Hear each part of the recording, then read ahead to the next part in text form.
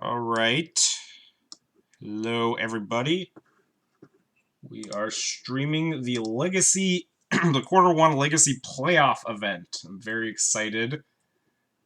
This is like the quarterly big Legacy tournament. The top 8 gets to go play in like the Legacy Championships next year, I guess at this point.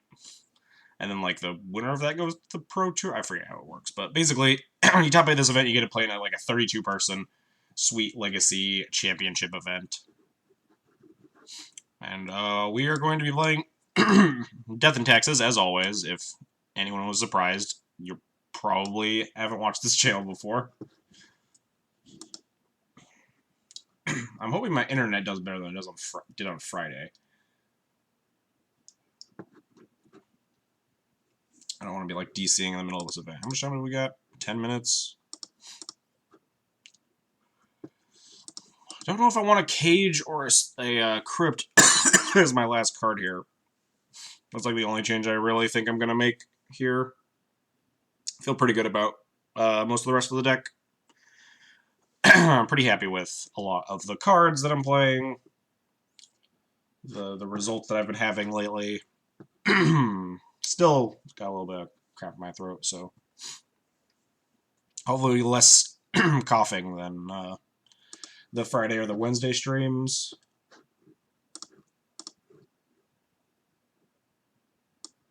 Cardboard Cardboard Live up here in a second.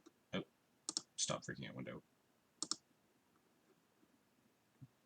Let's go get this bread. Yeah, exactly. Let's get this bread. I think I'm just going to run the same list back.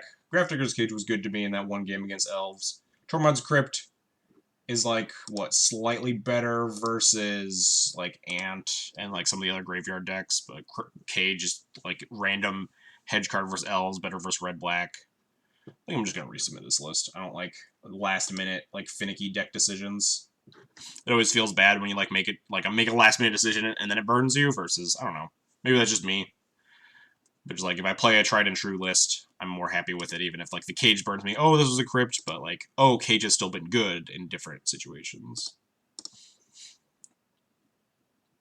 Last-minute decisions are gas. I hate last-minute decisions.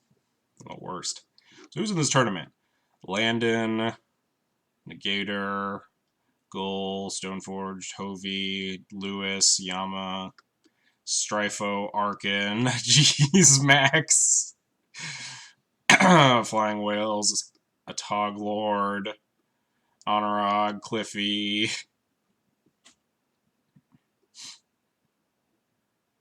White Faces, Elf Kid, Lampalot, Grizzlepuff. Jesus Christ. Is Scabs in here? These playoff events are... Yeah, these playoff events are fucking stacked as hell. Daniel Nunez, Control for Days, Schultz, Monkeys Can't Cry, Stefanogs, the Spirit Keeper over Brightling. Yeah, that's probably pretty reasonable. Phil, Mechin, I still don't know how to pronounce his last name. QB Turtle 15. Yeah, I'm sure I'm missing like a lot of people as I scroll down here. These are the ones that like I just recognize off the top of my head. Which is not a whole lot, because I'm really bad at remembering names. But Cyrus, Solnox. Hey, there's Luanil. Hey, there's Eddie. Cookie? I thought you were offering me this bowl of cookies to keep me while I stream here, but no. I just get one cookie. One single cookie. Lee J, Bryant, Orium.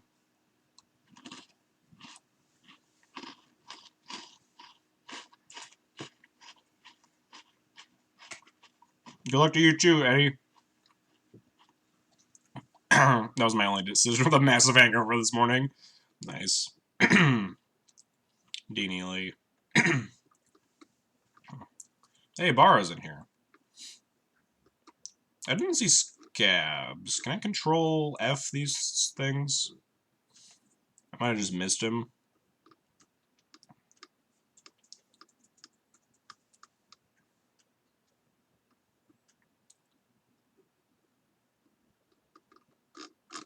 He might just not be in yet. He might just not be playing at all. I don't know.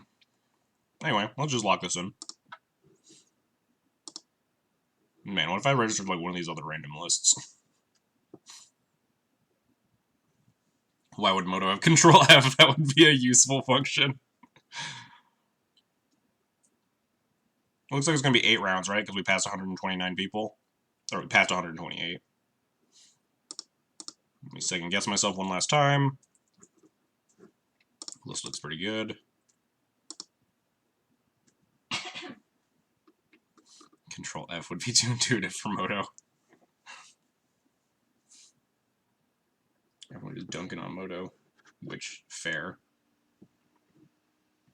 Brightling? Yeah, we're playing a Brightling right now. I think that Blue-Red Delver is like a pretty favorable matchup for Death and Taxes, but I'm like hedging pretty heavily towards it because I expect it to be like the most popular deck. And it's definitely not free, even if it is favored. And it does also like cross-hate with Miracles. 8 rounds, yeah, right? This is going to be a long day.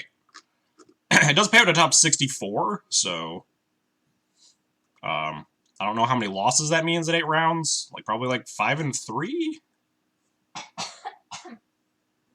I'm sure you read the silk-covered split after getting punished in the challenge.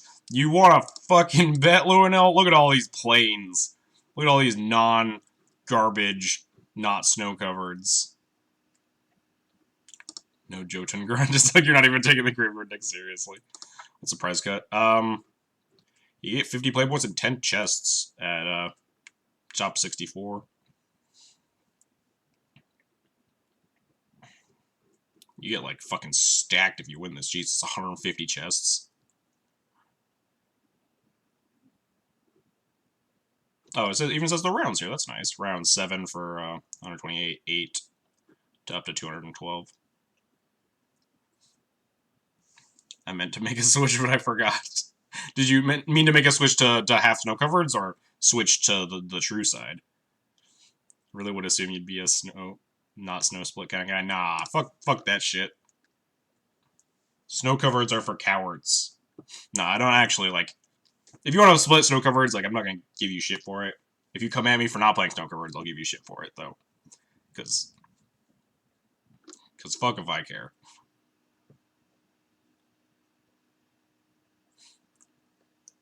I continued an accomplishment that I submitted the correct deck and not the spicy. Yeah, I actually got concerned about that when I submitted. I was like, oh, I hope I don't click on this, like, D&T Grixis testing list where I'm, like, pre-sideboarded for Grixis control.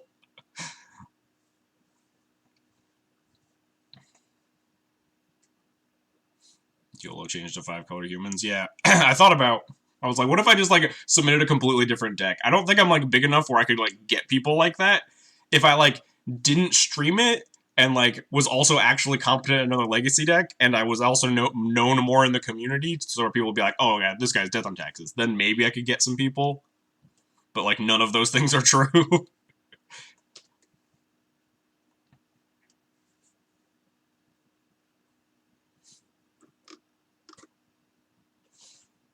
Oh, this is the, like, Noble Rug deck guy, I think? Also, he plays some, like, band decks sometimes. Oh, no, this guy. Organize Aaron Relentless. Is he a Death on Taxes player? God, I'm so bad at remembering names. Like, I recognize names, I'm like, oh, I've played against these people before. I mean, you've never lost on Blade. That's true. I should have just registered Stoneblade. Can you imagine me, like, with this fucking timer ticking down for 8 straight rounds? And just, like, timing out every round with Blade like I did last time.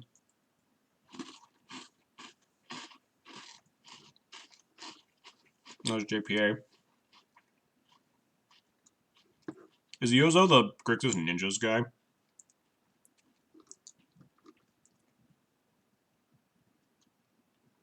Honorok will do that anyway. Yeah, that's true.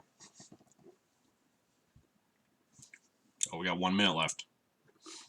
That's what's real. Oh, Julian's in here. Cutting it close. Hey, Lunik, thanks for the good luck. I'm playing this next weekend at a paper thing. I am playing this probably close to the 75 next week at a paper thing. There's a 5K in St. Louis.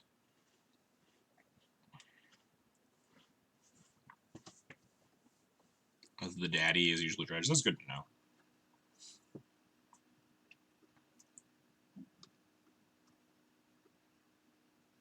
That is the paper thing. Oh, you're gonna be at that paper thing too? Cool. Hope to see you there. I'm never gonna remember all these things, but I appreciate the info, Hondo. Oh boy, here we go.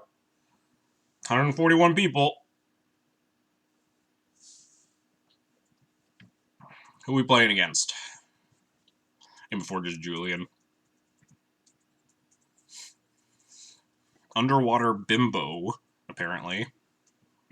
Last deck seen 7 days ago on Ant. Can we see the 75? I can show it later, but there also should be a link on your screen somewhere. Or if you're on mobile, there's like a little icon you can click to see my deck list. Well, this hand is unkeepable.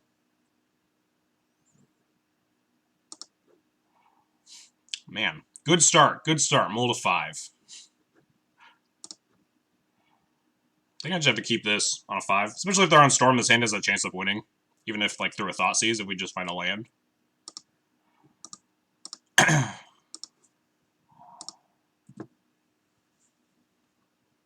If they're not on Storm, I mean, I'm still keeping this because I'm on a Mull to 5. And might have some castables. Yeah, there we go.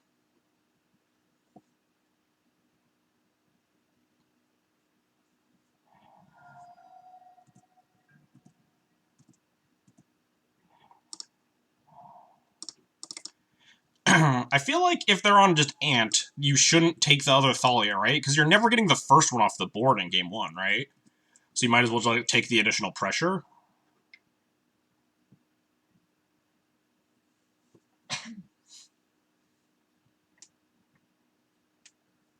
Like, there's no point in just taking that Thalia if they know I'm just going to resolve the second one.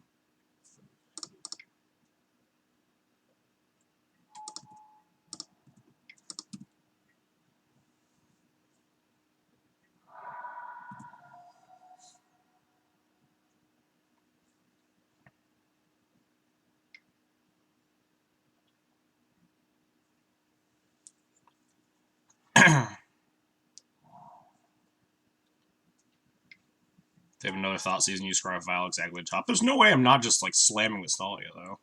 Oof, that's not a good draw. We need to get this game over with. And it's not looking like we can, but...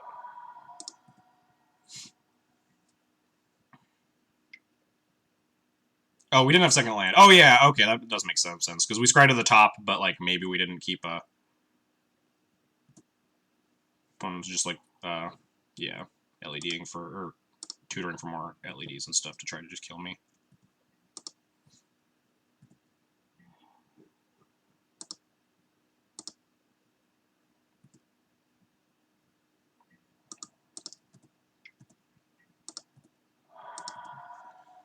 So I could port here. My opponent can just, like, play out 2 LEDs, though. I think I just want Wisp in play. I'm not actually sure here. Unfortunately, I can't, like, Wisp and leave up Swords by Wisp to, like, counter 2 Storm. I think if they're going cast LED, we're probably not dying next turn, though, and then the turn after that we can hold up.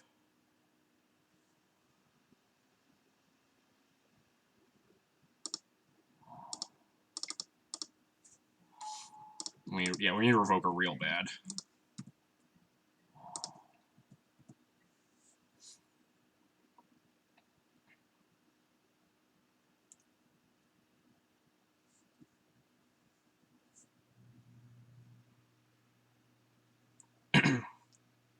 LEDs aren't great for beating the Thalia in play. They add a bunch of mana, but they're not good for the Past in Flames line. And, like, the Ad Nauseam line is becoming much, much worse as time goes on. They're at 9 life already.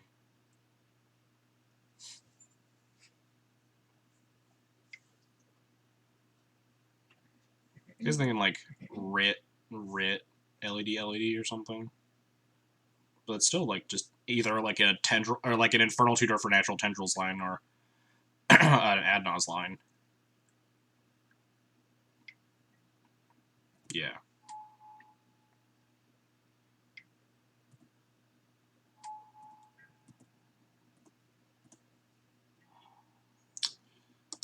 hoping to draw a land here so I can port and leave up Plow here.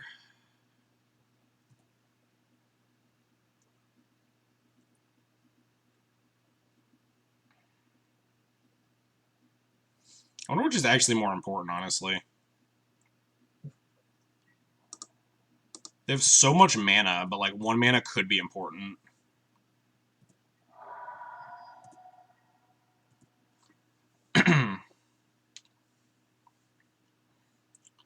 But like also like 2 Storm Count could also be important. They only have 5 cards in hand. They have a ton of mana to just like try to Infernal Tutor or Tendrils me or whatever. I'm not actually sure which is more relevant here, because I think Storm Count is more relevant for them right now, just like through this Thalia, more than the 1 mana is when they have access to 12.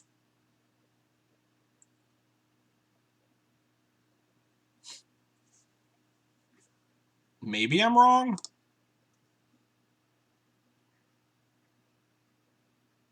Yeah, I agree. I think Storm Count is more important here, honestly.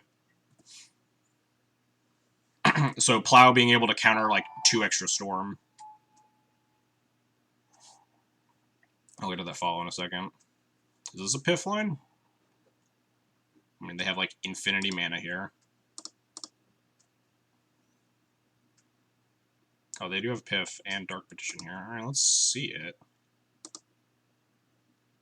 Oh, notably they can duress me.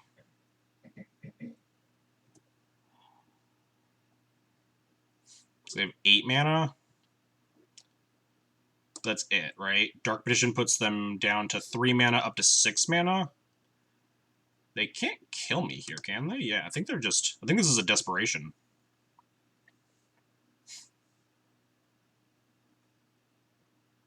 Yeah, I think we should have this.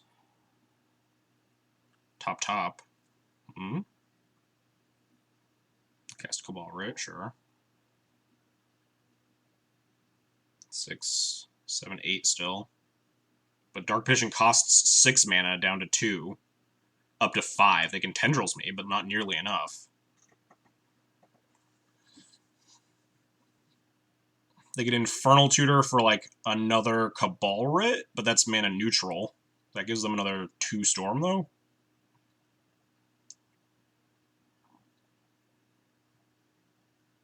Yeah, they're just brainstorming.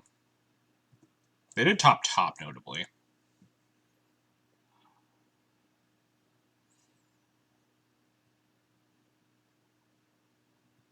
Only 6 mana now, so now they're down to not being able to kill me anymore.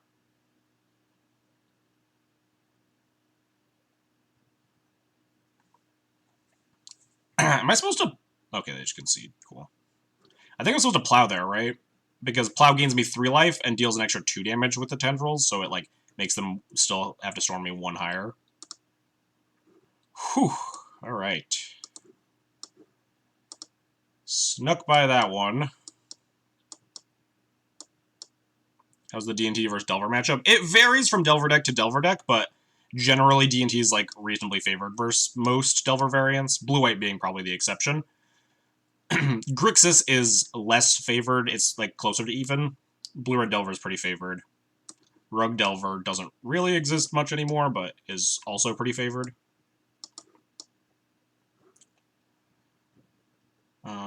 What did I think I cut both the Avengers last time, and then I realized I still had GTA in my deck. I'm not really sure which is better between the two.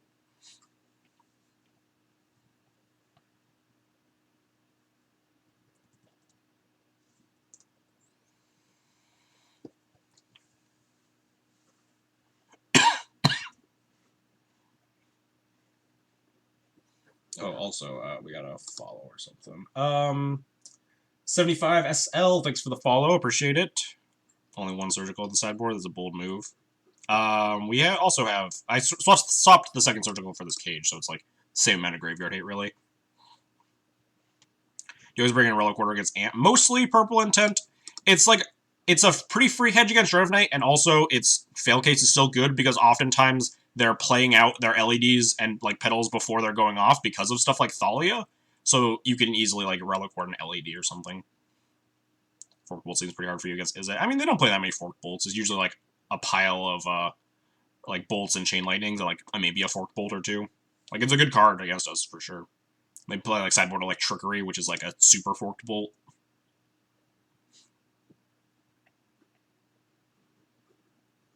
Anyway, let's just submit this.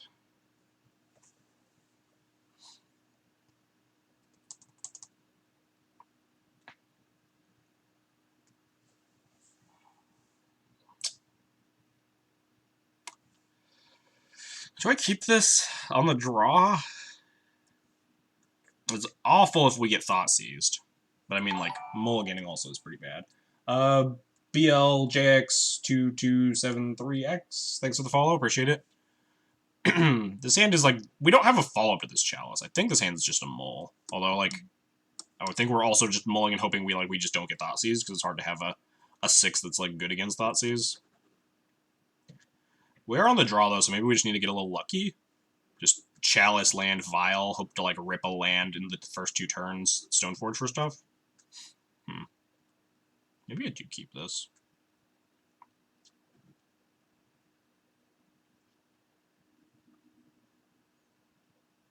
I'm gonna keep it.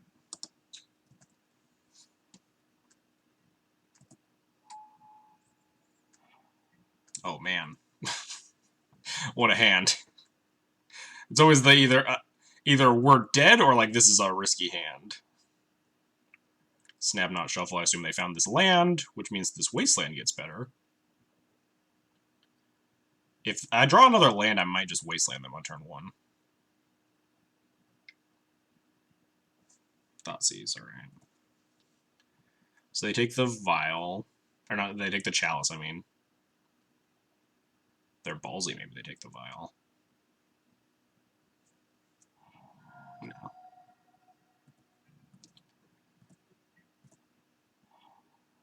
God, how tempting is this wasteland here? Like, really tempting, but probably not that tempting. I think I just have to wasteland it next turn.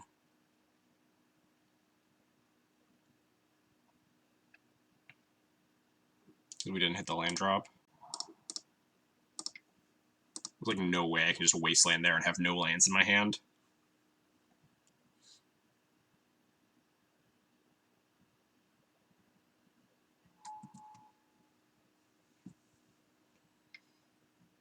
Yeah, and they get to cantrip more. Shuffle, miss a land drop, please.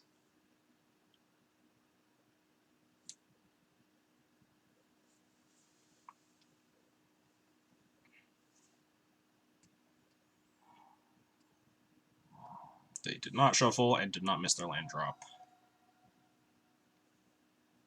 I think if we draw a land, our wasteland window is probably off, and we just want to, like, cast a Revoker.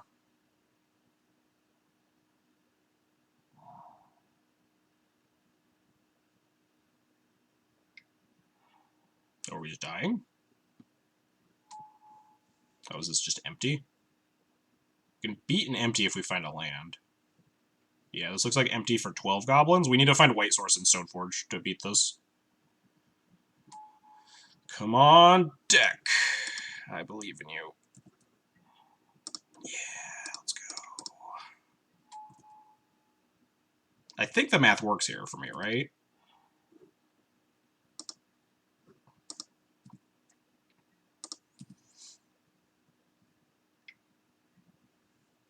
Unless they, like, find Thoughtseize. That'd be pretty bad.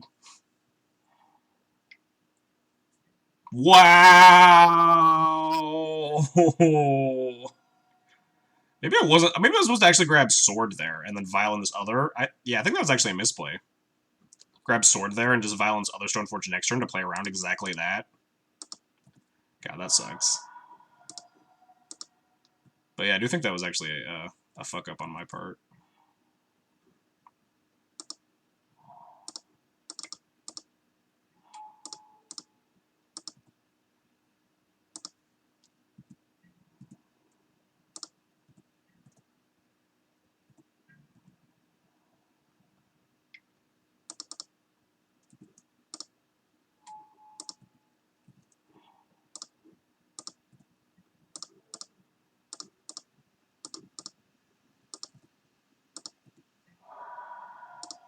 We're at 2, so we need to, like... Yeah, I think we're just dead.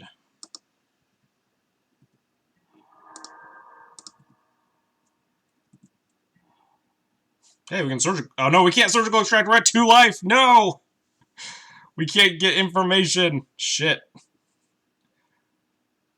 We can block 2 more goblins. Dang, yeah. I think that was like legitimately misplay. I was too excited to actually like rip the land there. I should have gotten Sword of Fire and Ice to play around Thoughtseize for the Batterskull. Because I had 2 Stoneforges, so they can't just Thoughtseize the other Stoneforge, too. And then next turn I Vial in that Stoneforge. Grab the Batterskull and put it in off of the first Stoneforge. Like, pretty minor misstep, but like cost me pretty badly here.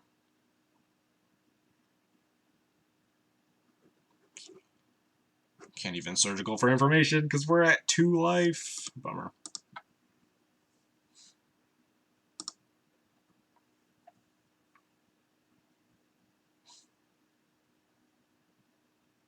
If you only have 1 Stoneforge in your hand versus 2, you would still have gone. Yeah, of course. It was specifically the fact that we had 2 extra Stoneforges in our hand that we actually like fucked up there pretty badly.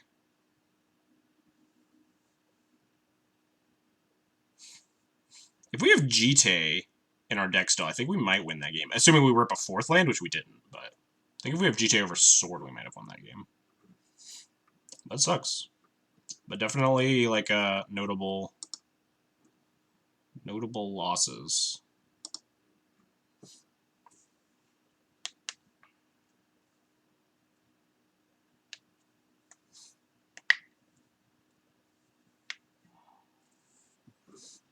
I would love to play first in this matchup.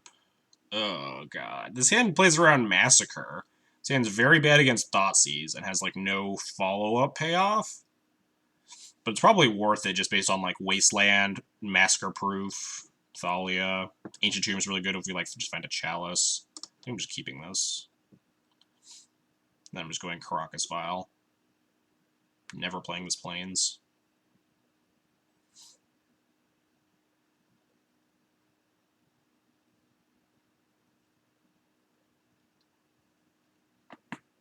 Man, it's gonna suck if we lose that, knowing that we like could have won it with a little bit tighter play.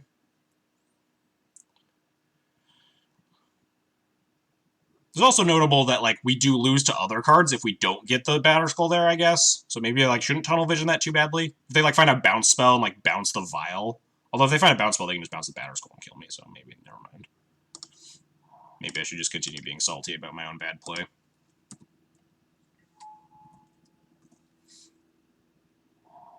Don't Thoughtseize me. Just cast a cantrip, pass the turn. Find an Underground C2. Okay, this isn't a Thoughtseize. Don't pedal Thoughtseize me, just pass the turn.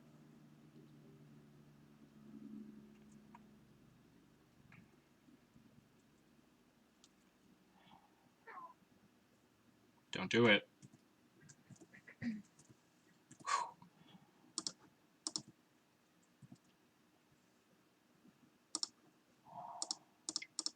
So, cookie. Nice. You can have the bowl.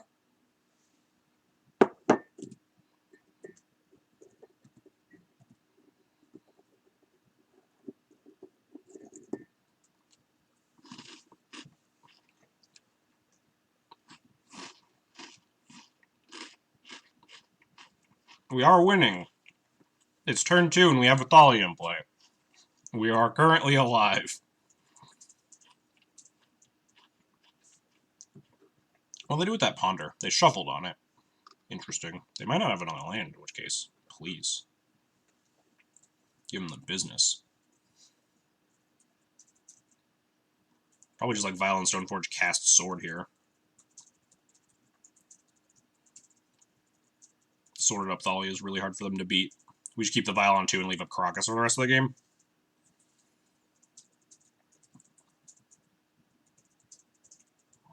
Oh, they have another land. Looks like we're just going to wasteland that land instead.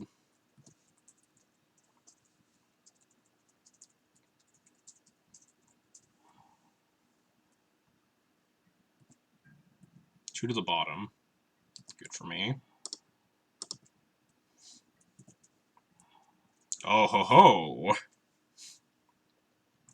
Chalice on 1 and wasteland you, and put this Vial in the Stoneforge, you say?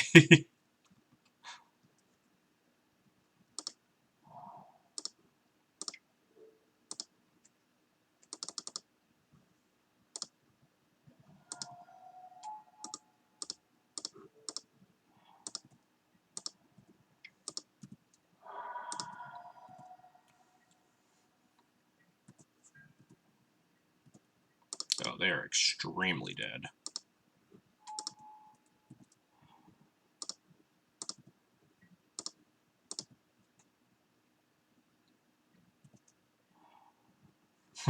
Jesus Christ.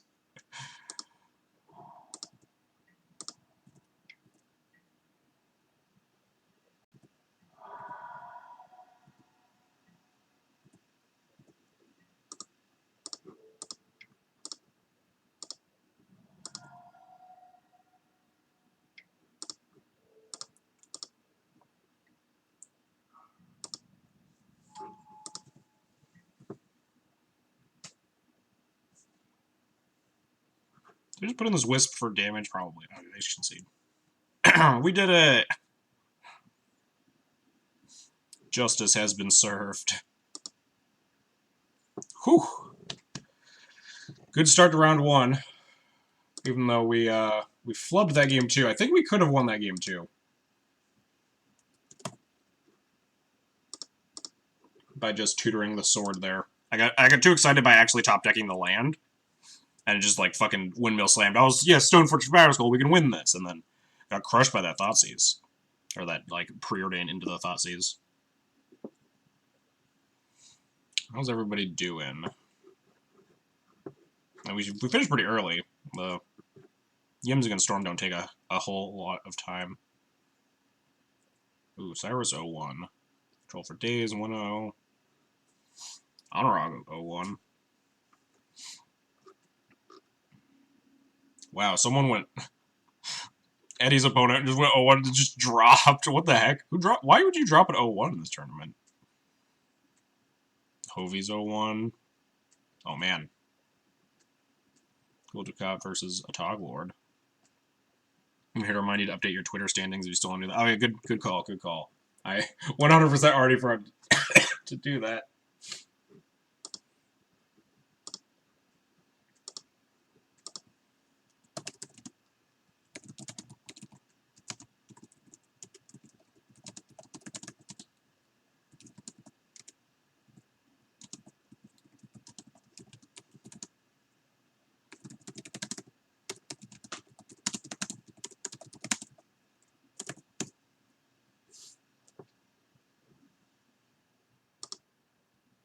All right. Appreciate the reminder. How is everybody else doing? Lampalot 1. I think Lampalot's playing D&T. I've been seeing him on Twitter a lot. I'm talking about he was like grinding, trying to get to the 35-point threshold. Lewis is 101. I don't have to play against Lewis so far. That's good. Lee J as well. Max 1-0. Nice. Ooh, Phil 01. Oh, man. Miracle's Mirror of the Century here. Monkeys Can't Cry 01. Negator 1-0. Orem 1-0. Schultz still playing. Wow. Starcaster Major the bye. I don't actually know who this is, but the name does strike me as familiar.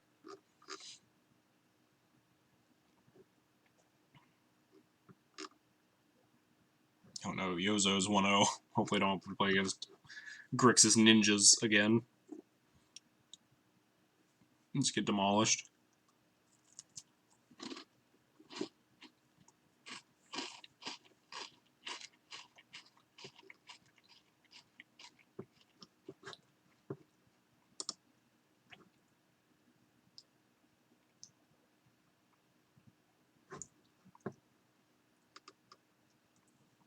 Now we spend the next 25 minutes sitting here while I, wait, oh, Julian's up a game. He hasn't won yet.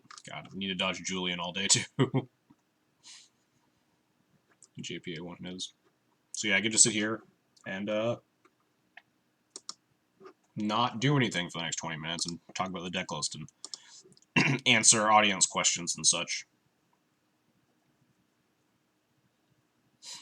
Not much to talk about currently, though. We only have the one round. This name's familiar too, but I don't know what they're playing.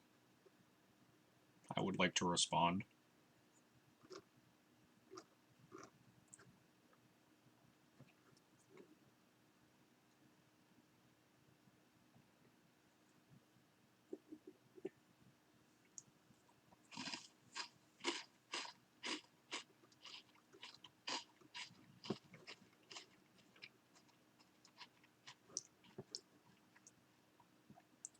I was playing Bug Control this week. Oh yeah, I think I saw that list.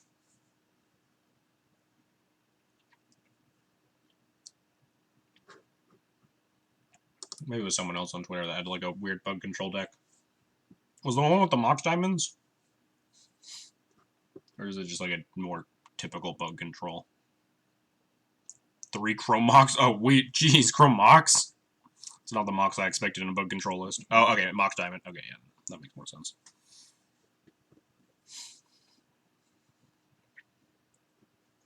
Seems kind of weird to play Mox Diamond in a control deck with like little ways to recoup that card advantage. I know like a Life from the Loam is like a way to like recoup the card advantage, but it didn't look like the list was doing anything broken with its lands. It was just like Loam to like hit land drops and like buy back some wastelands on occasion. So it's harder to like be carded like for Life of the Loam to be actual card advantage when you're not doing anything with your lands besides making land drops. Oh wait, how's Arkin still playing? 2 Moxes loan back to land to play it. Yeah, it's really busted if you like then go turn to Jace the Mind Sculptor or something. But it seems just like really high rolly to just like play Moxen in a control deck. It's like, oh, sometimes you get to like turn 1 Lily, turn 2 Jace your opponent or whatever. But sometimes you just like draw a Mox on turn 17, and you're like, wow, why are these in my deck? And that's kind of the case for like all the Moxen decks, but like when you're a control deck, your plan is to go to like turn 17 or whatever. Whereas most of the other Mox Diamond decks don't really have that late game plan or already have a late game plan. Also, his AKs, yeah, I saw that.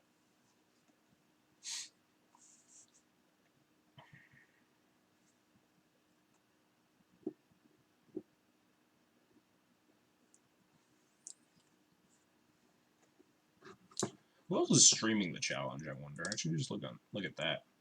See who my fellow streamer friends are.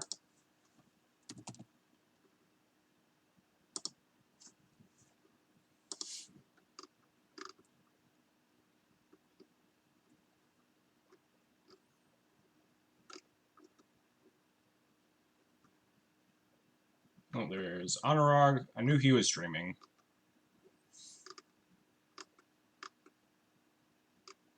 There's me streaming. There's some person I don't know streaming. Evgena? Oh, no, lost to Quicksilver. I mean, yeah, that happens sometimes. You lose. Yama Killer is playing. Wait, is he playing in all those events? There's no way he's playing in all of them, right? Is he triple queuing? I know he double queues the challenges a lot, but is he triple queuing in the Popper challenge, the Mox, and the Legacy event? Because that seems absurd. Madman.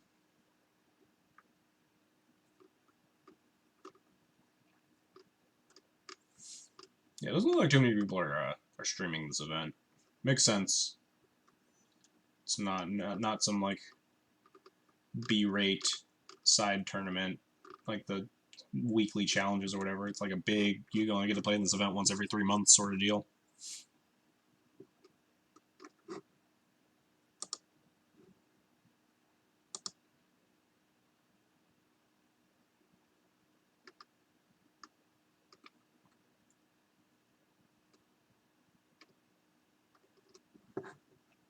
Alright. How's everybody doing now? Borrow one is. I wonder if he's still playing Nick Fit. I knew he had like some goal that he set to like make a tiered turn Nick Fit into like a tiered deck. Something like that.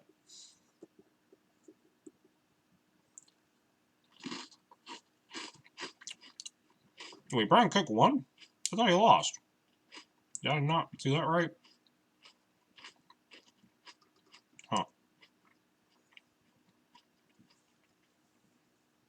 Because I missed that. Could have sworn I saw him 0-1, not 1-0.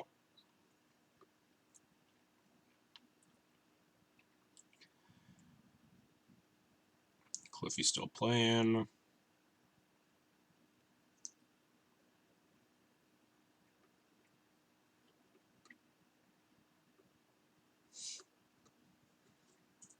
Landon 0-1. Ooh. Lower Boy still playing his. He's down a game, looks like.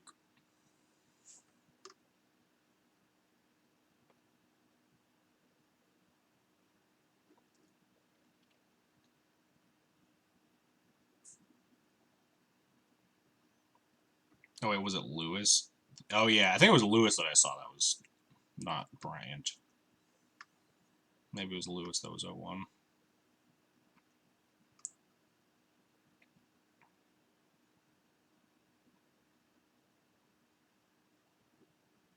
So Julian's down a game in his. 90 players. 141. We're in for 8 rounds, Auric Power. It's going to be quite a long day. I'll probably have to, like, go get lunch in the middle of this.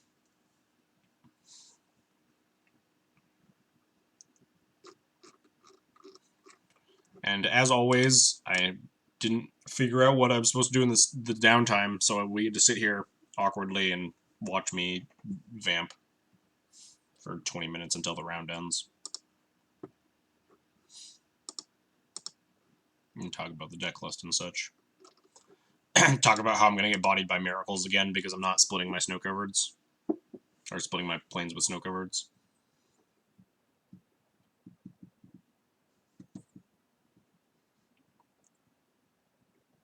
I expect that you stay here for a long time. I hope so. Hope we don't just, like, get bodied and drop. Hope we're in it to win it. We got bodied by humans? Oh no.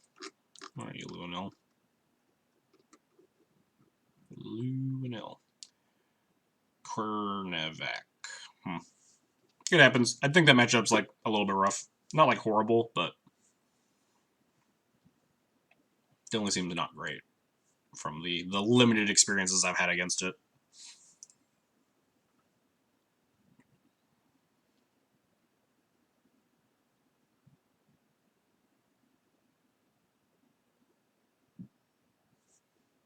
Ooh, looks like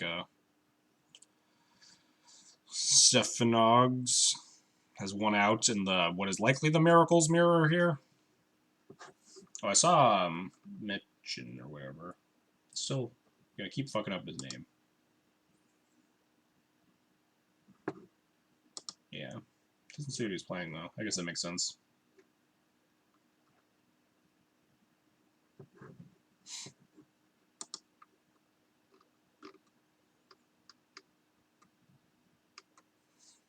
Wait, so his Scab's really not in this? You'd think he'd come to these. After, like, beating up the challenges for so long. He probably had enough points.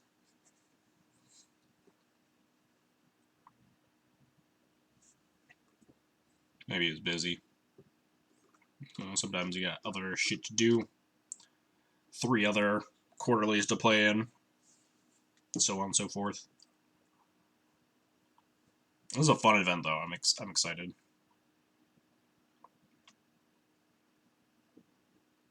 I guess he's playing with Bond. Maybe, I don't know.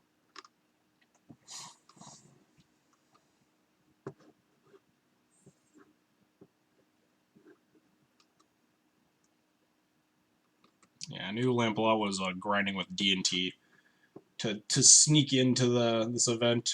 He made his last points like sometime this morning, or this morning for me. This whatever time zone it is for him.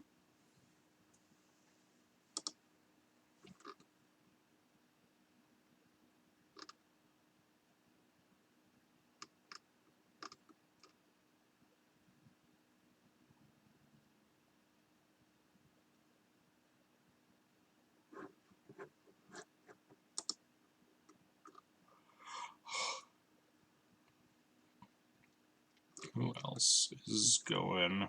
Oh, how's Julian doing?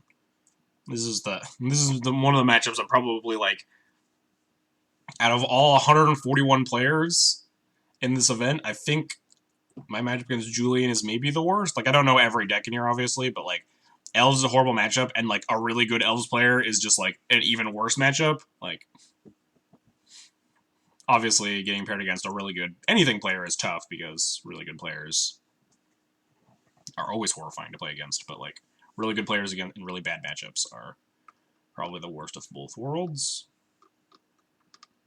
probably the matchup I want to dodge most today. That I know of. There's probably some fiend in here with Belcher. I guess maybe Stryfo. Oh no. Stryfo just won as I said that. I think the Punishing Thieves matchup is probably better for me than the Elves matchup. I'm not positive on that one, though.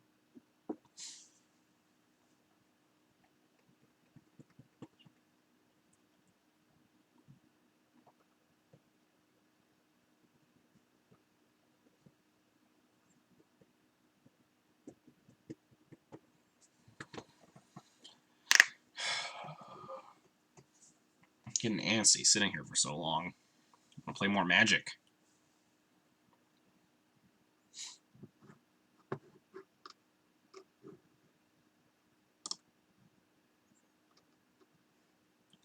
Record is better versus Stryfo than against random Elves players. I don't know if that's true for me. Hang on. I think I've only played against, assume Julian has to be a worse pairing for you. Yeah, I think so. I think I've played against Stryfo, like, only once, though. Let me scroll down to, like, the very bottom. Where it's, like, Punishing Thieves. Whatever I called it. Punishing Dak, maybe? 4-color Thieves? 4-color Dak? I don't know. I can't find it in this mess of a spreadsheet. 4-color Allure and Blade, man, I remember that. That was not a good day.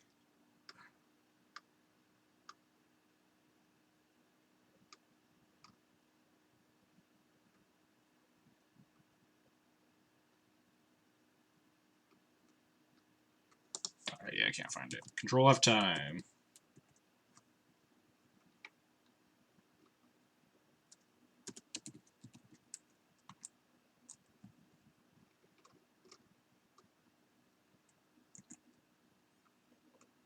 Really? Nothing? Dak? Nope. Punishing? Nope. I played against him once, right? I remember getting, like, absolutely demolished by him. What did I put it in? Maybe, like, 4-color?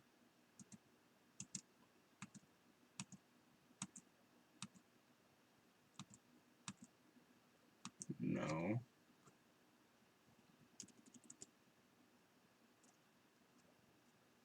God. My record keeping system is very poor. But I think my matchup against him has been like 0-1 lifetime, because I think I've only played against Stryfo once. Because we can find that out, right? 2 Avenger? Yeah, we're on 2 Avenger right now. Because of all the Delver. I guess I could check what game history. Stryfo. Yeah, I got 0-2'd by him a couple weeks ago. So yeah, my lifetime matchup against Stryfo was 0-1, but my lifetime matchup against Elves is obviously better than 0-1, because 0-1 is a 100% lose rate. But overall, I think that the matchup against 4-color, Punishing Fire, Dak Fade, and whatever. Try searching for Nightmare File. I mean, with my bookkeeping, that's probably close. I should have recorded this match against Ant. Just didn't even put it in.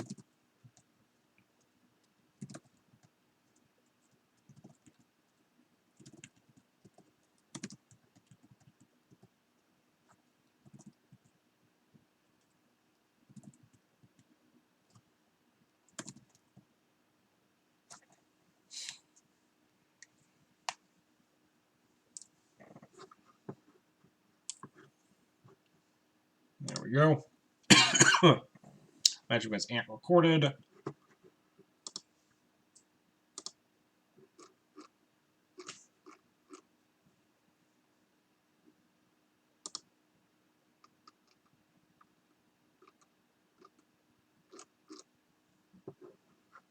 Hopefully my internet keeps on keeping on. How's everybody doing now? Arkin's still going. I'll do some grindy ass game in there. Julian also still going.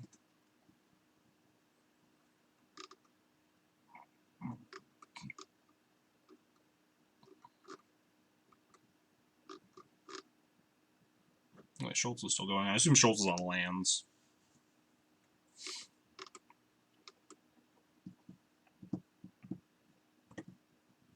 And Loverboy's still going too.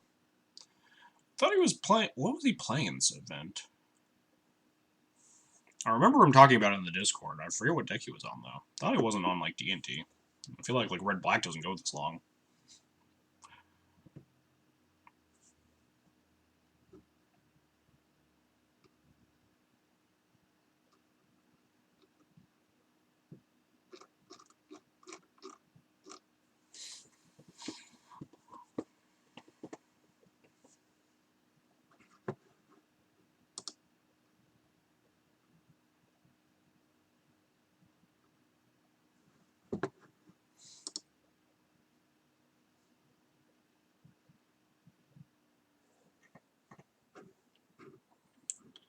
Got about another 10 minutes.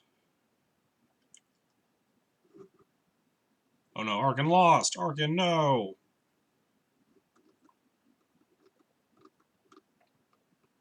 Surprised Arkin's not streaming, honestly. Arkin seems to really enjoy streaming Legacy. But maybe he really cares about like trying to win this event.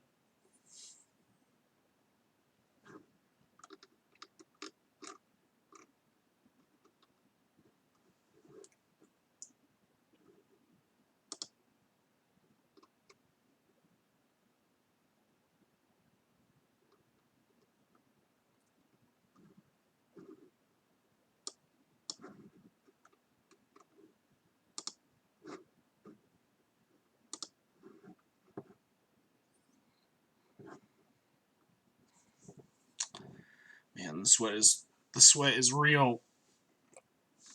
I prefer the games that like go really, really long. You can just like jump right in the next round. Although it's nice to get like these breaks, I guess, because if you go really, really long, you're like pretty mentally taxed going into your next round. Pretty stressed out. Versus this is I've just got like 30 minutes to sit and think about stuff and. Julian's still going.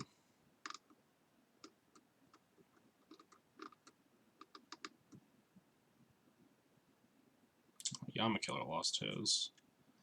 It's a shame. It's good for me, though, because Yama's probably on Grixis control. And fuck if I want to play that matchup. It's like, however you pronounce that. Rene Randrup one? I think he's on, like, Noble Rug piles. Max 1. Loverboy's still going, too. I wonder if there's some way to, like, there's some thing online that can calculate what top 64 pays out to. He was on Grixis in a league this morning. Yeah, every time I see him, he's on Grixis control. So I expect Yama's on Grixis.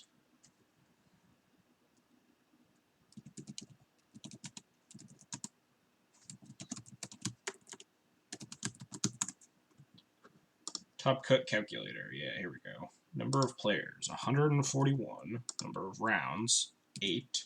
Top cut. I just want 64. I want to know what the payout is.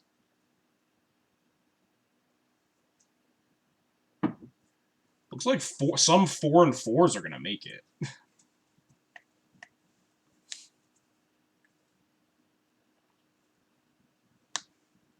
There's a couple Swiss top 8 tools. Yeah, looks like at dead even you can. Wait, that doesn't make any sense, right? 4 and 4, the cutoff would be like.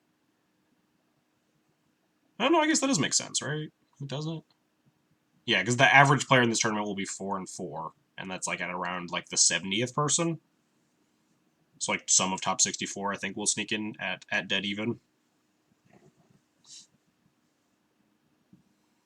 Gives me hope sitting here with a round 1 loss again. Yeah, I think you only need like 4 wins to like do something. Obviously, you want good breakers. So like losing round 1 isn't great. You probably want to try to get 5 and 3 because 5 and 3 is guaranteed prizes. How you doing? Doing pretty well. Jackhammer. We won round 1. Now we're sitting here waiting for round 2 here. Let's check out how top 32 does. 141 players. 8 rounds, top 32. Yeah, definitely need to be 5 and 3, but it looks like some number of 5 and 3s will miss.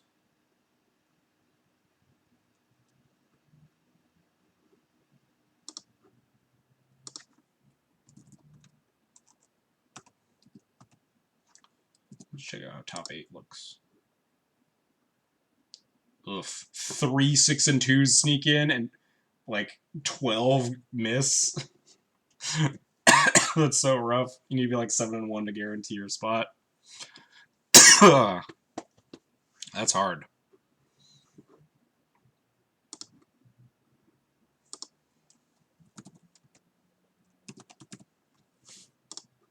Top 16 looks like... Oh, geez, some of the 6-2s don't even get top 16?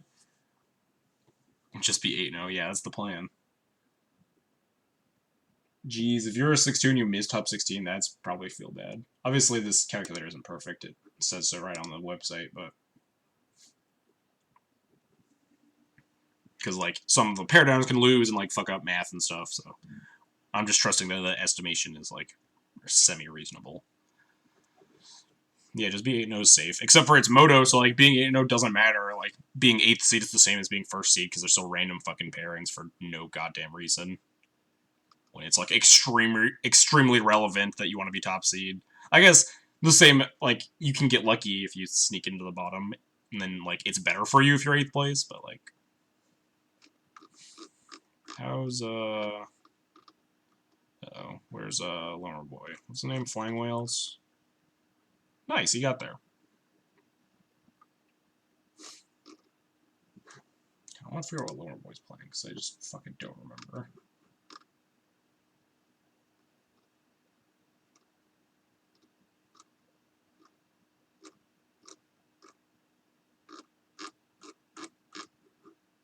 I'm too lazy to try to find it, though. Got first seed in Modern Challenge once and lost every die roll on top 8. I think the Legacy Challenge that I was in, the higher seed won every time. The one that I got second. I think the higher seed, like, won every single game. Regardless of the... I don't know what the die roll outcomes were, but the higher seed won every time anyway. It was kind of funny. Because I think I was second seed and I lost to the first seed. I might not have been second, but I was definitely close to the top seeds. And I know the guy I lost to was first seed because he was the Reanimator player.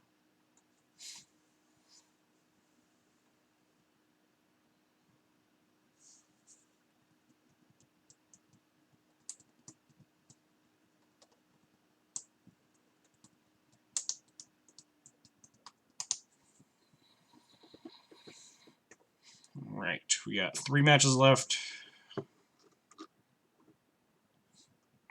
remember coming in second at a limited PBTQ getting paired against the first seed in the first round because fuck draft. Even Modern Challenge more recently won the die roll but got smushed. Yeah, and then definitely like the weird lack of Wizards' ability to implement play draw, like chosen play draw based on seeds, is good for you if you're in the bottom of the top 8. 3 Oriox and a Phantasmal Image against Dredge. Pretty good.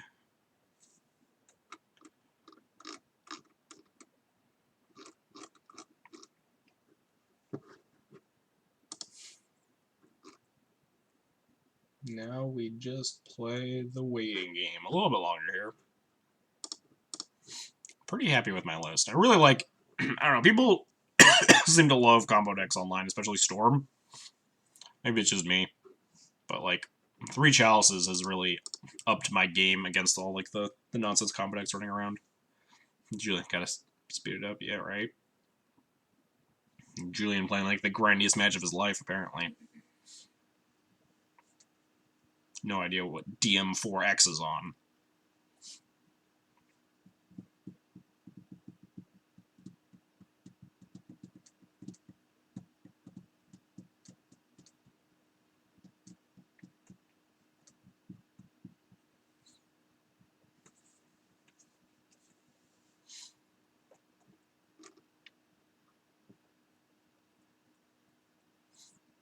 DM4X usually plays Miracles. How do people know all these things? I don't know, like, any of these fucking people. I guess that makes sense. Miracles matchup probably takes... Is this, like, an actual person? How, or did you just, like, look them up on Goldfish? Okay, Goldfish. Yeah. It's just, like, every time I, like, talk about, like, a random person in the standing, someone in chat's always like, oh, they're usually on this thing. It's like, I know, like, maybe, like, 5% of the people in this tournament. People Google shit. Googling shit's for suckers.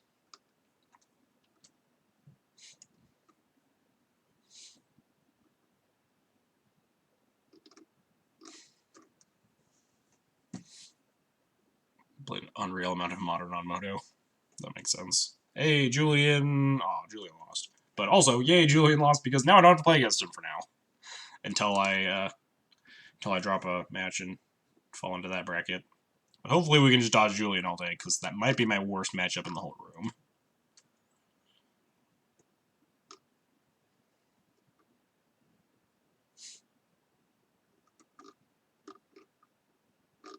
Do we have 2 people drop? I don't recognize this person. Yeah. Crap in the Julian bracket. Oh no, Lunel. You just gotta win or lose. I don't know what Julian's gonna do next round. You gotta do the opposite of that. Well, you don't want to lose, because then you're in the O2 bracket, which is also not good. You just gotta win and get lucky.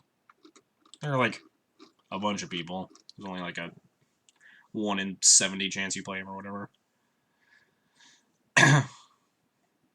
What is Anthony 5747?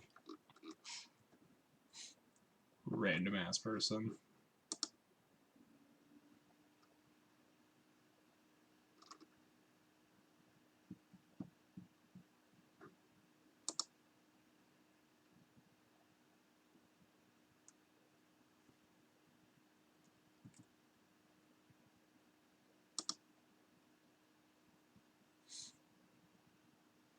Win and get lucky. Good approach. Yeah, I mean that's life, right?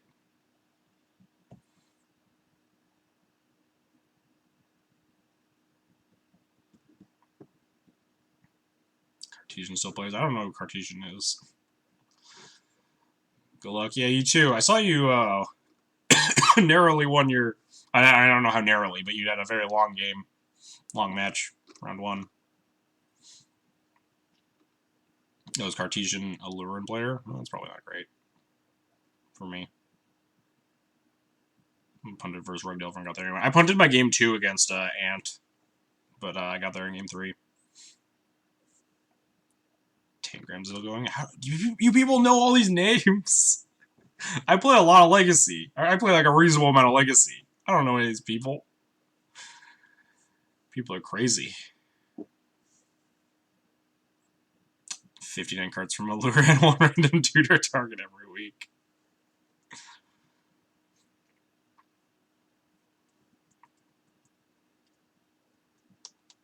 Cyrus, yeah, I saw Cyrus and Landon lost. What are you on today, Loner Boy? I think you mentioned it in the Discord at some point, but I forgot. Are you playing Red Black? I can't imagine playing Red Black with the match going that long. But also, you said you were on 4-color loam, but like you said they think I'm on 4-color loam. Little did they know. ... So I have no idea what you're playing. Maverick. Oh, Maverick. Interesting. Yeah, pretty good Delph matchup.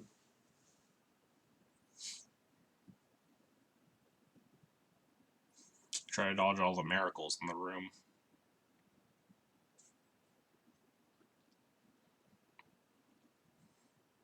Um, 54 minutes. I think like 56 is about the max, right? Because it's like 3 minutes for sideboarding twice, plus like 50 minutes.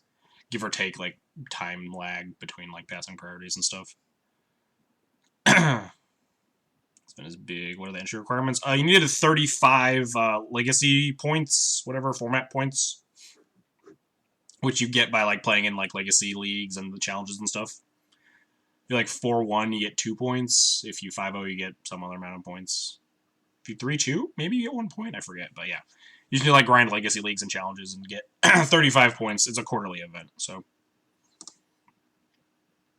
5-0 is 5. 3-0 is 0, or 3-2 is 0. Yeah, I think 4-1 is 2.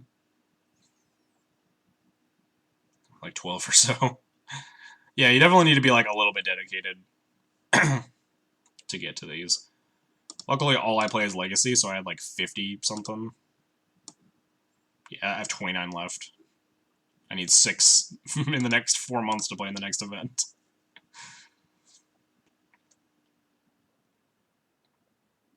Couldn't play today. I'm sitting at work watching this. Oh, that sucks. Maybe next quarter. Yeah, I'm pretty sure they carry over for the whole year. They probably expire at the end of the year. Good morning, Captain Asia.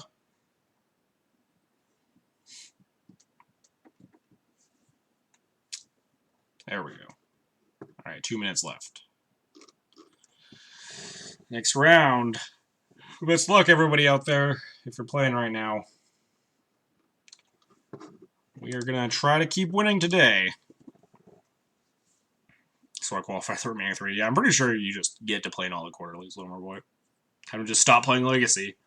Just grind format points for like the other events.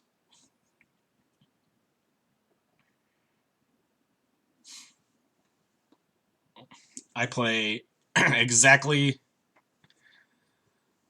How many leagues do you play a day, approximately? I assume you're talking to Lomer Boy, right? With his 9 million points.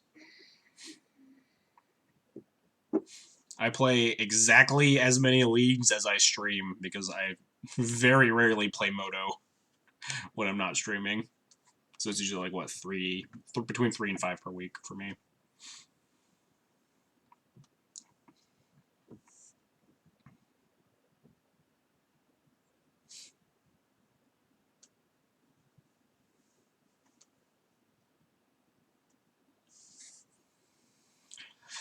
God, I'm so stressed.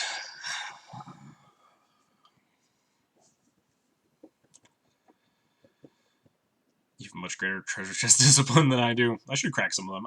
I heard it's better EV to crack chests nowadays just because all the standard staples are like stupid expensive because Arena kind of like killed the standard economy a lot. Like Arclight Phoenix is like 50 ticks or whatever. So I should be actually like cracking the chest instead of selling them. But I haven't even like sold a chest in a while. I've just like sat on them because I'm too lazy to do anything with them. If we top 8, maybe we'll just open a bunch of chests as a party.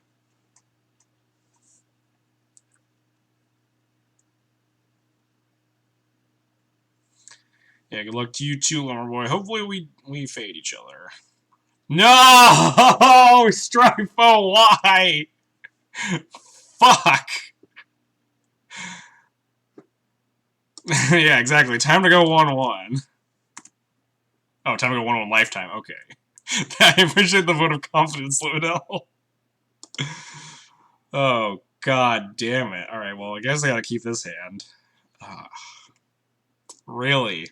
This is maybe my worst matchup of the 1-0s, because Julian lost his.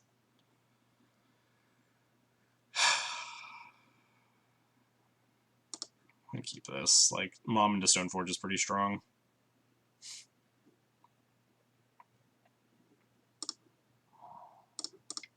Don't get your equipment decked and hitting you, yeah.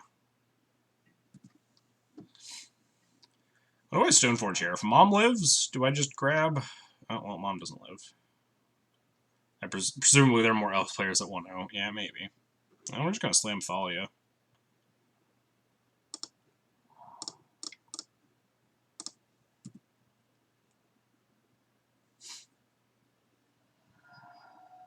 Force, alright. So next turn we can Stoneforge or Recruiter.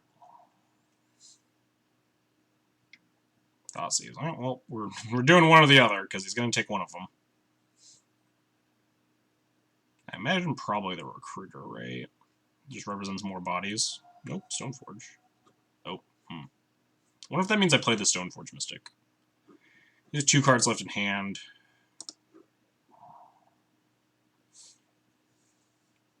What would I Stoneforge for here? Like, Sword?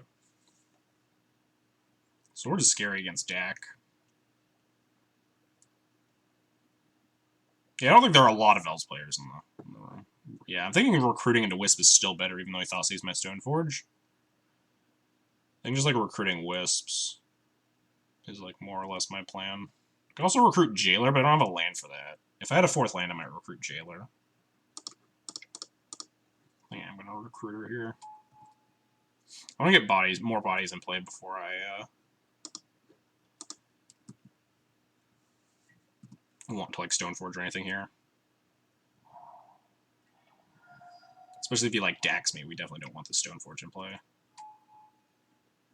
Lily. Alright. Man, I wish I'd grabbed a Jailer. Obviously, we never know we're hitting this land drop, though. So, the one of Punishing Thieves Fire out. Yeah, exactly. Put has one card in hand. I think we just need to... playing this Wisp is so, like, little value with the Stoneforge, though. I guess, like, playing Stoneforge and porting isn't bad, either. Grab Sword, discard the Plow if he pluses. Next turn, like, Wisp the Stoneforge, just get more value. Maybe it was actually...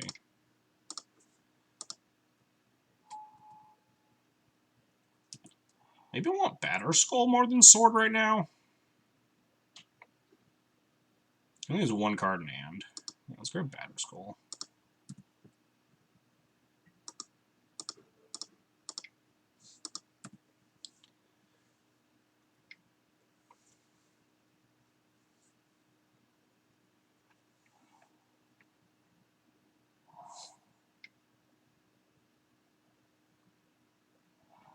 Deluge, rough. Land? Land means I can play Batterskull and lose the Wisp, but like Batterskull's so good. He's probably just gonna like top deck, not top deck, because he knows the top card of his deck. If it's like Dak, I just get fucking bodied beyond space and time. Batterskull's gotta be the play here, right? If he edicts the Batterskull, we can Wisp it too. If he pluses the Batterskull kill, or if he pluses, we just kill the Lily, and then we can actually hold up mana.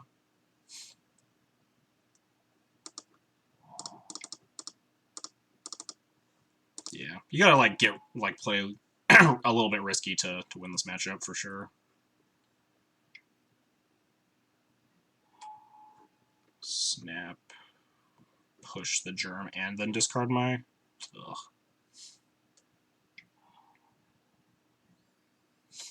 We could pick up the Batterskull and replay it at least. We can also Wasteland him off of green if that's relevant. It's the only color we can really Wasteland him off of, so we might as well.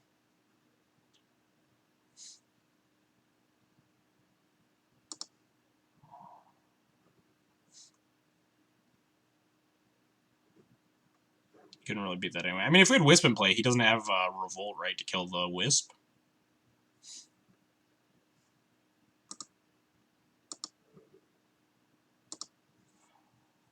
Guess we could like have taken him off of actual color by like also porting here.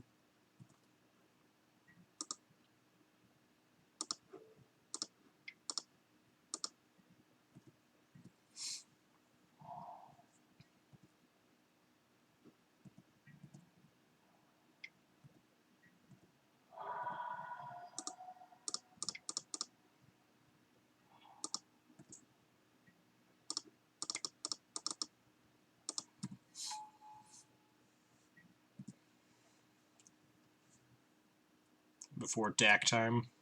Oh, okay, this is more or less fine. Stems the Lily bleeding.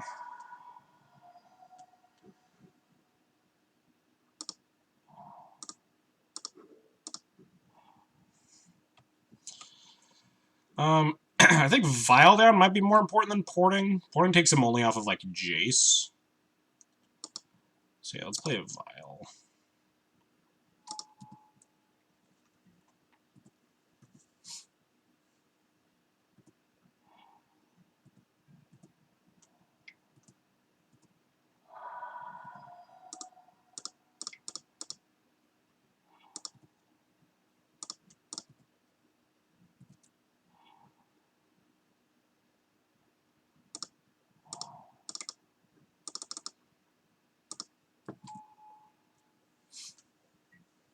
Not wasting and porting plus Batterskull instead. I guess that's kind of fair.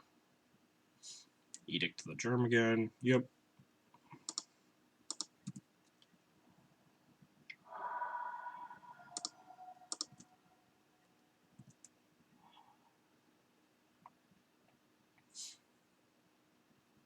Alright, so my plan is what?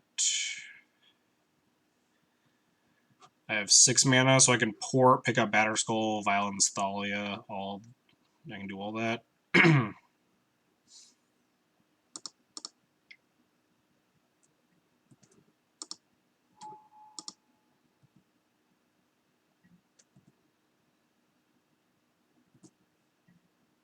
Yeah, and hold up Karakas. Hang on, I'll try to read that question later. I do nothing a lot. Sorry about that, but we got a lot on our plate here. And before I like K command. God damn it. Is this just K command? Kill both my things? Oh, this is Dak? Okay. That might be beatable. He does get to kill my Batterskull here by like trying to take control of it, right? And then discarding it. Could actually save it by picking up the Thalia too, right? No, each player discards a card? Sure.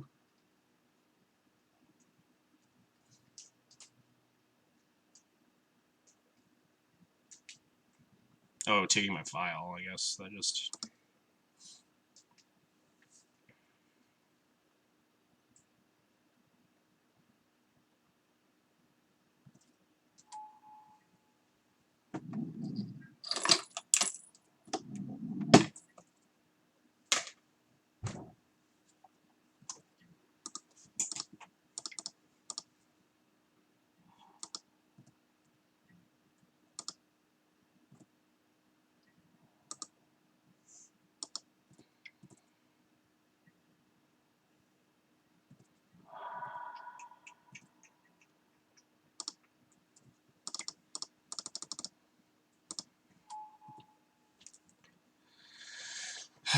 This is going to be a lot of dig. He gets to look at a lot of cards here. Do I want the Karakas up to protect this Thalia at all? It's going to get just I don't know, he might have to Edict. If he Edicts, we lose the Thalia anyway, because we want to keep the German play. Yeah. I'm just passing here. Hoping nothing bad happens to us.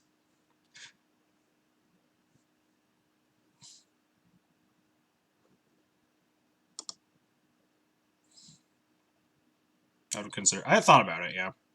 I kind of wanted 2 threats, though. If I just equip Batterskull to Thalia, he can just Edict the Thalia with the Batterskull on it. This produces 2 threats. Yeah, this has to kill the Thalia here.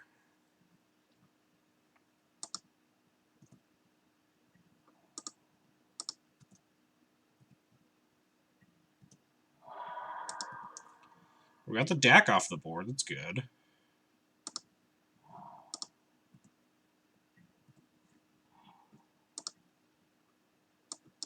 We actually cut him off blue, right?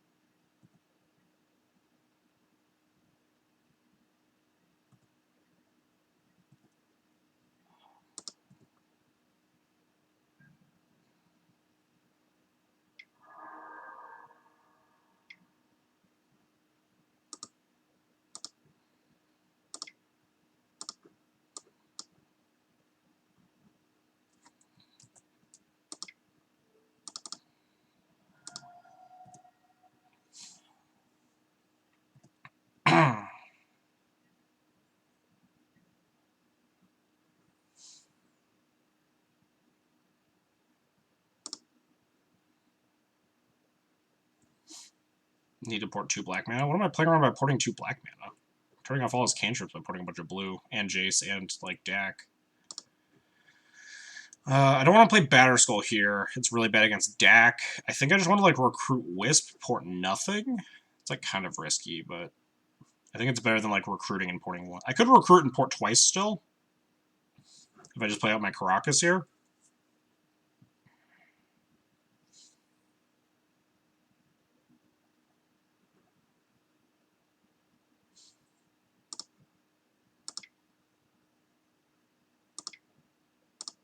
I don't think getting Val back is a huge thing though. Is the real? I guess no. Yeah, the Val comes back on 0. I don't really like it that much.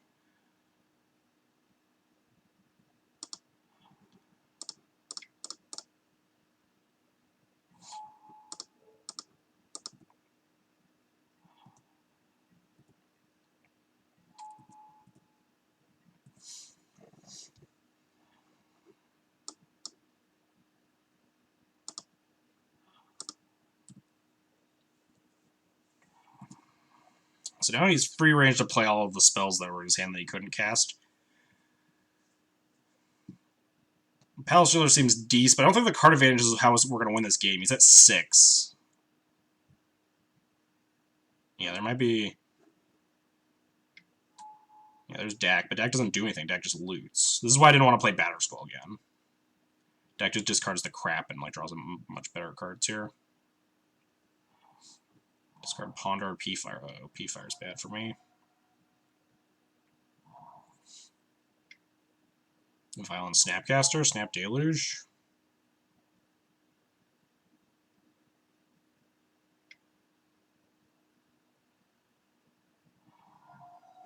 Now Batterskull's lethal, notably. He can Dak to effectively like counter my Batterskull. This Punishing Fire means that this Flicker Wisp just does nothing now.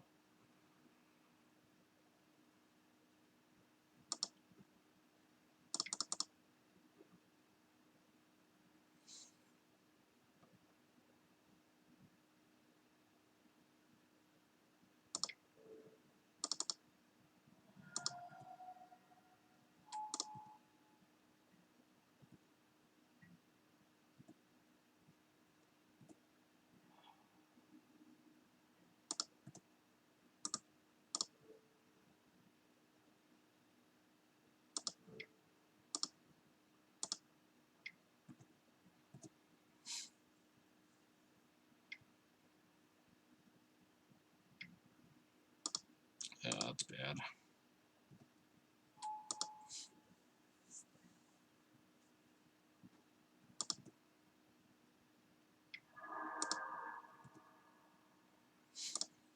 This game's slipping away.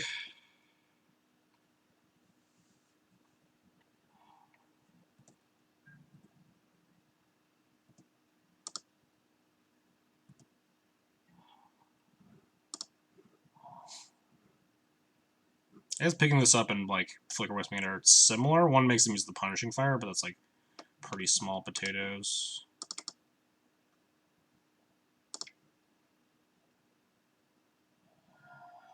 Wow. Last card's Force and Ponder, huh? Yeah, it might just be time to concede now.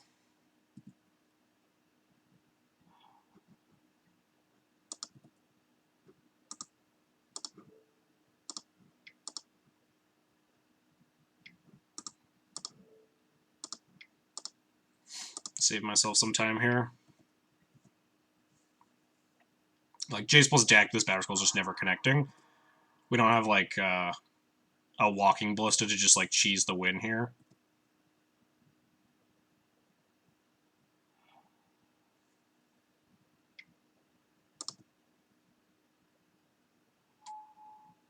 Violent Baleful Strix.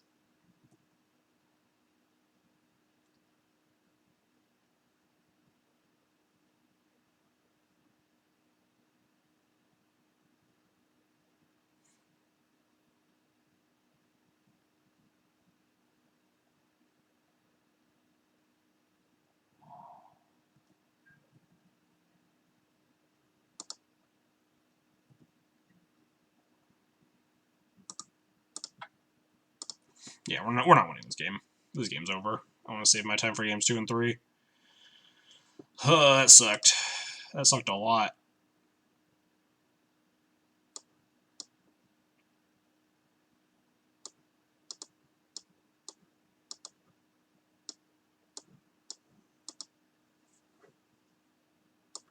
Let's just cut all the plows. Probably cut a land, right?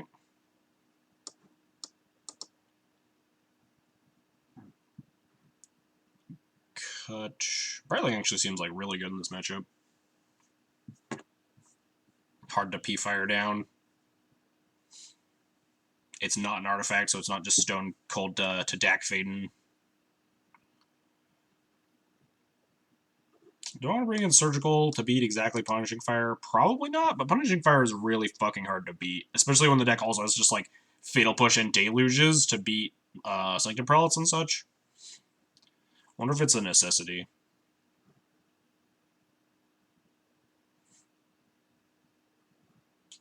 Probably worth... Revoker seems like really bad against... Revoker's like a similar spot against Grixis, where like your Revoker is good when it's good. Like, it would have been good if I'd found it that game too, where we were just sitting under like a Lily and stuff. But oftentimes it's going to like be a very flimsy wall to prevent me from like dying. Like, it just dies to a stiff breeze.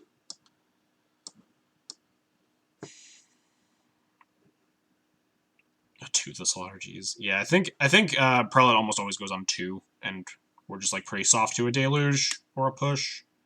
But like Mom plus like Prelate on 3, or I guess Mom plus Prelate on 2 just dies to Deluge. I don't know, this matchup is just like really rough. And kind of a bummer that we got like one of the worst matchups in the room.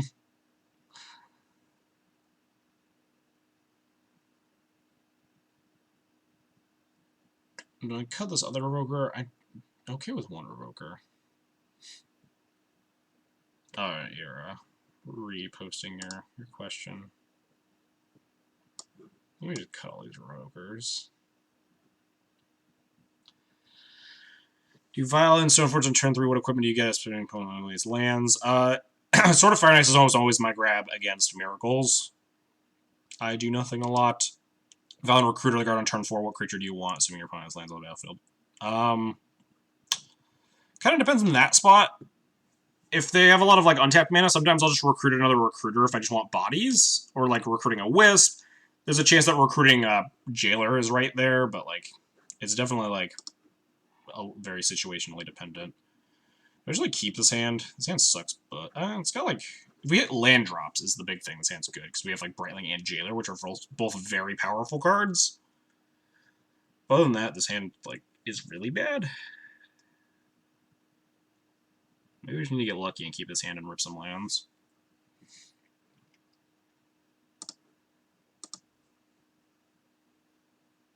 What was the matchup I actually wanted to like trim Vials or whatever?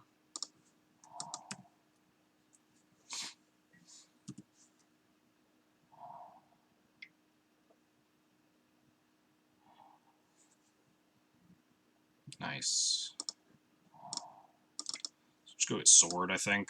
Sword is like kind of bad against the Dak deck. Like Batterskull just sucks when when the Stoneforge just beefs it next turn. I'm not actually sure what's right. I just like don't have enough experience in this matchup.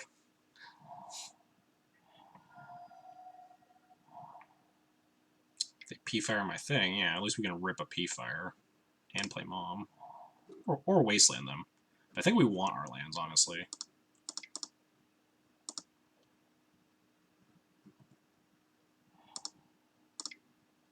Oh no, it's the Nightmare pairing? Yeah. It was the actual worst pairing. Yeah, sure, why not? Just get embodied here. Well, I guess it's Jailer time. No time like the present. It's a V and Wedge. Vandwedge? I don't know.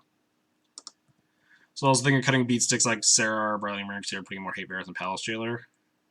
I don't think the beaters are like super necessary. Vand Wedge. Good to see you. I think beaters are a little bit overrated in Southern Texas. I think like cutting them completely is kind of not great because like you really want ways to close out games.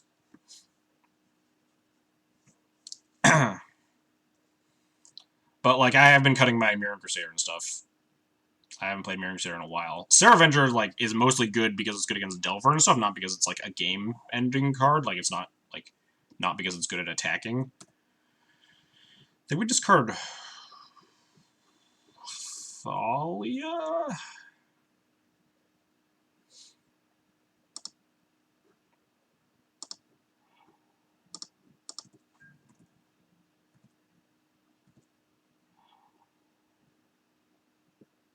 He's talking about. I was just talking about. I think I was talking about dude. I do nothing a lot in general, not specifically in this matchup.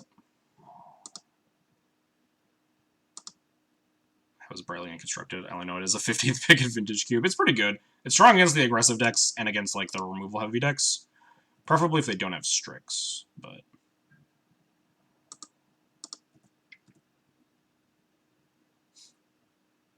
Snapcaster, Ambush Viper. Oh nope.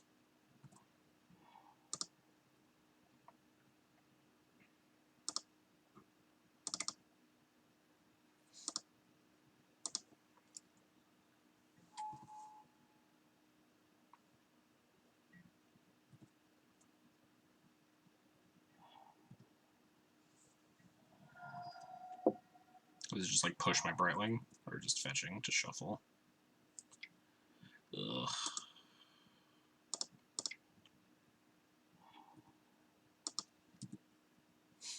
This uncontested Lily is just gonna like put me in the ground here. Ugh.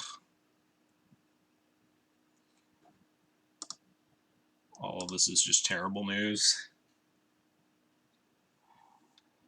Discard Deluge, that's always a good sign.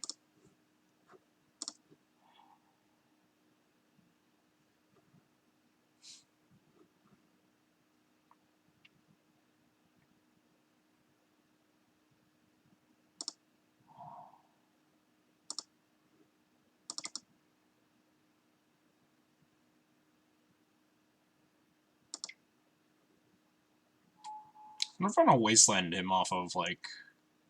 Can't Wasteland off of black, obviously, but, like... Wasteland here doesn't seem bad. Probably off of red.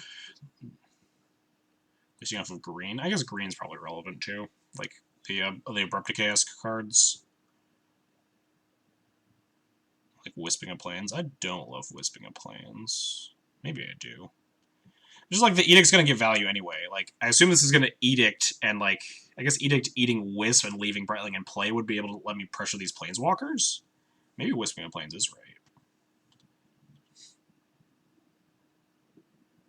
Just use the Wisp as Lily Edict fodder to like actually get these stupid things off the board.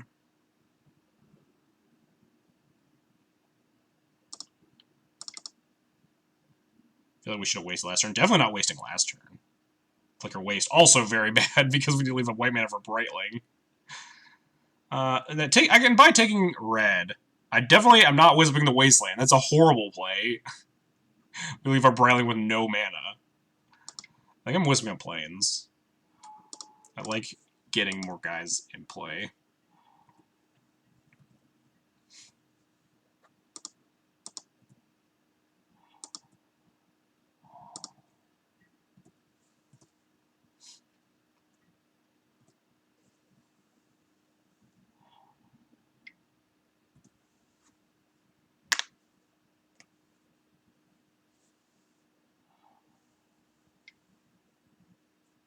Strix, sure.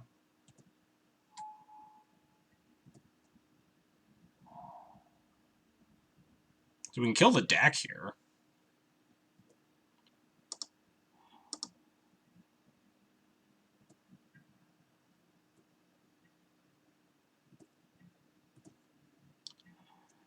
But the Strix actually gets to take a Monarchy from me, but that's only for one turn.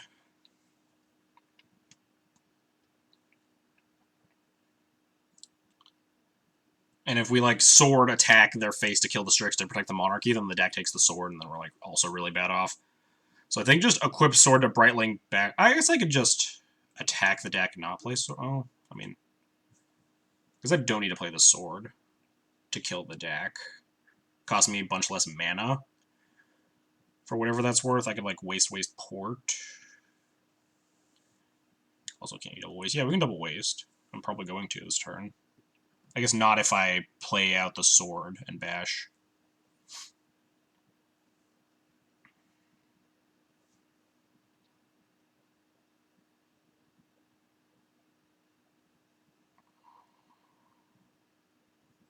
Oh no, I need the sword to get through past the Strix. Never mind, hang on. Yeah, I need the protection.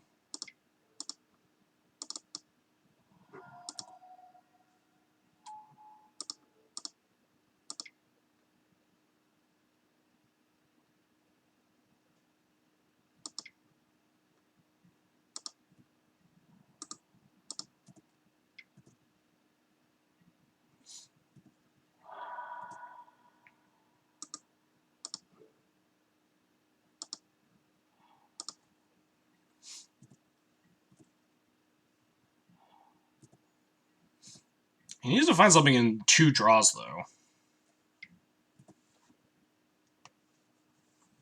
And then, otherwise, we get to attack and, like, kill this Strix, get Monarchy back.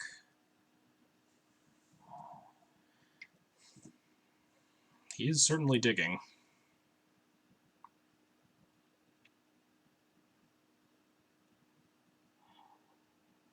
Doesn't shuffle. I don't love that. That makes me scared. Yep.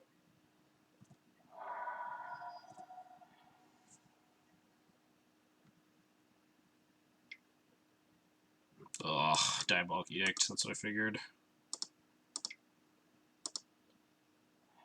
Now he has Monarchy for multiple turns, which is just even worse for me.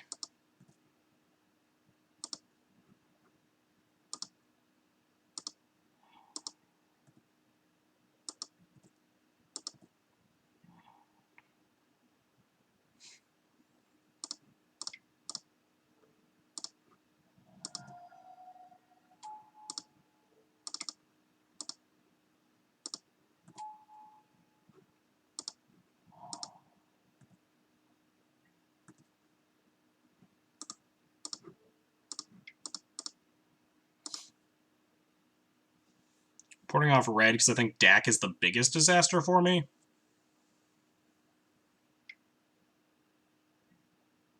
Shit. God damn it. This is just going so badly. We need to, like, draw something to deal with the Strix somehow.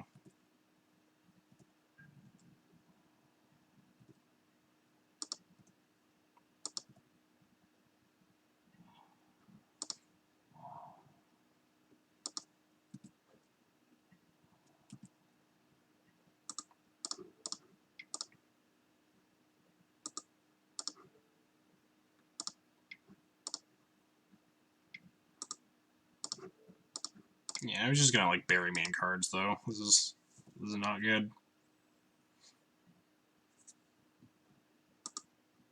So you have, like, a Thoughtseize here, too.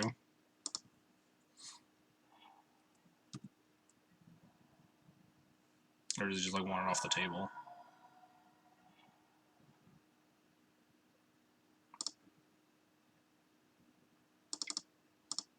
We should have attacked. It's gonna Edict now. Why do I care if he edicts? I guess we kind of need to get GJ here, otherwise it just gets discarded, right?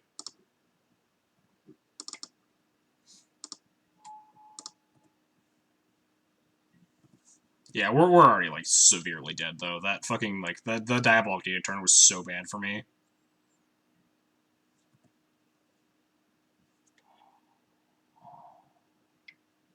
The Jace time?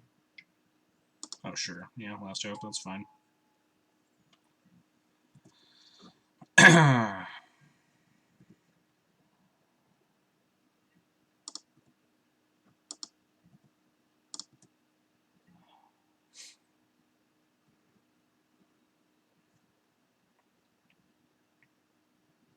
Alright, well, hope time. Wisp the Strix, equip GJ to Brightling, attack face, take Monarchy back.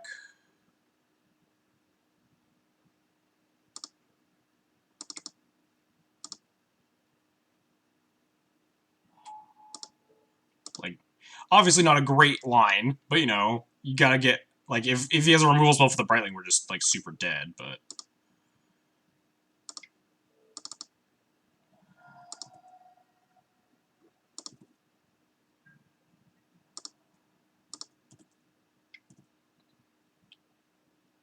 Yeah, removal spell for Brightling and we just lose. Or blocker for the Brightling and we also just lose.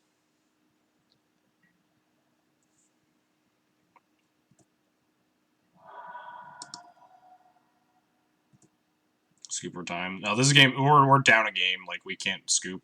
We're just, like, dead.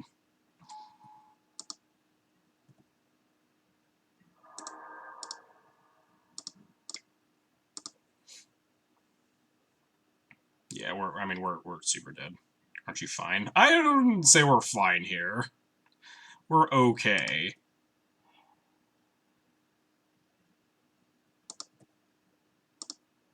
Yeah, assume there's just, like, enough things to stall this Brightling forever for me to lose this game.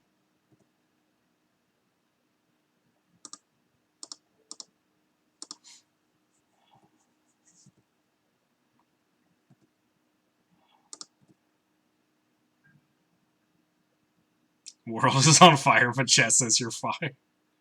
Yeah, exactly.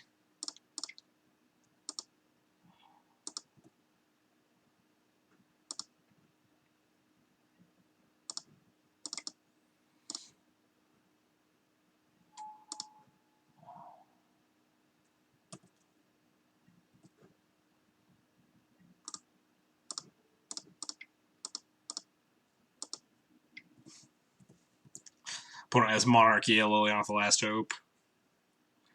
We're fine.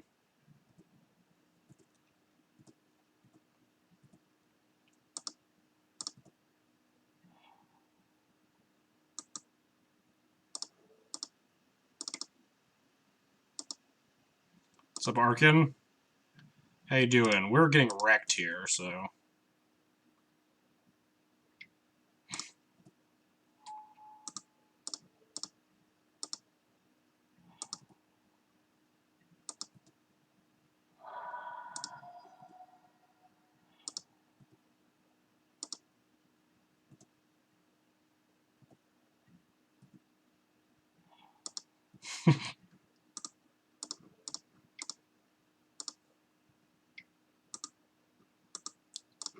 We also only have, like, 4 minutes to win game 3, so we're, like, already dead.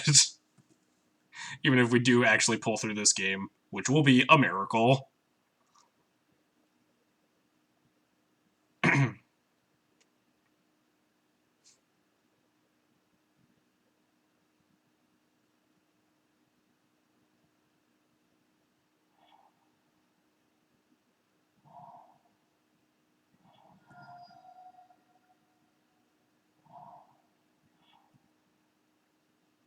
What on earth is this? Pernicious Deed. Right.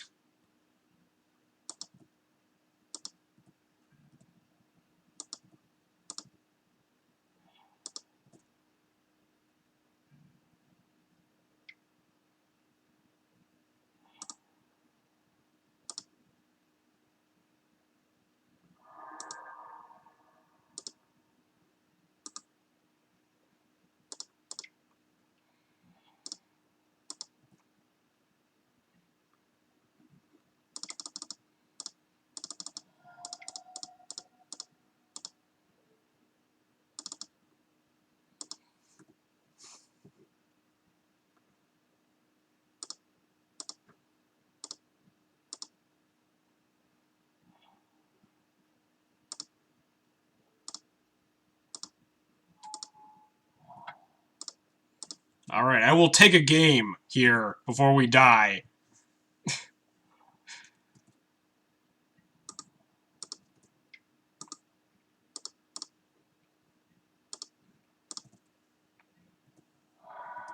I will take a game before we lose, damn it.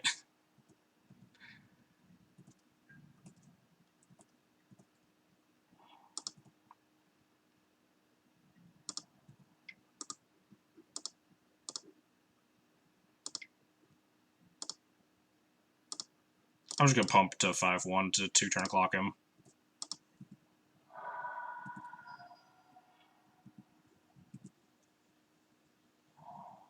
Does he have a way to like just kill it and punish me for not? Yep. Never mind. We're fine.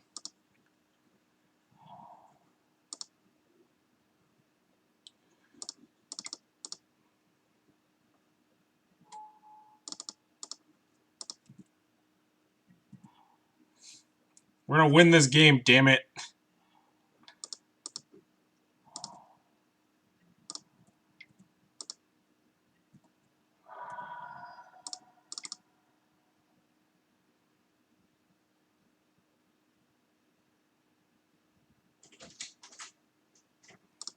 All right, 2 minutes to win a game. All right, we're gonna board out all my Aether Vials because there's no way my Aether Vials will let me win this game in time.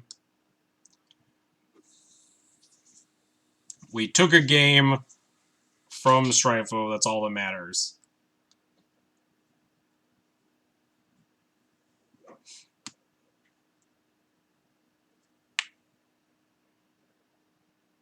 Cut Cataclysm. Wait, don't we need Vial to go full aggressive? I mean, I guess, but like, there's no way like dealing with Vial triggers. It just cuts down on so much time.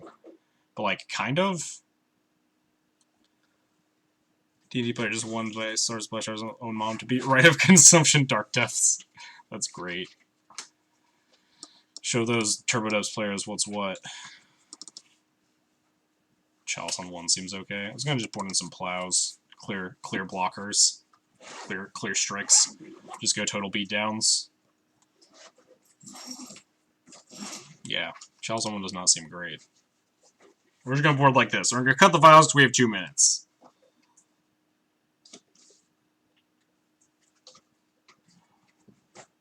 Keep.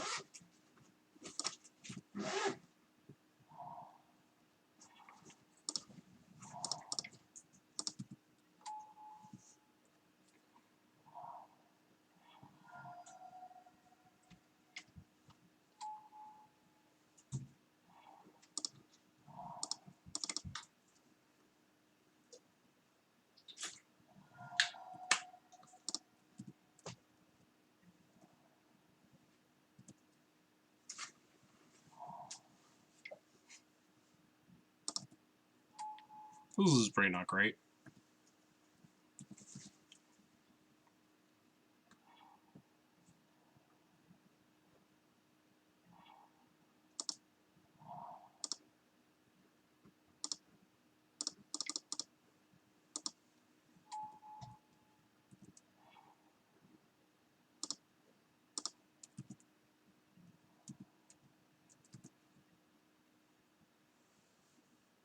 Yeah, how can I even play this deck in paper? Yeah, it's a wonder. In a real tournament, you can't play this deck. Yeah, sure.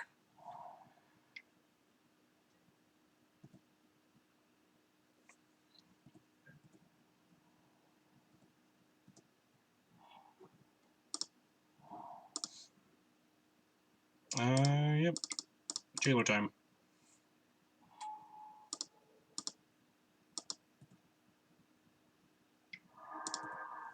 Oh, yeah, the P-Fire in the yard? I didn't even see that.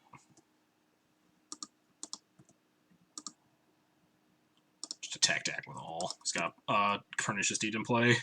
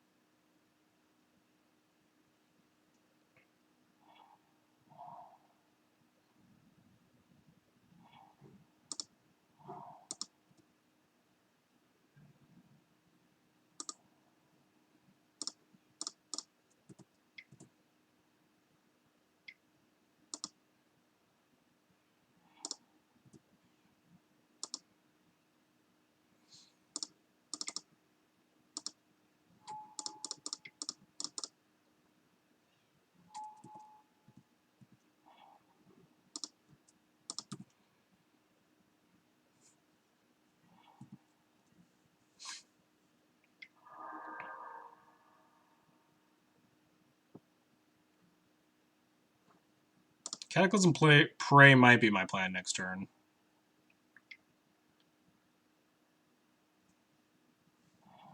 Oh, well, never mind.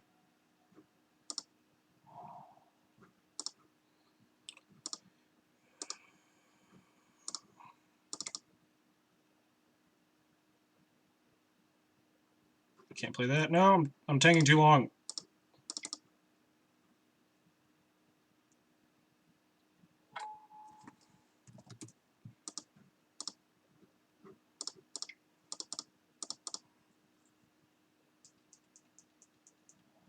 Oh, he just got force. I'm sure, yeah, we're dead.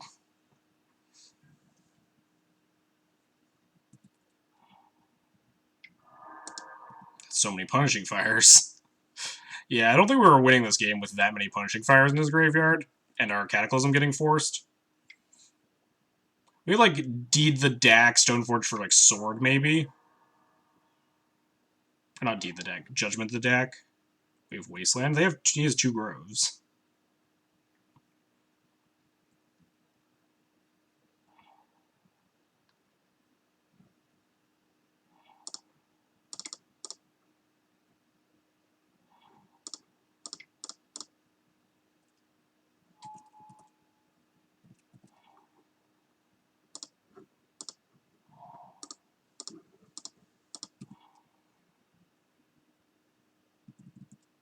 Dang.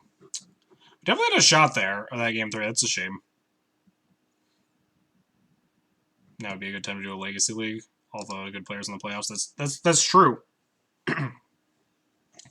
Imagine the leagues are much softer. Yeah, I mean, we did our best. Definitely could have afforded to play a little bit faster. That's definitely like a downside to both streaming and just also inexperience in that matchup. Like, I tanked a lot in decisions. And just, like, streaming always, like, slows my play down a lot, because I like to talk about my lines and stuff. But we took a game off of him.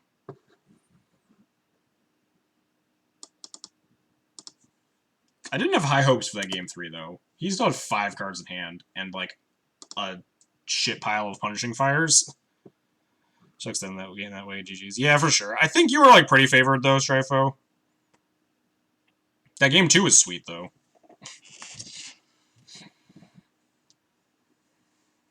Managed to claw back into that. Cataclysm's like one of the only ways to win, though. Okay, or it makes me feel better that I was probably dying that game 3 at least, because like my hand wasn't great. I did like board suboptimally. I just cut all the Aether Vials because they take too long.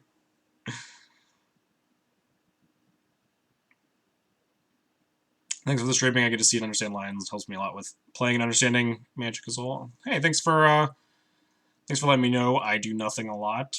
Always good to hear that people appreciate my streams. Yeah, that's generally how a lot of the control matchups go, Strifo. They always like keep Enforce specifically because Cataclysm's like such a beating. So, are you going to be doing this for the next 6 hours? Probably. Okay. I need to go bleed a bunch of mice. Yeah, that's fine. I got 6 rounds more, so that's approximately 6 hours. If you win, I'll treat you to dinner. If I lose, are you also going to treat me to dinner? Because we're still going to dinner.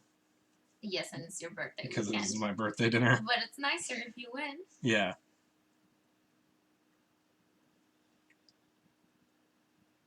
Force one on the Mystic was aggressive. When? When did he force one on Mystic on turn 2? Oh. I think he did, yeah. I mean, Mon plus Stoneforge is like a pretty easy way to like get behind. But he also had a lot of other stuff, like the Deed and the Dack and stuff, so I don't know. Yeah, and if you have an extra force the Kata. Seems fine. Would have been nice to see how the rest of that game played out, but I'm pretty sure I was pretty far behind. Like, he had like 5 cards left in hand, and my hand was mostly dying to Punishing Fire. My plan at that point was probably like Stoneforge for sort of Fire and Ice, get Batterskull going. But like 5 cards in hand and 3 Punishing Fires in the yard was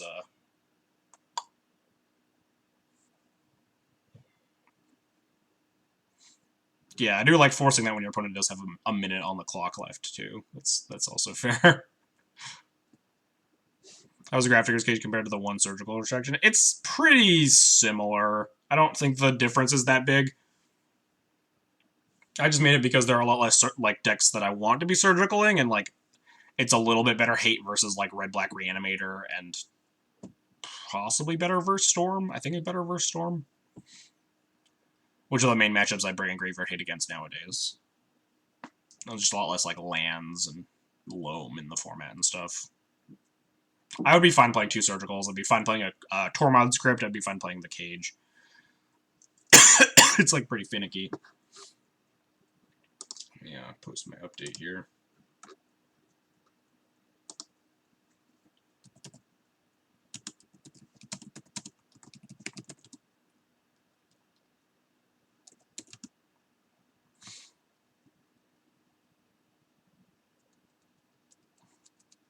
Blue-white blade pushing lands out of the format, yay, nay. I don't know. I have no idea how good that matchup is. Well, what did Lunil call the Strifo matchup? It was just like... I was looking for it on my spreadsheet, but I hadn't found it.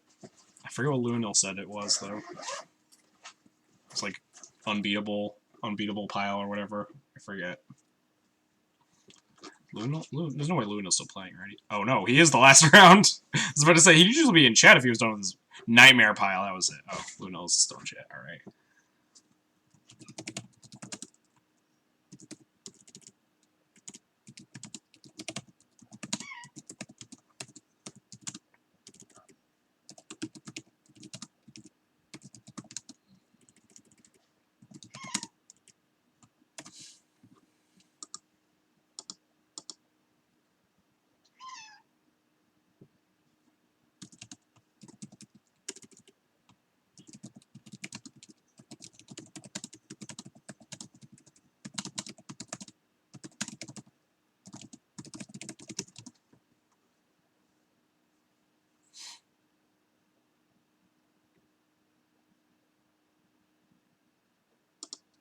Tweet that. Update my banner. Oh, a banner already updated. I did that. How much better is Thomas Edvaldson compared to you?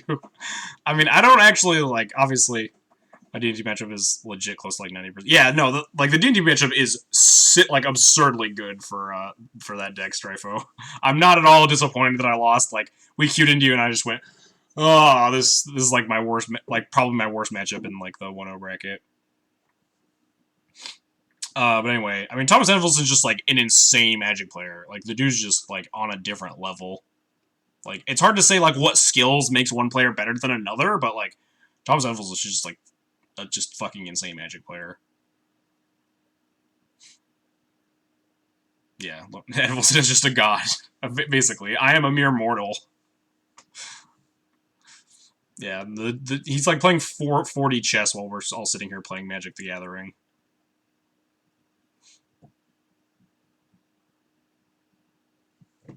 See, Grandmaster in Magic. I mean, might as well be.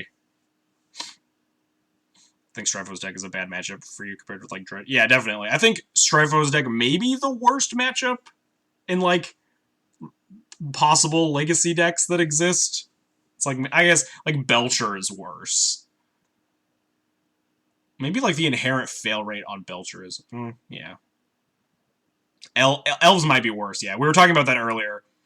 I was literally talking about, like, last round during my downtime Strifo. I was like, which is, like, the worst pairing for me next round? Is it if I queue into Julian or Strifo?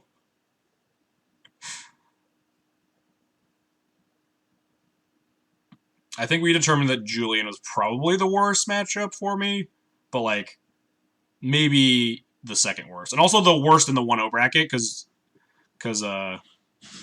Julian was 0-1 at the time. Julian was 0-1, and then, like, and then you won yours, and I was like, oh, great, now we're gonna queue into Strifo and get wrecked.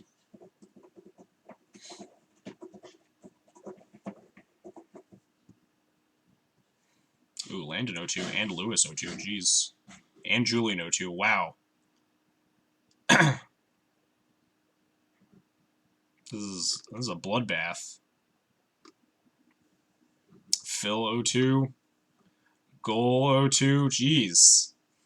Monkeys can't cry 02. What is happening? Everybody's dying. Cyrus. Alright, Cyrus is a 1-1. Event is stacked and I see good players going down the whole event. Yeah, for sure.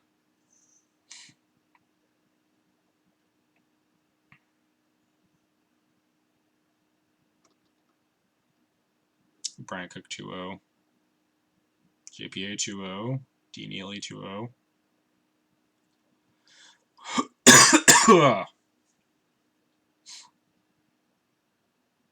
Just putting out there now, all my losses are because I get unlucky. Yeah, of course.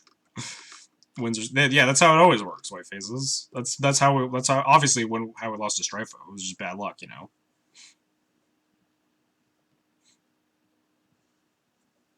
Yeah, a lot of good players still doing well. But, I mean, obviously a lot of good players dying because there are just a lot of good players. Yeah, just like basically what Strifo said.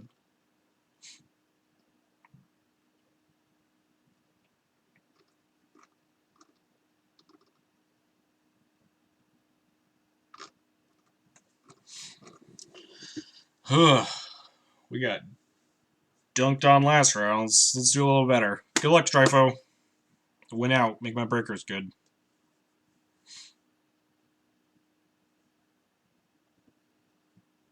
Played a standard event today. Went with mono red. Went 3-3. Won 3 mono blue. With skill, lost to 3 mono blue due to luck. Yeah, of course. That's how it works.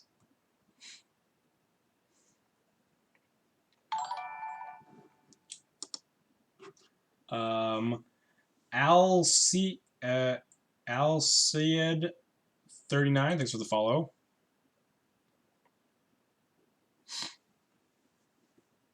Do I drop it 1 and 2? No. Some number of X4s make top 64, Lumber Boy.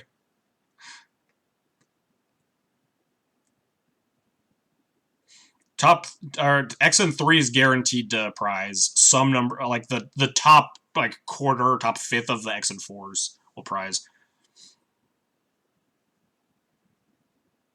How many rounds? There are 8 rounds. 141 players.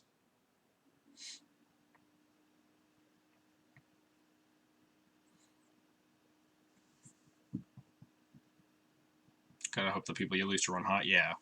Yeah, I wouldn't drop until I like hit X and 5. I probably just won't drop. I'll probably just keep playing. Maybe if we just like run a runner, go into like 1 and 4, I might drop. Go eat an entire pint of ice cream. And feel bad about myself for being bad. Can anybody play the Legacy Challenge, or do you need a 5-0 event? Nope, yeah, you can just sign up in the Legacy Challenge and jam at any time. Costs like, what, 250 points or 25 ticks or something? Last seen 14 days ago on Loam. I don't know how much I want to take that into account. 14 days is a long time. Well, this hand is unkeepable regardless, so...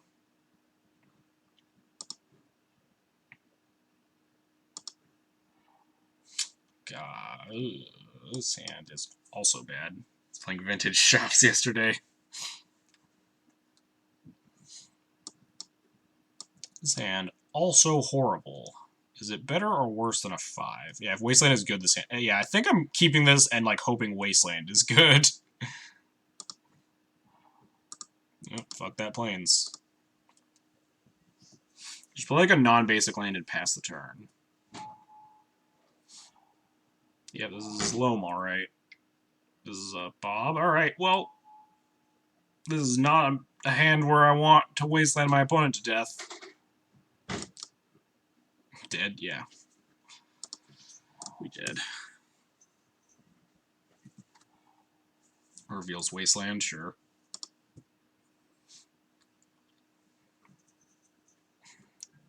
Add Wasteland to our pile of Wastelands plan. You can top deck like Plow. Do you have a better plan right now than Wastelanding them to death? I mean, they have a Bob in play, so I don't love the Wastelanding them to death plan.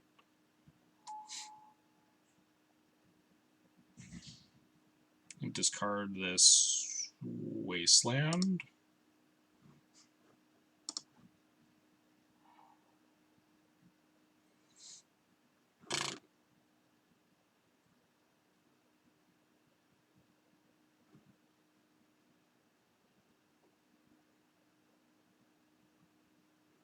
Top deck Jailer would also be good, but we also need to play around this Wasteland in play. Playing mono white lands, yeah. It happens.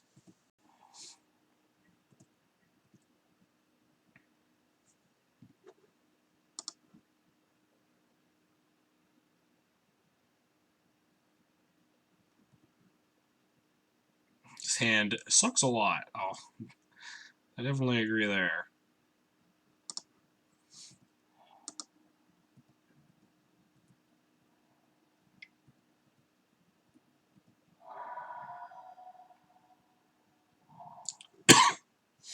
Top deck Palace Jailer time.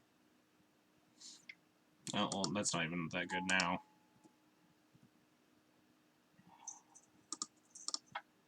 Done with this game.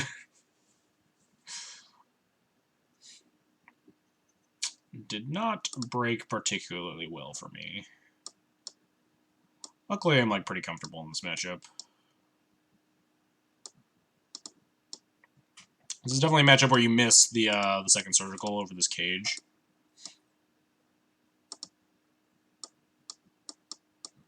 Highlight these. Yeah, even like top deck, we couldn't actually like plan on casting the Jailer next turn without like playing into that Wasteland that was in play. Like if I play out the Caracas to like try to like go Tomb Jailer and I just get Wastelanded, then it sucks.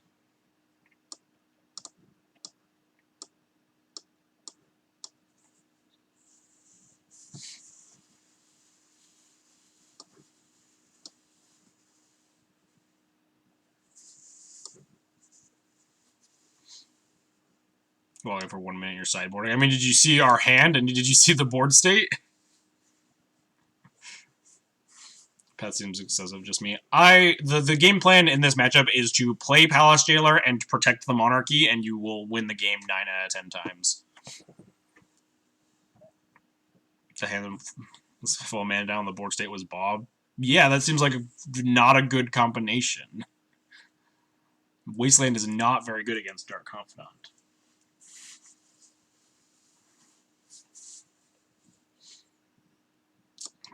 I think I wasn't boarding Relic Order, I think is what I was doing. And leaving in both Revokers.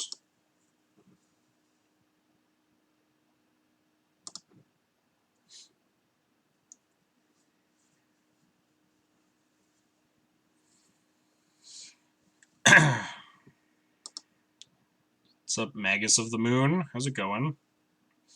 Relic Order. Relic Order is okay, because it hits diamonds and Sylvan Libraries. It's like solidly medium, though. It's like about as good as a Revoker, maybe a little less good. Well, I brought it back out. But I was like testing bringing it in before. What are we trying to extract in this matchup? Surgical, or not surgical, Punishing Fire mostly. Punishing Fire is a very hard card to beat. Wow. Can we have a keepable 7, please? That's about as close as I'm going to get. At least opponent mulligan, too. I'll just have to top this, honestly. Council Judgment's really good in this matchup.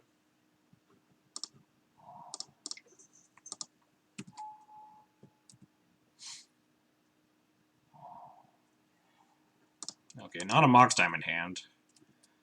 A lot easier to stay alive. Playing out this Wasteland actually incentivize them to play out to fetch up their forest. Because we have this Path to Exile. If they fetch their forest, this path's just free. Also protects our second white from a Wasteland, because we need the second white currently to like play a Council's Judgment.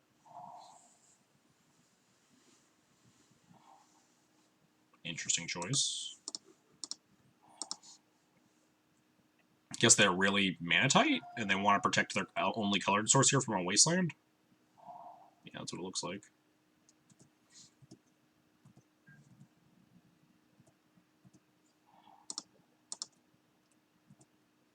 Stoneforge? Ooh.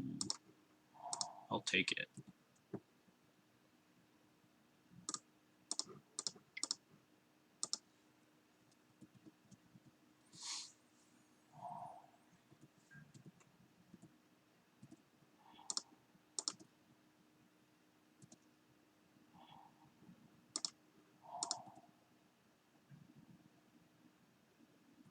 Soon we'll get Council Judgment in Modern. I don't foresee Council's Judgment just because the Council's a really clunky ability to just, like, put into the format. I would be kind of surprised if we saw Council's Judgment. I want the effect in the format.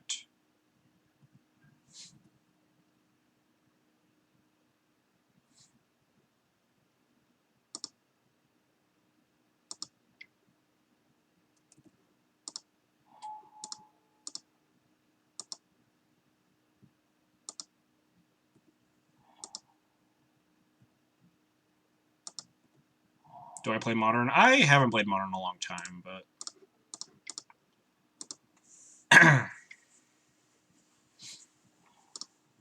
I want to go back at some point. Oh, man. I should probably just keep porting them rather than playing this sword out. Although, what are they going to do on 2 mana? They can, like, Punishing Fire my Wisp on 2 mana, but they can do that anyway? Because they can just Punishing Fire in response to port. Yeah, let's play this sword out. Horizons can do kind of whatever they want with Mechanic Awkwardness. They do have the issue of, like, it is still, like, a set that people are going to, like, draft and open, though. And it's just, like, a really clunky ability to just exist in a format that doesn't, like, Will of the Council doesn't do anything in a 1v1 format.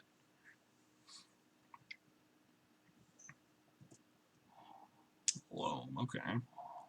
That means we could just connect with this Wisp unless they have Plow.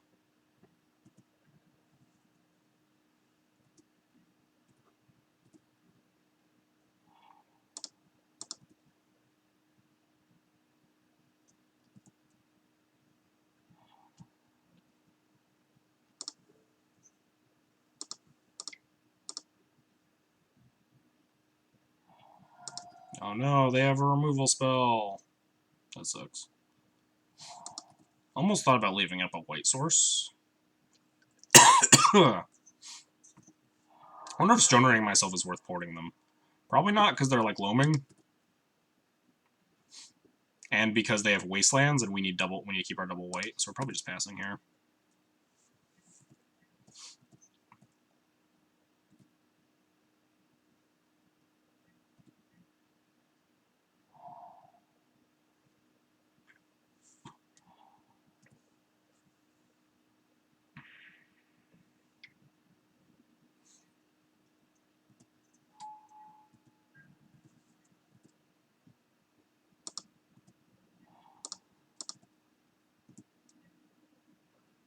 I wonder if I Judgment this Knight to not give them more mana.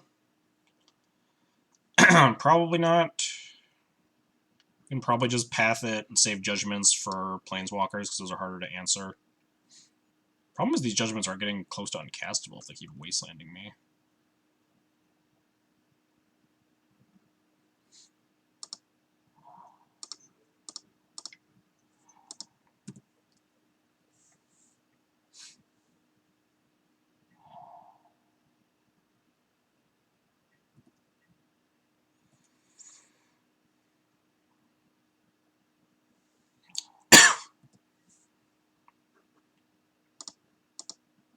Uh-oh, Punishing Fire.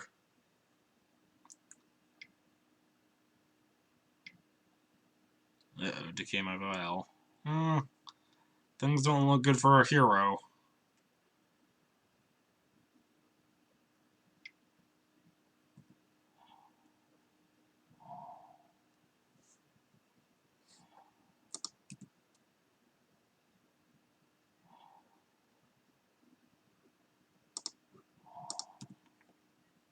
These draws have not been ideal.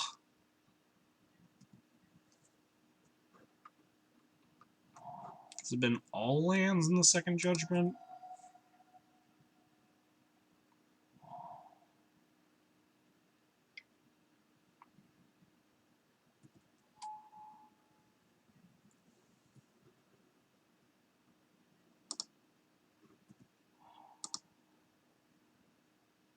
Not trying to play the Wasteland. People who keep in skews versus Death and Taxes confuse me.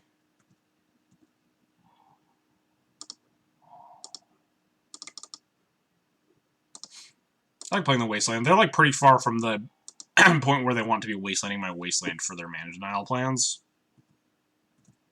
Like, if that's what they want to spend their, like, basically their whole turn doing, then that's fine. Because then I also get to, like, wasteland one of their lands.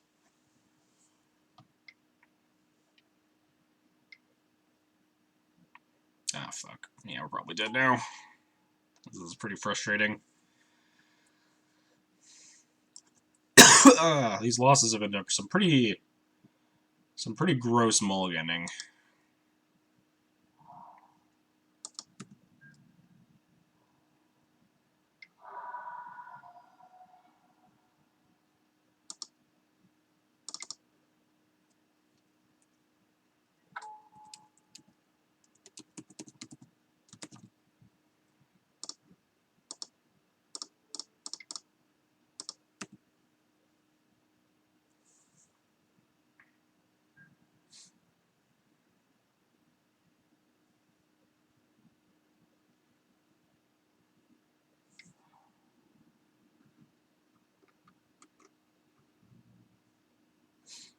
Yeah, unfortunately 4/4 blocking skews is pretty good. We're down both of our council's judgments. They could have, like, any of their other, like, planeswalkers or something to, like, beat up this Revoker. We draw, like, Cataclysm, maybe? That'd be pretty gas.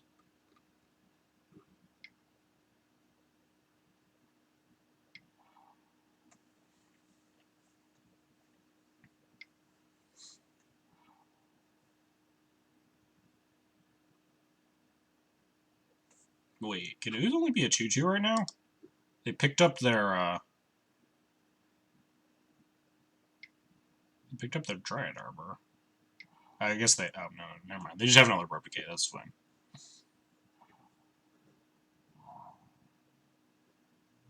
I guess they have Maze anyway. We could have untapped and, like, possibly Wastelanded or something.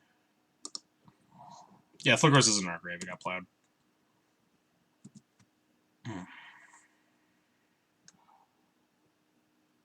Captain Greensun Zenith, too? Oh, God. Losing to people that don't know how to board against Death and Taxes is frustrating. Losing to, like, suboptimal sideboarding is one of the more frustrating things to me. It just, like... there's definitely some variance in Magic, and, like, our mulligans are pretty bad this game, but just, like...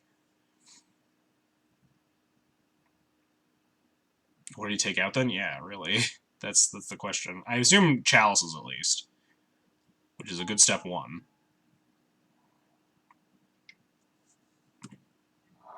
Cut all the Mox Diamonds.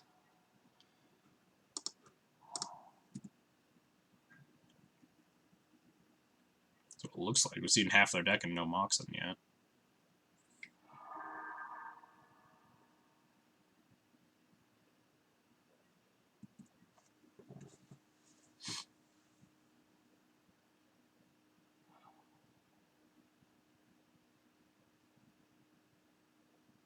Sometimes I want to take out 8 or more cards, but only have 3 goes to bring in, and a lot of junk has to stay.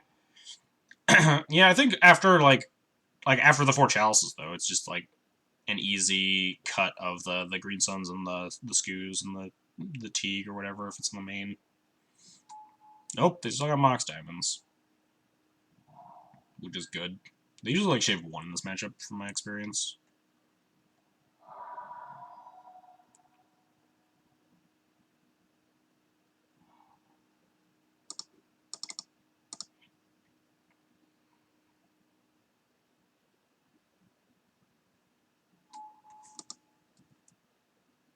Can't even, like, tutor anything useful here.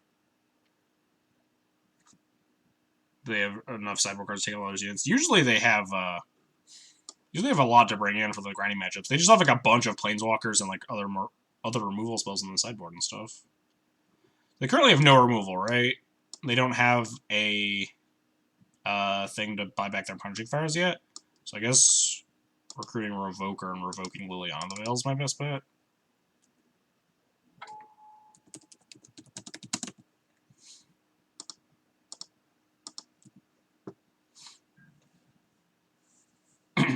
Like, they bring in a Johnny Vengeant and whatever, Golgari Charms, Swords to Plowshares. their other planeswalkers and stuff. That's the left card, just more removal. Nice. Kills both my things, even.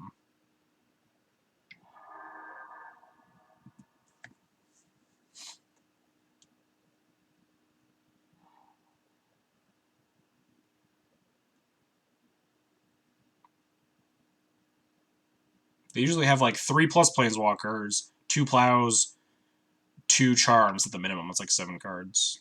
Cut the 2 zeniths, cut the skews or whatever, cut the 4 chalices.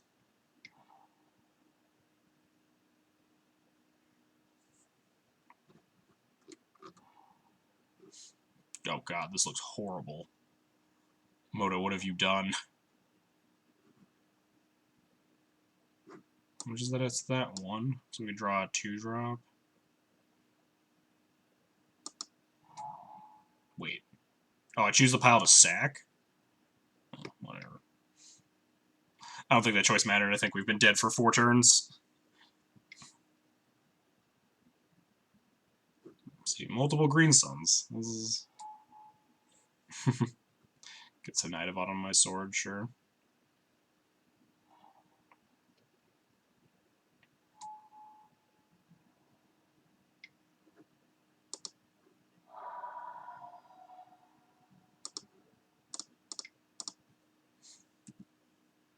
The little white box between your avatar's life total. Yeah, I just like forgot how Lily worked. It's usually like you choose the pile you want to keep, so it's just kind of unintuitive.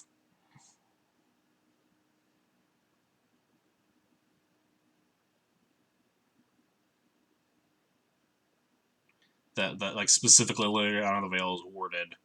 Choose the pile you want to sacrifice.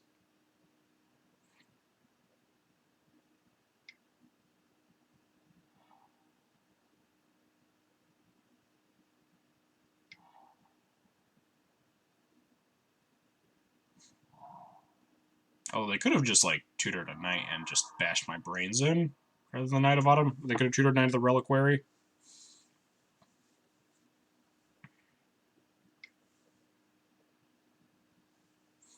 So I guess maybe choosing the pile with the sword was the good play, because it kept me alive longer.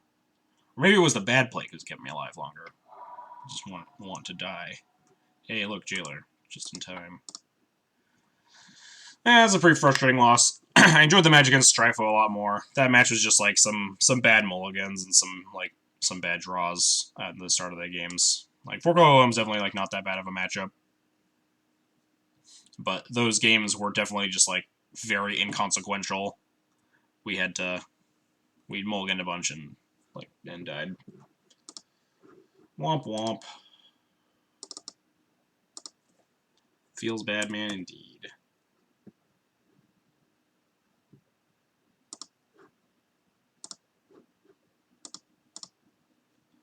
Record my last 2 matches. I don't think I recorded the one against Trifo because it was so grindy.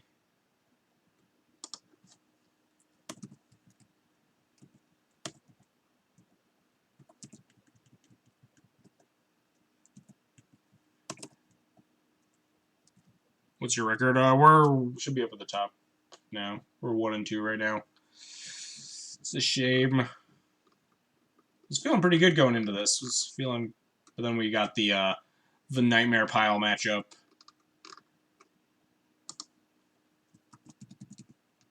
Into bad beats.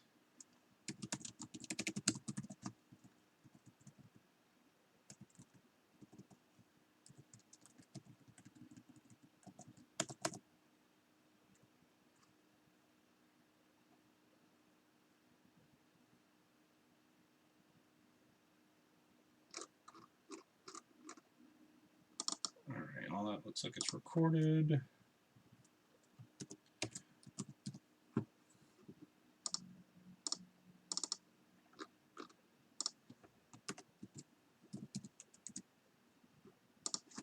Alright, anyway.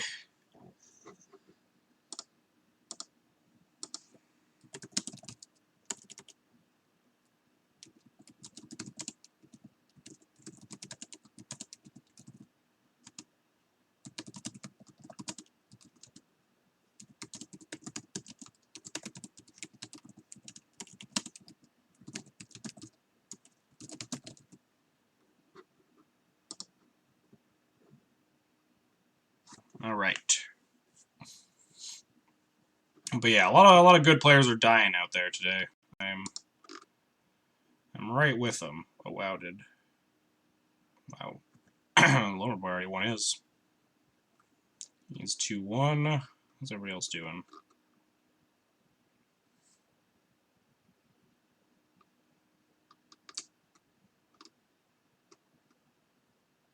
Cyrus is 2-1.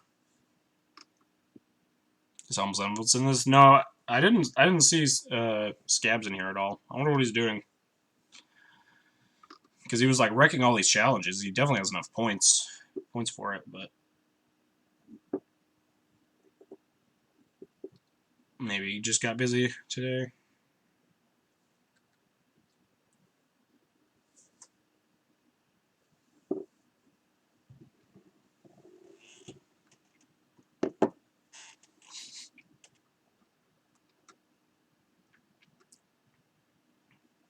Yeah, people dropping in 2 losses makes some sense. Did you win? No, we got trashed by a 4-color loam. We had some like really, really bad draws.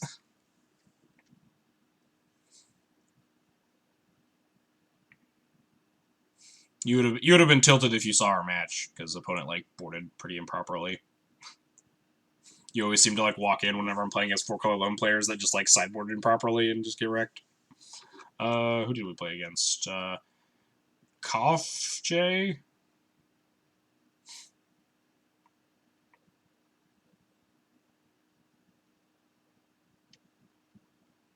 Rectitude tweets was all just really bad luck. Maybe we'll play next. I mean, as much as like I appreciate the bad luck meme, I actually had some pretty bad luck.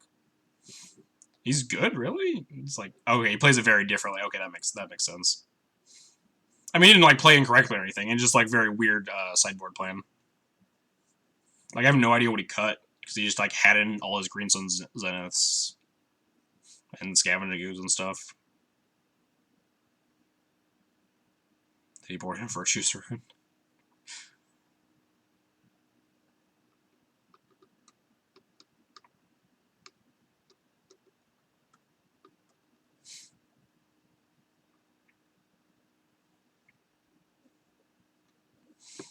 I can see Green Sun Zenith being more defendable. I don't know what else you cut at that point, but like Scavengers is like pretty heinous.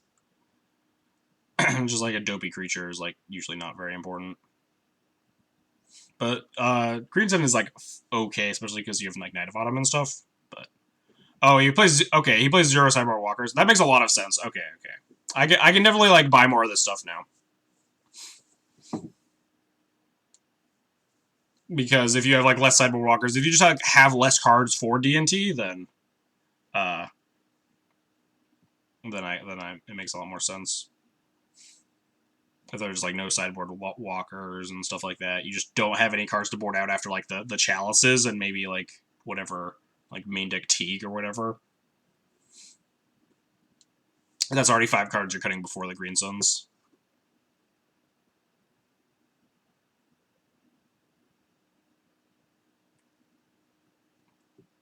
A Strife, are you already done? Or are you just hanging out in chat and also playing yours? This isn't alphabetical order.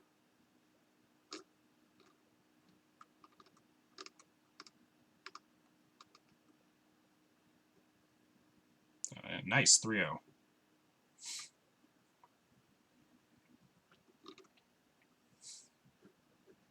Me and Whiteface is in the scrub bracket here.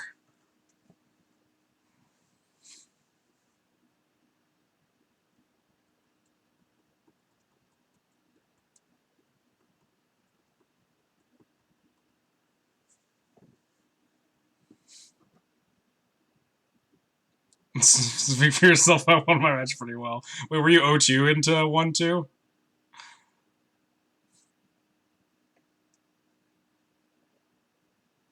Wait, doesn't this say 1-0 into 1-2? Oh, that was me too. Okay, never mind.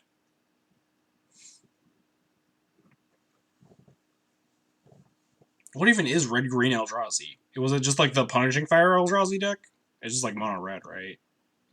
It's like mono red with just Punishing Fire and Grove. Yeah, it was the Bloodstone nonsense. I think it's just like red Eldrazi, right? Yeah. I don't think they actually play green cards. I think they just play, like, Grove for Punishing Fire. It's like a weird hybrid between Stompy and Eldrazi. Red Stompy and Eldrazi.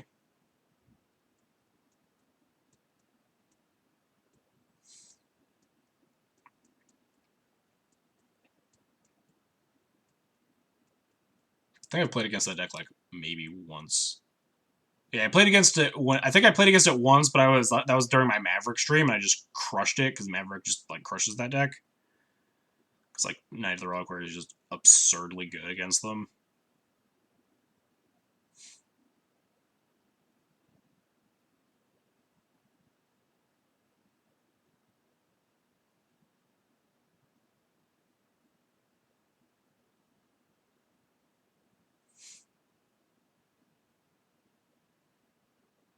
Top take Batterskull into Inferno Titan.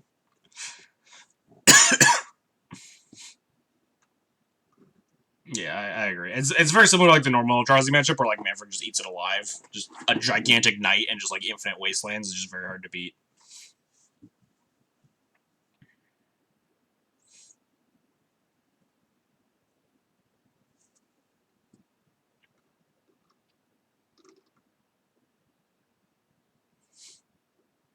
Oh no, Luinel's with us in the scrub bracket. I think that might have already been said, but I forgot. Who else is in the scrub bracket? How's Phil doing? Blind? Oh no. Oh, super bad bracket, the 03 drop bracket. Rough day. People just getting fucking eaten alive. This is a hard tournament for sure. Hopefully my my one next week goes better. There'll be a lot less good players, that's for sure. It's supposed to be like less than half the size of this one, and also not a bunch of really good legacy players from around the globe. Just like a bunch of scrubby St. Louis locals. I heard Caleb Schur might actually make it to this one. He hasn't been to any of the past paper events since I've been living here, but I heard he might be there for this one. Jeez, Honorog in the 1-2 bracket too. Yeah, everybody just getting fucking savaged. Be interesting to see who top 8s today. Wish I had 5 minutes between rounds. Total brain shutdown occurs. Yeah, I hate that. When your game goes like really long, and then you just, oh, all right, I was the last round. 2 minutes until the next round. You don't really have time to like sit and relax or anything. Like getting crushed early, at least we have like 30 minutes to sit here and just like complain and be bad. Noise on JPA and Negator. Yeah, they look like some of the strongest people in the 3-0 so far. JPA. Wait, Negator 3-0? I mean, I assume he is. Yeah. I think we'll top 8, gotta believe. I think I ran the math earlier, right? And it was just like 2 X and 2s make it in or something. Yeah, the 1-2 into 6-2 definitely squeeze in with just the insane breakers. All of our opponents will just be God. Delver Chat said 2. Well, yeah, I think give or take. All right, I believe. Me and Whitefaces. She's gonna have all of our opponents have to just be at the most insane players, and also just that they're all top 8ing, regardless of the fact that all the good players are already 3-0. So I guess all the 3-0s need to just like lose all their rounds to make our breakers better. Also chasing who? I forget who they were. They're a 4-color lone player that apparently Lomer Boy knew. Where am I? I'm at the bottom right. I'm XJ Cloud. Cough J. I don't know who this is.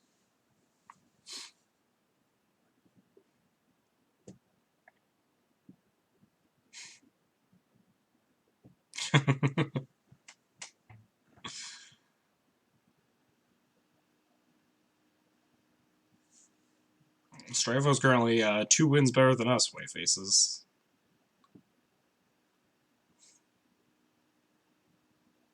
Forgola might turn one Chalice people all the way to top 8. And I can... So I just need all my opponents to do really well and everyone else to do really badly. And I need to win all of my rounds. And also, that probably still doesn't get me into top 8. Just getting lucky trying Pulse of Marasa a lot. Is it getting lucky drawing Pulse of Marasa, or is it getting unlucky because you drew a Pulse of Marasa? That's the real question.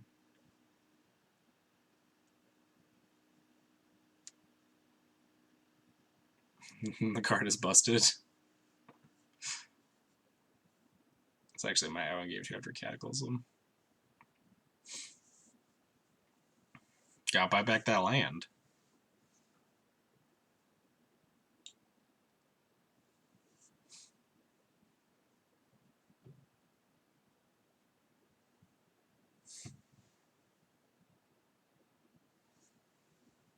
Where's my other cat? One of the cats is asleep on the bed. Can you see her? You can't. I think you guys are a little bit. Let's get the camera. Yeah, there she is.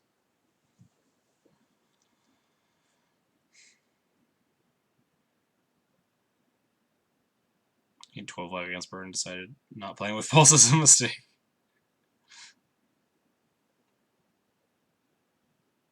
Don't know where the other cat is, though. She's probably under the blanket. She's probably that lump right there under the blanket.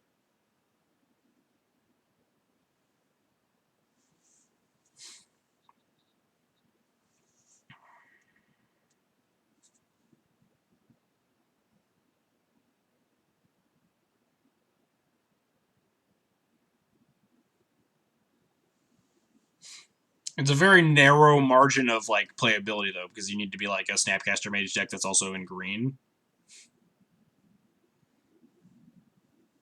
So it's like a pretty narrow. It's like Bug and like the check pile color decks. Disposable Hero. Thanks for the 1,000 bits. Jeez. Good luck the rest of the way. I appreciate it. We have not been running too hot, but you know.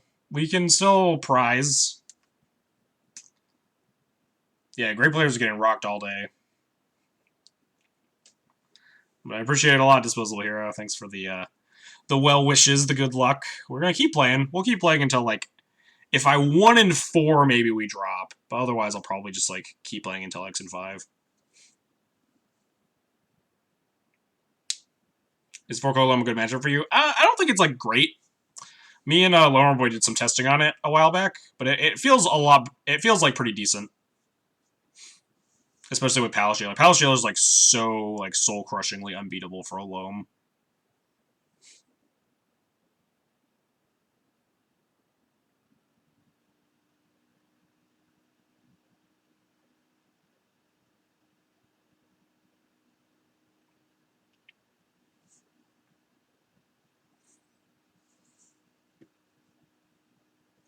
Yeah. Our draws were like very, very, very bad that game. You can definitely just like lose games and your deck doesn't cooperate. Our deck was like losing to a wet paper bag and our games 1 and 2 there, so.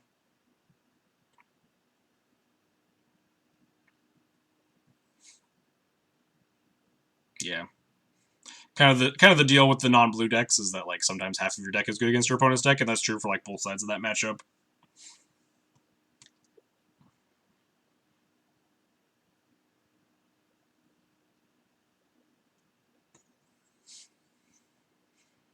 Generally, the game plan is just like Turbo Jailer or Protect the Queen. Or Protect the King, I guess. Protect Monarchy. Yeah, people are getting just fucking destroyed, Loner Boy. So many people are just like actually just dead in the water right now. Who's at the top?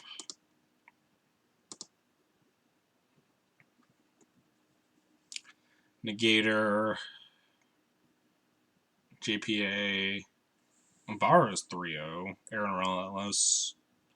Strifo. That's why I love Dax so much. I have bad cards in every matchup. You can just blast with the chaff. Yeah, Dax is a good card. It's not one of those things that's just hard to find a spot for, you know? You'd be like a blue-red, a heavier blue-red control deck that has like, usually you want like an engine too, so you want to be like Punishing Fire is usually the card to pair with Dack Fayden. So it's like, now you're just like Rug, so you're like either Rug Controller or your 4-color again. There's a lot of like cards that are powerful but need to line up with other cards. Or like need to line up with enough other cards to like be like very narrow in the terms of the the decks that can be played in. Yeah, card quality is a big thing in a lot of matchups in Legacy. Mulled 5 against Storm and just like dunked on him. In what way does this playoff differ from the usual Legacy Sunday Challenge? This is a quarterly playoff event, Snapples. It's the top 8 of this event get to play in like the Legacy Championship match, which is a big yearly like 32-person event. The top 8 of each of the 4 playoffs, and like the winner of that event, or like the top 2 or top X of that, get to go to the Pro Tour. So it's just like a much higher stakes challenge essentially. With you get to like qualify for a big event at the end. Winner of that goes to the Pro Tour. Yeah. I'm sure there's a good payout to the whole top 32, the championships events. If I top 8 this tournament, am I allowed to play in the others? I'm not sure about that. I would assume no, right? Otherwise, does like 9th place in that event? If you like top 8 another one, does 9th place get the invitation? That's a question that, yeah, my guess would also be no. But that's a question that probably no one can answer except for asking Wizards on Twitter, because their webpage probably can't tell you, because their webpage is impossible to navigate. Opinion on Tengen playing 3 Avenger. 3 Avenger is good right now. There's like a ton of Blue-Red Delver. I think that's probably even more correct at the SCG than it is online. Tengen's also playing like a non-Chalice deck. He's in Thalia post board. He kept in Thalia versus me post board one time. Like, I have no idea like what exactly it like how exactly that turn of events happened, but like that's the only thing. That's the only thing I know Tengen for. So, other than like obviously top 8, like winning the challenge the week prior. Run outside loads of Avengers seem great to me. Yeah.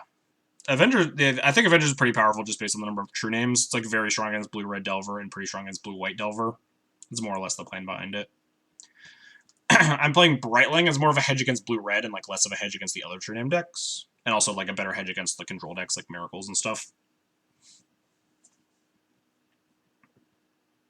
Brightling sucks. Yeah, Brightling's horrible. How many creatures could you have killed? Could Strifo have killed if I had like just a dude instead of that Brightling there in that game too? I feel like he just like bounced into my hand like at least 4 or 5 times.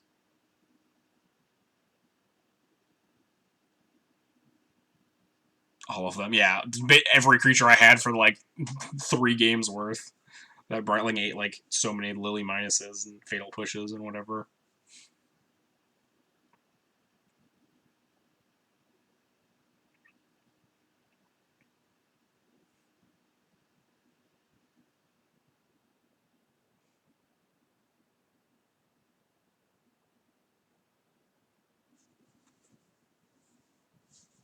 Palace Jailer is pretty OP. How many matches do we got left? 4?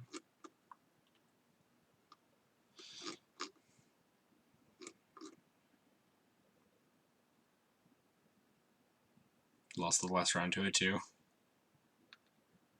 So Rich Shea playing. Oh yeah, I saw who was it? Was it Gol Duquette? I don't know how to pronounce the name, but he won the Legacy Challenge last week with Palace Jailer and Blue White. He also had all the Delvers on the sideboard, but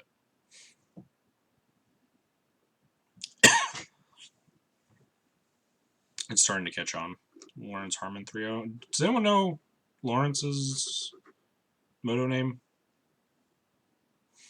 He's probably on Griggs' Delver. He said something about teaching people the true definition of tempo or something on stream.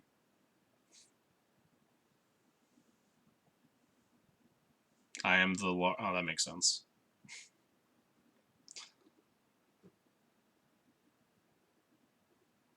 Wait, is he? I thought he was 3-0. Am I blind? Oh, no, this is not in 3-0 order. Yeah, there we go.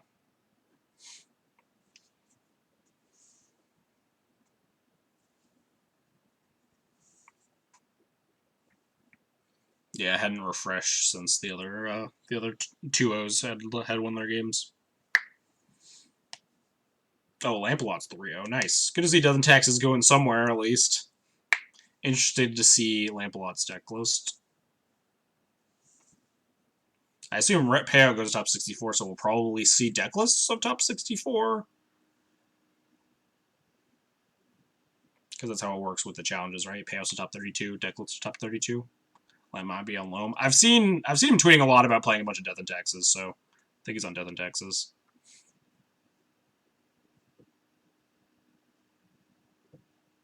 He's on Resto Angel. Yeah, I mean, I assume he's probably playing a pretty similar list to Enevoldson. They probably talk a lot about the deck if he was prepping for this event.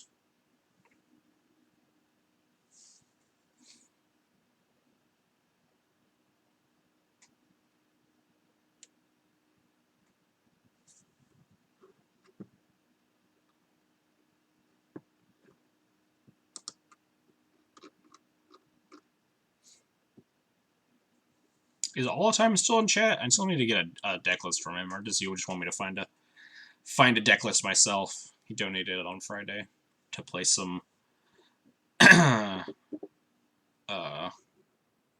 some Dead Guy Ale.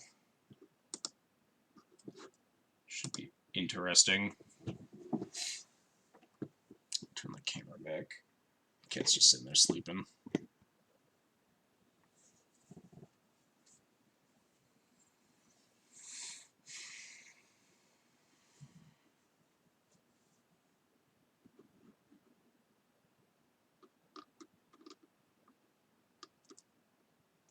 Hey, Eddie's 2-1. Forgot to check on Eddie. Bryant Cook 2-1.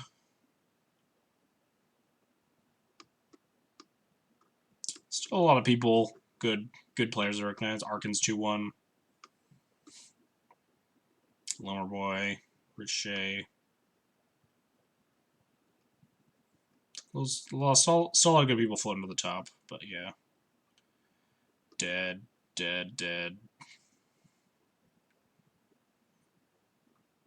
So many people at 1 and 2. I think I recognize more people at the 1 and 2 and below than I do at like 3-0, 2-1. Maybe not. Oh, was that Yama? Did I see Yama? Oh no, I saw Yan Master. How is Yama Killer doing? 2-1. Top 4 trophy leaders out. Yeah, what's the best trophy leader that's doing well? That's playing in the event and alright. Armor on White Eldrazi? Interesting. It got to be JPA then, right? I think JPA is 3-0, right? Like, Dead, not great. Dead, I think? I don't think Matzel or Malamujo are playing, or Mole, or whoever that is.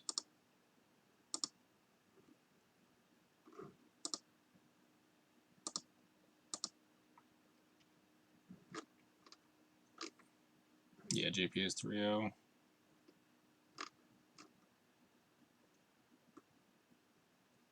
Mole or Malamujo aren't playing.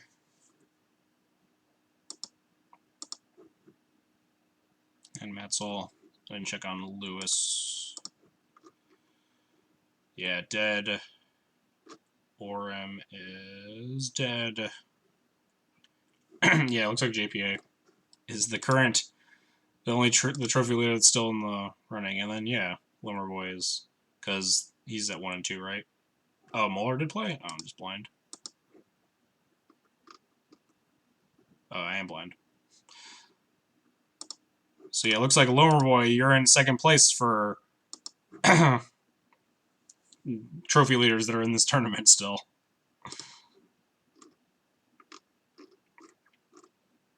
You just gotta have a better record than JPA, who's a 3-0 right now.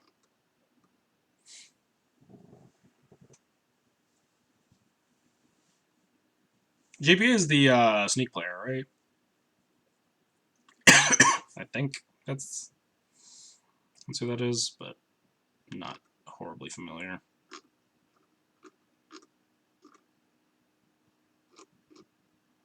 Yeah, it's a sneak player.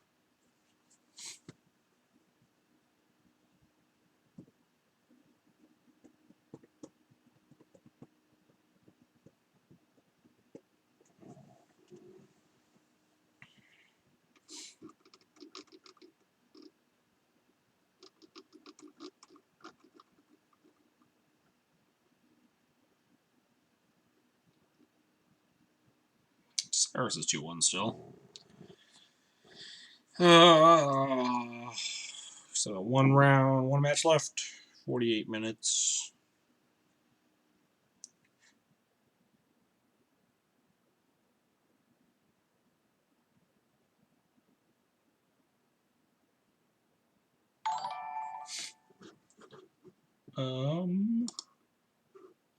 Moondrius, thanks for the follow. I appreciate it.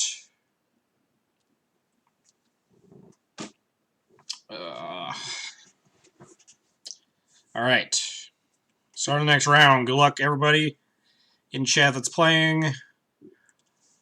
We'll just play against white faces. Just have a hilarious pairing. I mean, there are a lot of like insane players still in 1 and 2, so like it's not like we're in the bad people bracket. Like Schultz, white faces, of the 1-2s that haven't dropped at least. Max, Grizzlepuff, Honorog. There's still like a lot of good players in the bracket. Yeah, more people that of course I won't know, but some people do. Zutfenar, thanks for the follow. Appreciate it.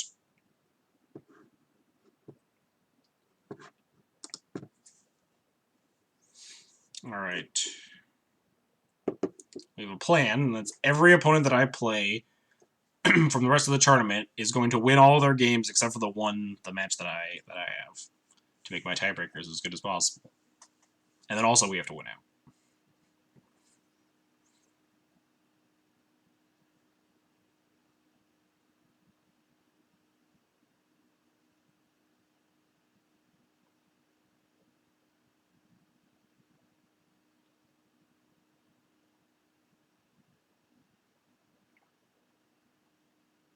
Breakers are pretty good for X2. Yeah, I mean, if we have like if our losses are to those like to good opponents and we keep winning, we might be able to like top 16 or something. That also involves winning for 5 straight rounds.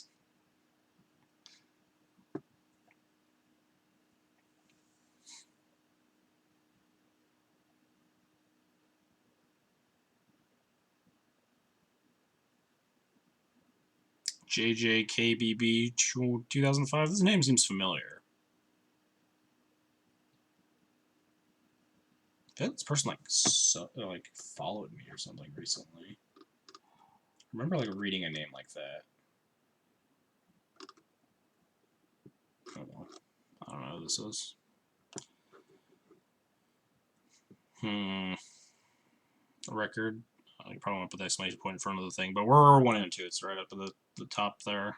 The world hates Paul. What if this hand is like actually keep? Why I hate one land vial hands. Maybe I'm just salty because I like keep having these hands that I want to mulligan. I just like I want to keep a 7 for like once in my life.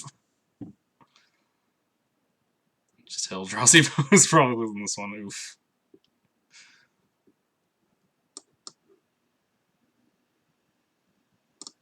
I'll just get greedy. Greedy because tilt and make bad decisions. Ancient Tomb. Chalice me? Oh, nice. Not Chalice. Alright.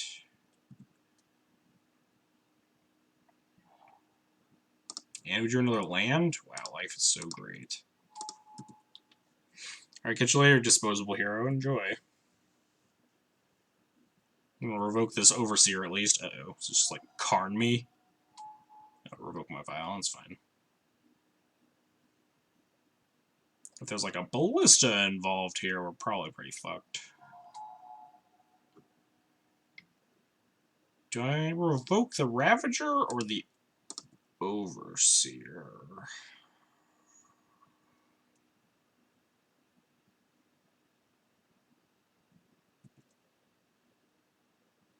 Probably the Overseer. The Overseer just snowballs way harder than the Ravager does.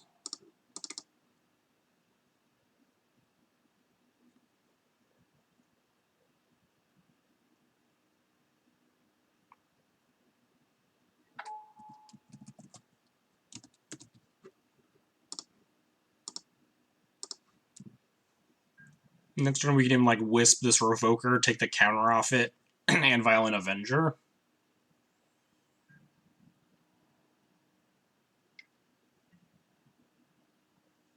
What if I just block this Overseer? Probably not.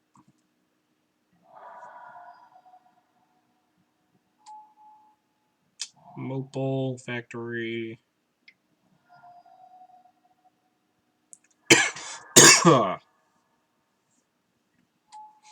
Thorn.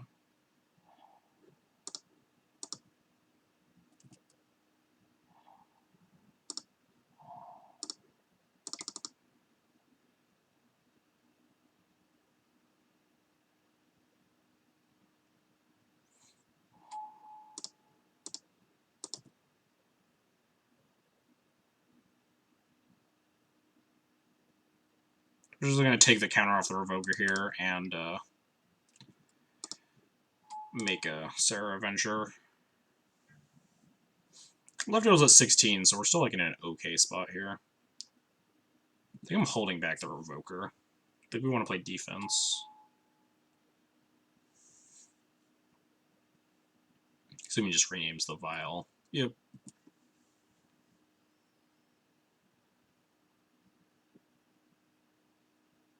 The biggest concern is now this Ravager. Which is obviously less concerning than the Overseer was, but because the Overseer would just be getting absurdly out of hand right now. Right now it's just more problematic that attack all. What is it? Block? He's just gonna like feed them to the Ravager, I assume. But like block seems okay. We get chewed up a bit by the Ravager, but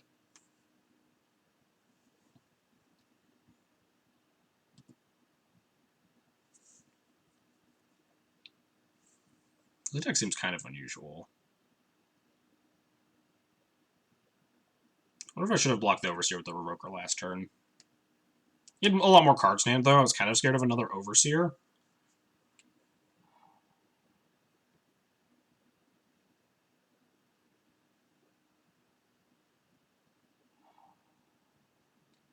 Oh, actually just making the Revoker huge? Seems really risky against another Wisp, but okay.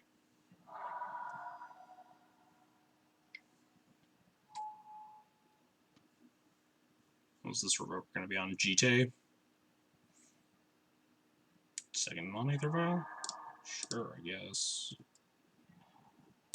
Yeah, we can just like Wisp this Revoker, and then... and then we're in like a pretty decent spot. I guess I could just attack.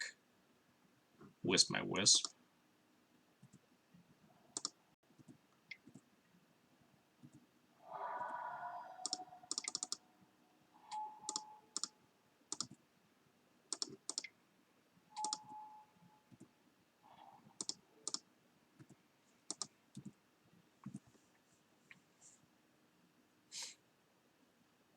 Mom trades with the Revokers. I'm fine trading a Wisp with a Factory. Actually, maybe not. We're just like on the aggressive plan now. We're just racing. Opponent has nothing left. We have a turn two turn clock with Wisps. We need to fade Walking Ballista. With this infinite mana my opponent has in play. You got a name like GT here at this point, right? Nope.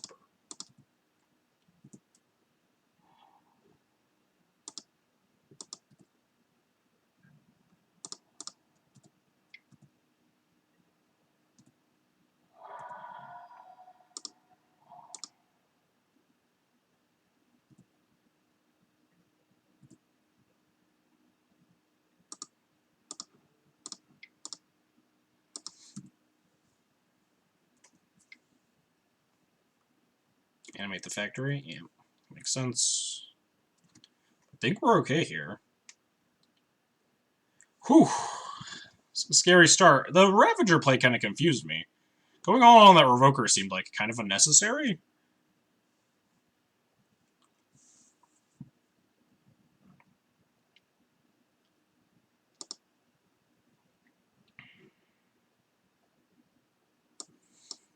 Anyway.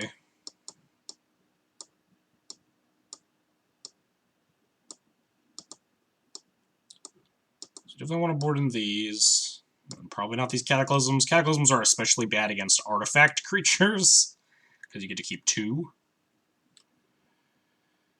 We can probably just cut Prelate and Thalia's, though. Like, that's pretty clean. Jailer's not particularly strong, but I think it's better than anything we have going on. I could almost buy boarding in Priest, just as, like, a body that synergizes with Flicker Wisp. Does turn off our own vials, though.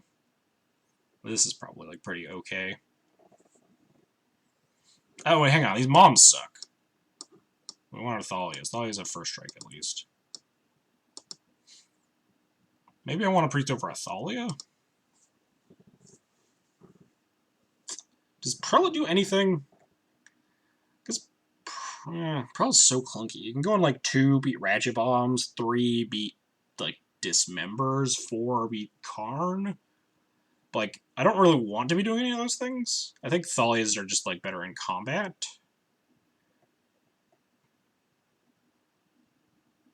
Just a question of, yeah. Because I'll just submit this. Kind of weird. It's good winning that game 1, though. We have, post-board games, we have a lot easier time addressing how good hands are. Assessing how good hands are.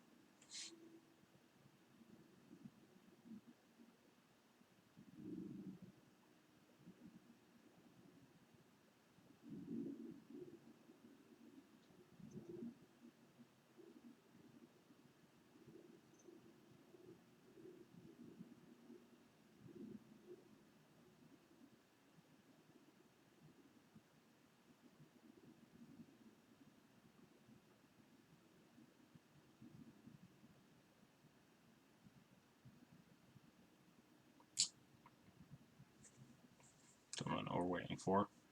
Maybe the opponent submitted and then submitted sideboard and then went to the bathroom or something. The old Caracas Punish. I think this hand's still good, though. Especially turn 1 Revoker can be powerful. Stoneforge is very good. Wisp is a card. Wisp can be strong against some things. Taking damage off this tomb is a little scary, but if like my opponent leads turn 1, just Overseer or something, you definitely want to just slam Revoker as soon as possible.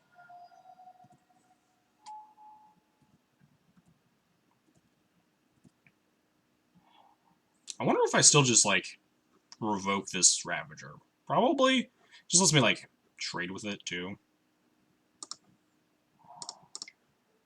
Look at me, I'm also an Ancient Tomb deck.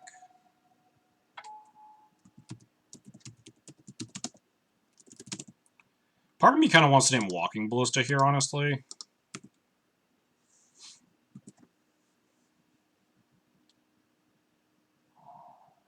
Wasteland me? Kind of with that. I'll block. I'll block the shit out of that Ravager.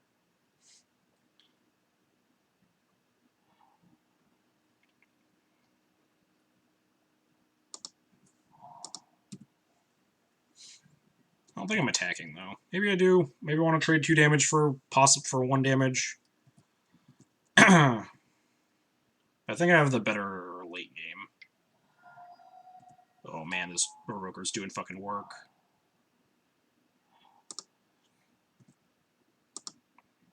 Now I'm definitely not going to block. Yeah.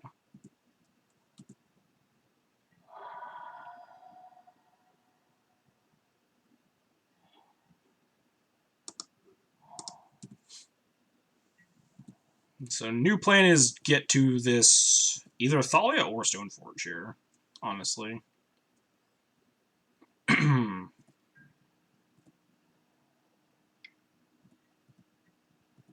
They both hold down the fort pretty well. Probably just Stoneforge for Batterskull here. Just like put this game away.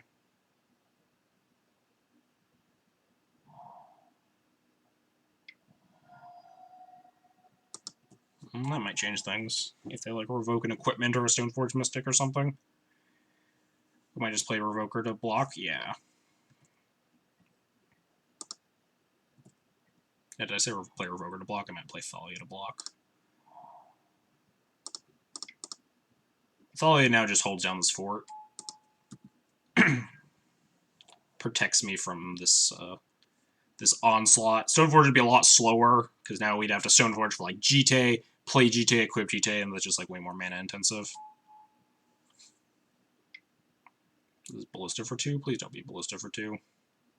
Oh, fuck. We might be dead. These Ravagers get back online. It's even like ping, they can keep their Ballista around with the Ravager. Just sack the Darksteel Citadel, and then like put 2 counters on the Ballista. We might just lose this game.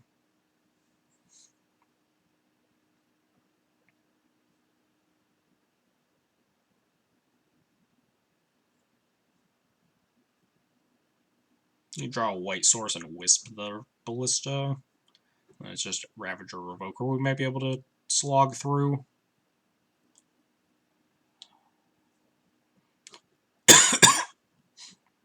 Oh, okay, they don't even sack the Citadel, they just make it a 2-2.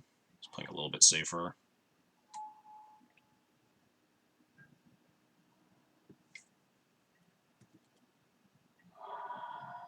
If we don't draw a white source, I think we're just hosed. Plow. Plow is similar to a white source. Pretty bad, though, still, all things considered.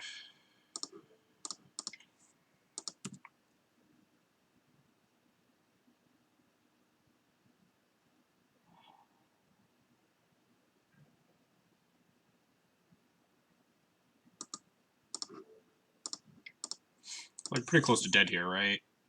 4, 5, 6, 7. I think 7 this turn, minimum.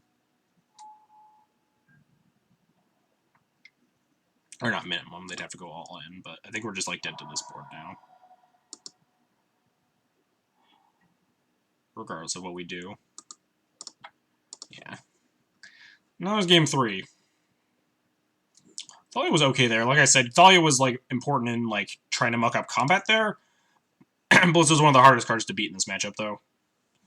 Not surprised we got.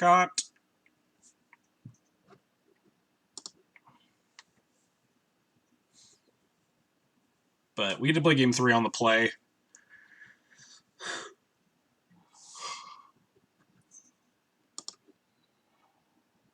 Ooh, this hand's a little bit risky. I think it might be good enough with like Wasteland, Sword, and Revoker, and Vial.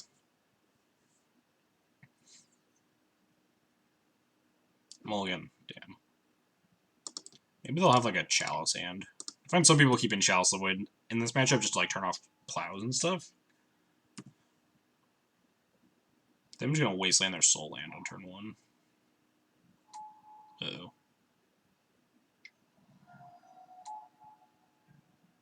I probably actually need to just revoke this Overseer instead.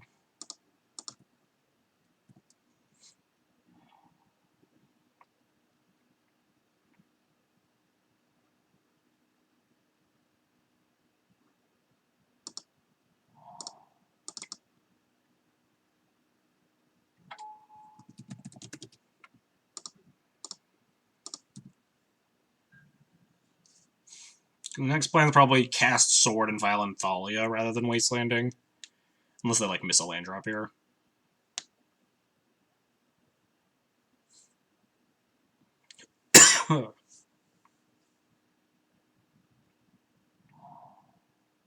Please don't just like 2-2 Ballista me.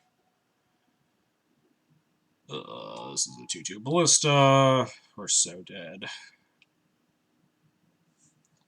Draw like another Revoker, draw a Wisp. Draw a removal spell.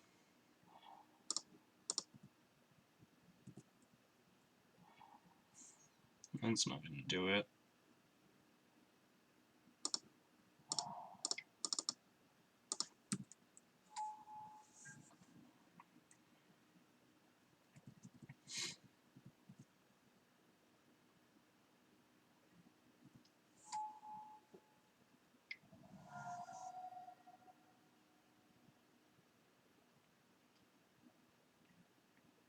Mind Stones, interesting. I don't know if I've ever seen that in a list.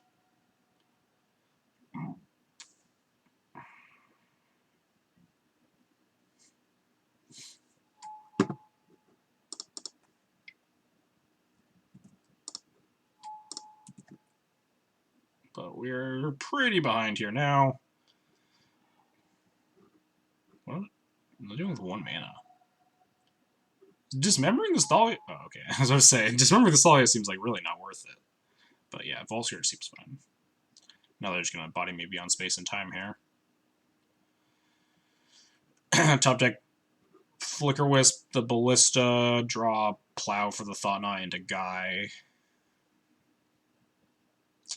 Man, we're getting just rocked today.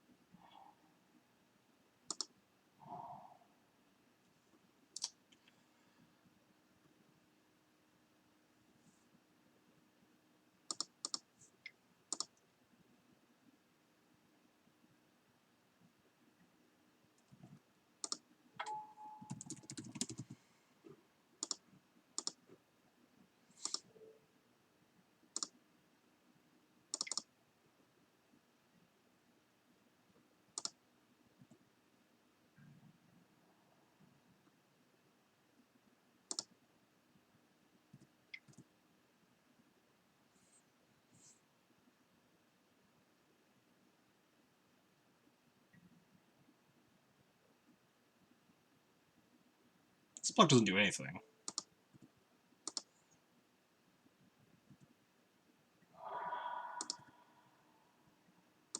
Oh no, I didn't leave up double white to cast Avenger. Shit.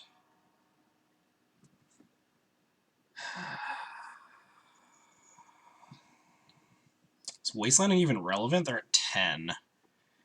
Is moving the sword on the Revoker... No, that kills my Thalia.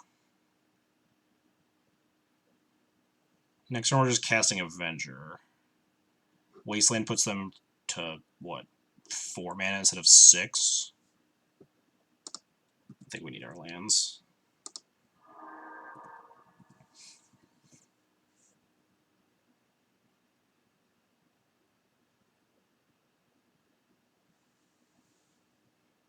Man, I really wish I had an Avenger in play right now. Moving the sword onto the Avenger and attacking with a 5/5 is really strong. Was not playing... I realized it after I equipped that I was like, I probably should have left up white in case I draw exactly Avenger. Thought he was going to block differently. Probably just chump block with the Vault Scourge. And I just wasn't going to be drawing a card that turn. Crack the Mind Stone. Another Vault Scourge. No, this is a Dismember.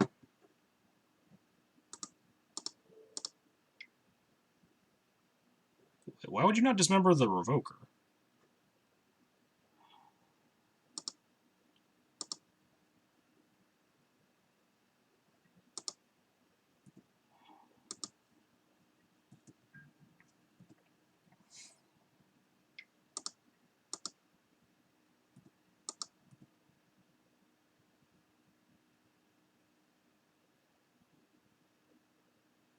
Oh, opponent misclicked. Okay, that makes sense.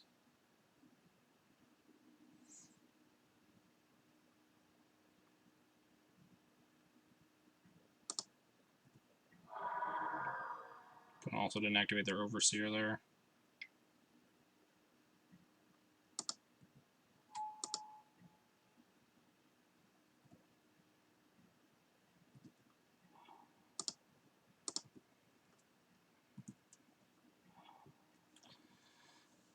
Plow's interesting. God, how do we do this? I have 18 minutes. I should take my time. They're at 4 life. I think I want to hold my Plow as a combat trick, or maybe just kill the Overseer. I think my plan is just Thalia equip. No, that cost me too much mana. I'll actually only have 1 mana to Plow, so it's Plow Overseer, play Thalia, equip Thalia.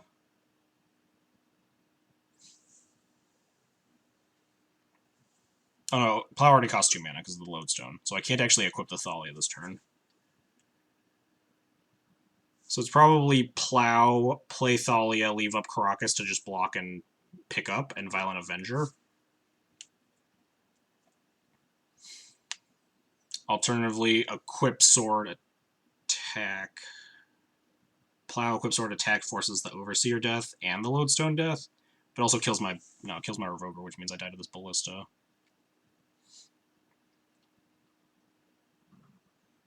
So Plow, cast Thalia, leave up Karakas and Vile on 2.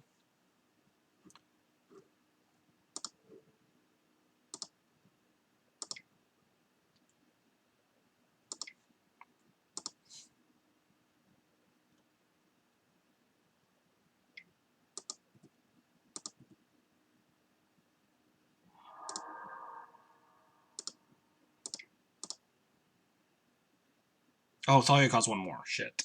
That's not great for me. Thalia might be chump blocking here.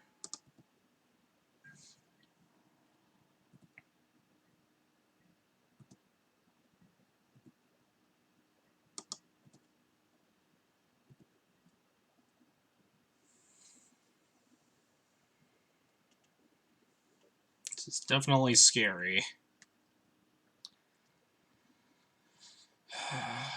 Is Avenger trading with Vault Scourge? Depends on how they attack here. If they attack all...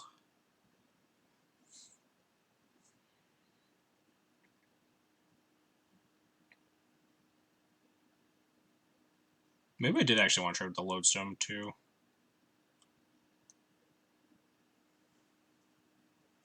If I equip with... No, because then I'm dying to the Ballista. God.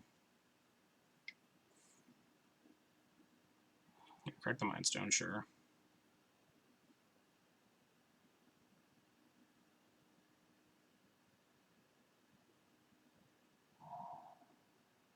Factory. Alright, we have a Wasteland, so that's fine. They, for some reason, tap both these tombs. We have lethal, but that seems unlikely.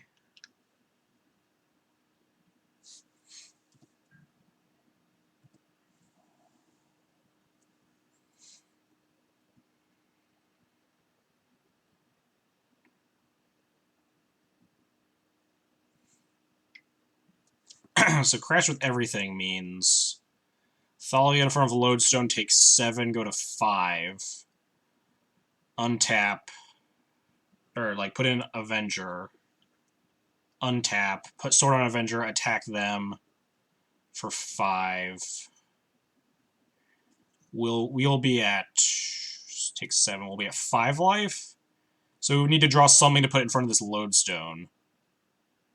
Or we're dead. We can block the Vault Scourge, and we can take damage from the Ballista. We'll be able to answer the Factory. I think we still need to top deck something, but I think our best out is... Don't kill the Vault Scourge, because we need Avenger. Block here. Take 7, go to 5.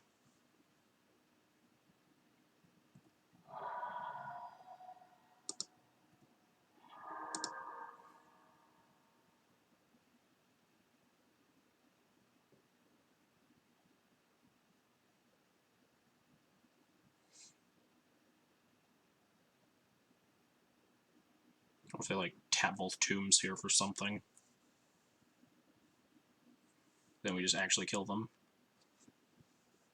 I think we might have been a lot better positioned if we had tapped right for that Avenger. Although the only reason we're in this game is because my opponent misclicked, didn't activate their Overseer, and didn't ping in response to my Violon 2.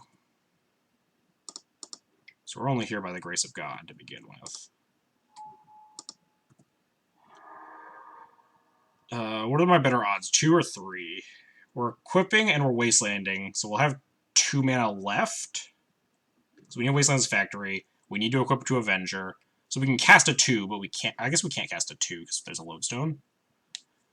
But we definitely can't cast a 3. What are our draws here?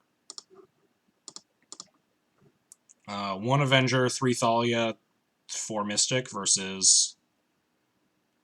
And a Relic Order versus, what? 1, 2, 3, 4, 7 draws? There's statistically way more 2s in my deck than there are 3s, and I can't play either. So I think I leave this Vial on 2. Flicker. Obviously, Flicker's like the god draw, but I think if we draw Flicker, we're just fine. We can just, like, play Flicker Wisp, kill the Ballista, equip.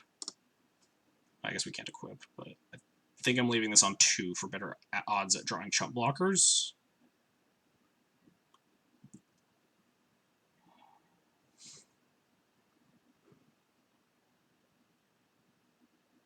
We can cast Batterskull.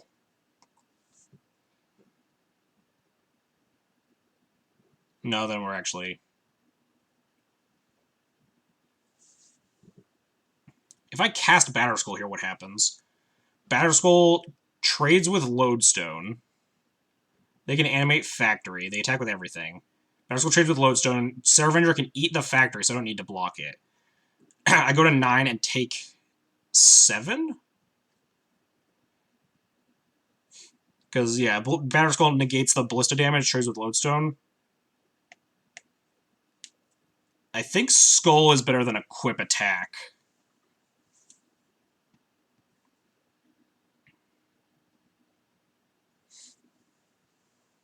Take 7, gain 4, yeah.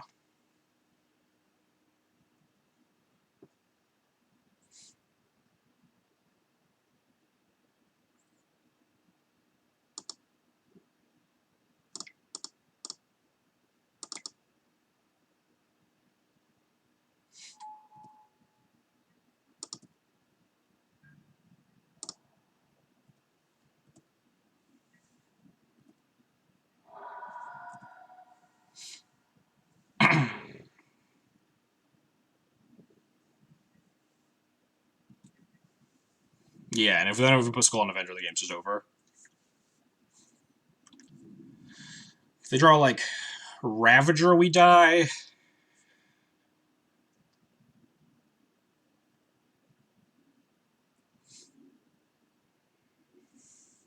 Dismember, we die.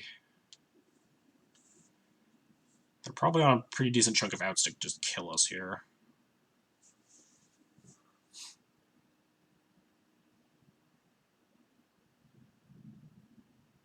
You can beat Ravager. I don't think we can beat Ravager. Maybe we can. I'd have to, like, do some math. They'd have 4 attackers, though, but I guess we would get to gain life. But yeah. Oh, no, we don't get to gain life, they sack. Yeah, we're, like, stone dead to a Ravager. They just attack with all 4 creatures. Sack everything we block. Put everything on the one we don't block. Yeah. And even if we did gain life, we'd be losing a lot of creatures to, like, for suboptimal blocks, because, like, any creature is lethal. We'd have, like, block with Revoker, they'd get their Ballista back, and we'd die. I guess we'd block the Ballista with the Germ. And they could move on to the Ballista, though. Yeah, we'd be super dead.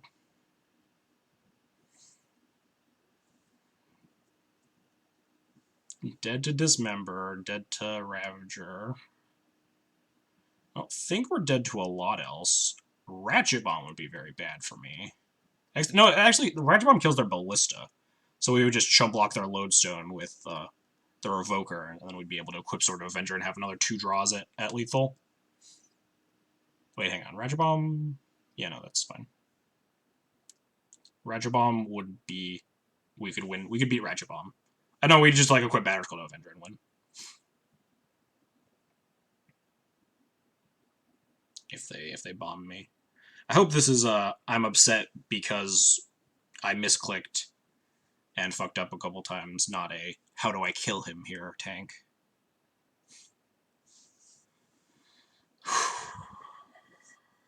This has been a sweat.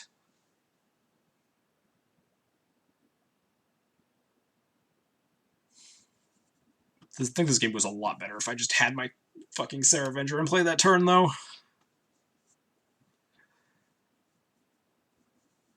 Because then we like have a lot more mana to. We'd probably still have a Thalia here. I think we would have been able to like Caracas bounce our Thalia, and also like have an Avenger with a sword on it already.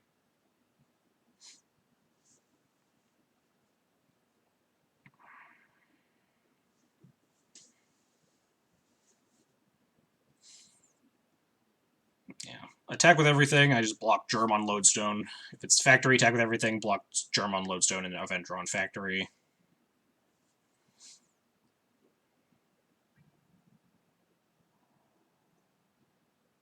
Yep.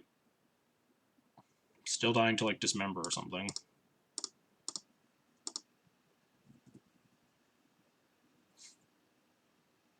Actually, no, they can't Dismember now. They would have, like, Tomb to animate Factory and cast Dismember there.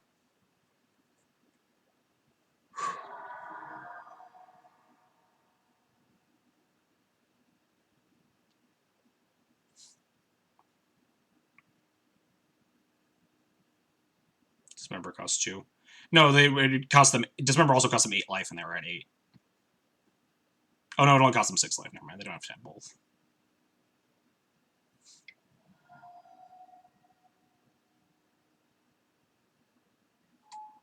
Revoker on Batterskull? Oh no, we can just kill it, but yeah. All right, let's see what we draw here.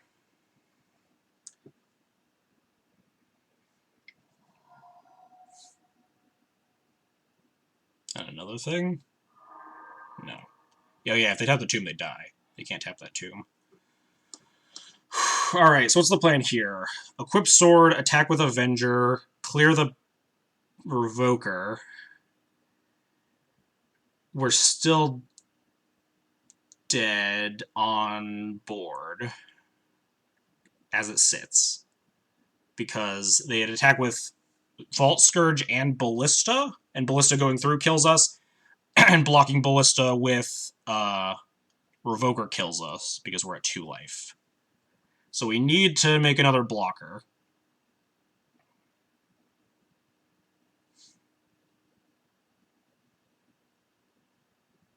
So that means we're going to equip here.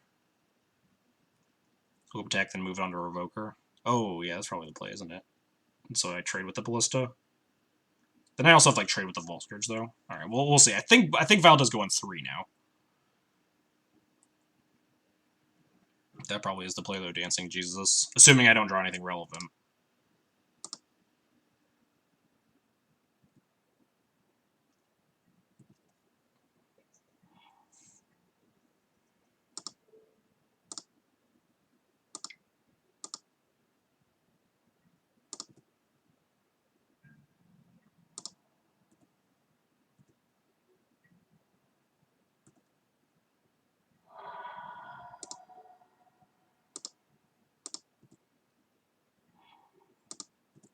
I mean, we didn't draw anything relevant. So the play is now move sword to the Revoker, trade with both creatures, and have a Batterskull in play. We can't even pick up the Batterskull this turn, is the awkward part. I can Wasteland one of these, for whatever that's worth. It might not be worth, actually. They will have 7 life, so they can tap both. So maybe it is still worth. Wish we didn't tap Port. Oh, we could Port instead of Wastelanding.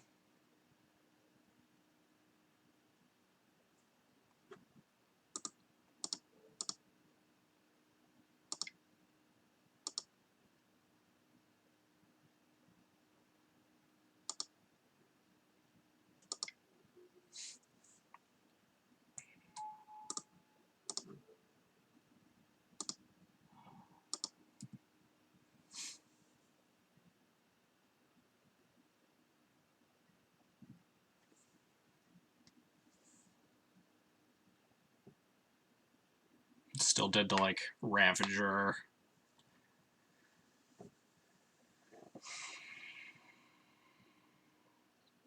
If they don't play another creature here, I think we can win though. Because then we can like port their tomb and pick up our Batterskull, put the Batterskull back into play. This is so yeah, this is stressful as hell. Oh god, this has been such a fucking game. Only because my opponent like misclicked like really badly, and also like missed 2 damage after they misclicked. They like forgot to activate their Overseer, which missed 2 damage, and we're sitting here at 2 life. So they're probably like very tilted if they lose this game. Like very well within their right to be, but if they attack with both, we have to block with both. Trade the whole board. But then their Mox Opal's dead. All they have is a tomb left. They'd cast a 3-drop before they attack though. And if they play another creature, we need to just top deck a thing. That's all that we can do. What can they draw that they would have to tank on? I think they're thinking about like maybe whether or not. No, they have to attack, right? They're priced into attacking. If I untap, I win. If they have like Ravager, we just super die. Yeah, this is an attack. Attack with both. We are 100% priced into blocking.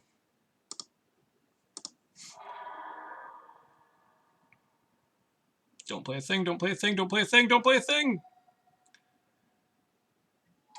Oh, God. Oh, no. Revoker. We need to draw a thing here really badly. Namesake their vow, really? I guess that's fair. Naming Batterskull doesn't do anything. Oh, God. Creature 1 time, no whammies! Oh, yes! Flicker Whisper Batterskull.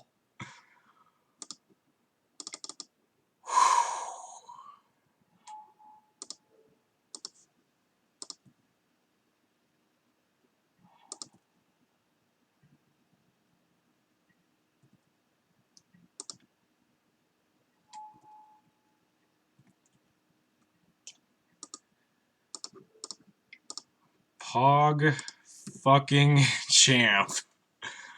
Oh. They can't even tomb plus blows to me because we ported them. Oh.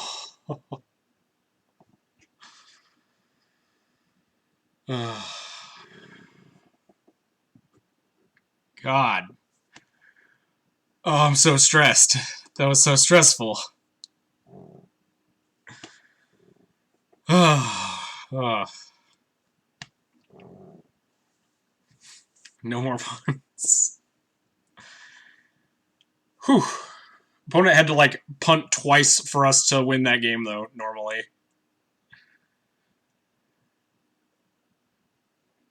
And we had, like, the more minor punt of, like, we didn't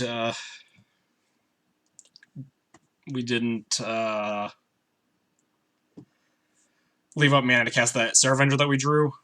That was excellent television. Yeah, that was fucking nail-biter to the bitter end there.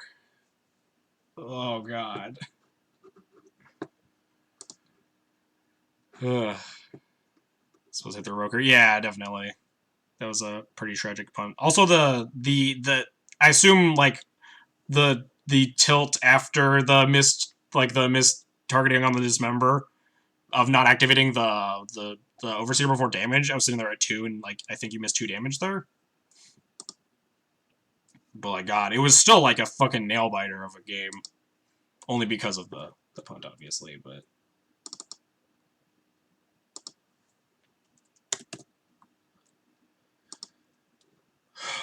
Ugh, I was sitting here sweating that whole game.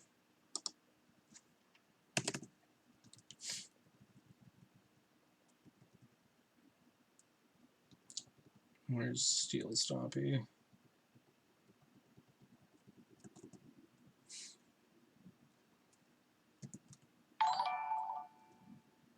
Wits End, thanks for the follow. Appreciate it. Cards Magic Never played so. Yeah, Jesus, this is so fucking scary. Do we win game 1? Yeah, we won game 1. Anyway, I know you jumped in and you were talking about your match level, but I just like didn't read it at all. I was super zeroed in on that game. They had a dismember and they targeted my Thalia instead of my Revoker, and if they target Revoker, they just win the game on the spot. It was a really rough misplay. Or not misplay, misclick, sorry. So how did your game end up, Lomer Boy? I have a second to take a breath.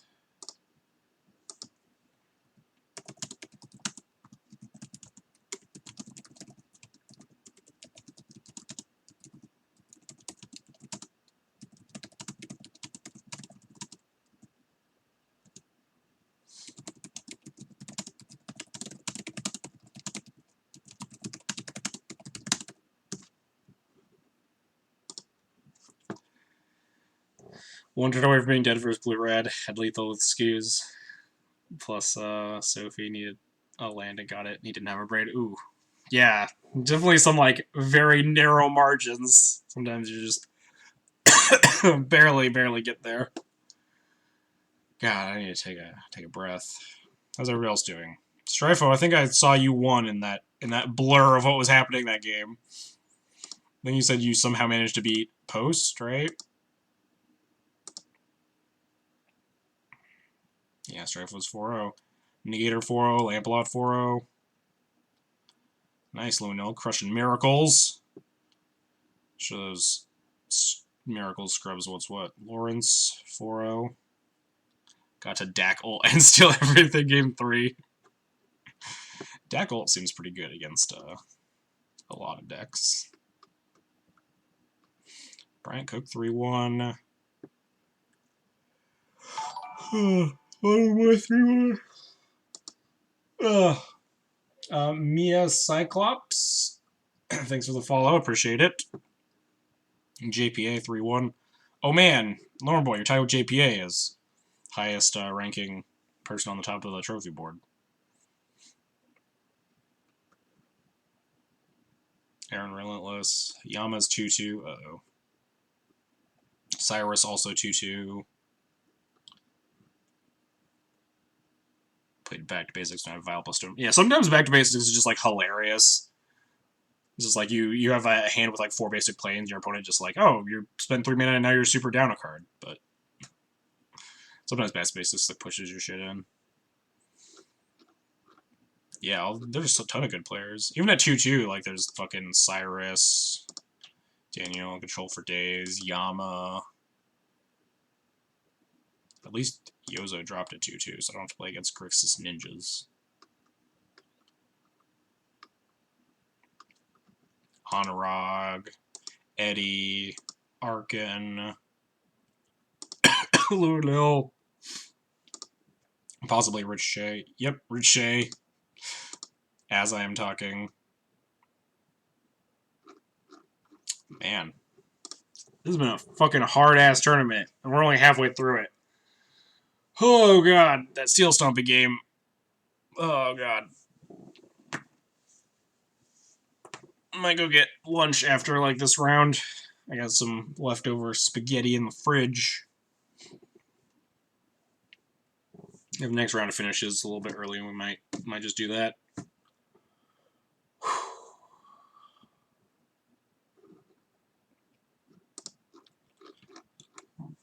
But this is why I enjoyed playing this challenge. All of my matches so far have been really enjoyable to play. With the exception of our 4-color match in round 3, which is kind of a bummer. But like just like really good players, really tight games of Magic, and just like I really like these like nail biter games. I really like just like learning and like we've already misplayed twice today in 4 rounds. Like very narrow margins, but like we did like fuck up the drawing Avenger line against Steel Stompy, and then the like my Storm opponent finding Thoughtseize in that match 1. Just like you do get punished sometimes for not playing 100% tight 100% of the time in like a format, or not a format, in a tournament like as high stakes as this. Yeah, I'm sure I've made more than those 2 misplays, but those are the 2 ones that, like, stuck out in my head.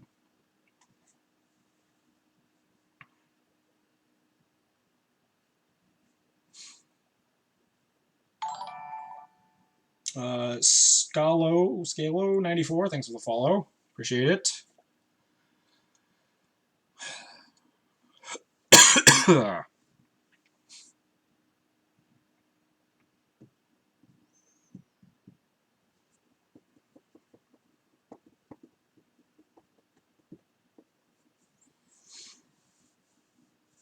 Keep winning, Strifo. Keep making my breakers great. I've already forgotten most of my other opponents, though, so I don't know where my round 1 opponent is.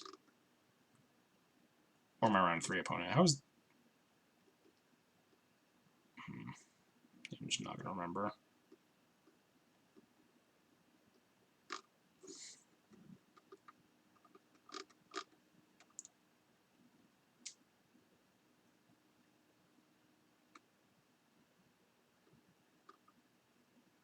Oh, my round 1 opponent went 0-4, so that's not good for me.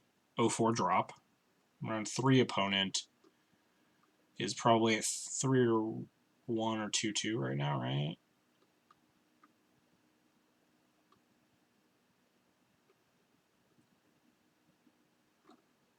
I forget their name, though.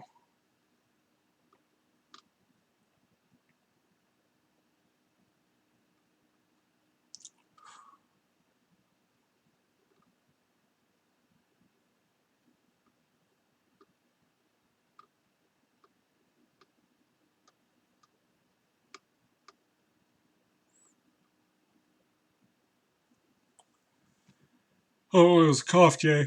They lost. Anyways.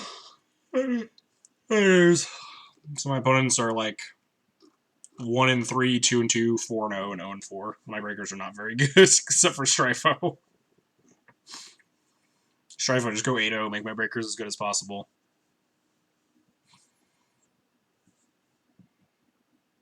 A Bomb Diggity is our opponent.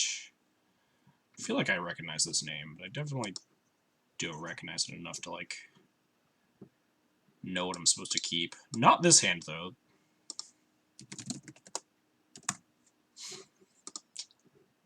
This hand, is really bad. 5-land Thalia. Unless my opponent was, like, 100... Like, if I was against Cyrus, maybe I keep this, but even then. Like, this hand's very bad. Oh, this hand's much better. Playing versus Brant Cook. Ooh. Might be a little bit dangerous. Should I tell you what they're on? Nah. I like to keep it in the dark until, like, we get to, like, the top 8 and stuff. Do I top this? We'll find out in a second. We already kept... I'm gonna top this. We go for, like, land Vile into port Vile and Mom. Once we get, like, top 8, I like talking with, like, some of the other people about, like, what the top 8's all on, but... Because it's generally how, like, paper tournaments work, too. Like, you get deck lists.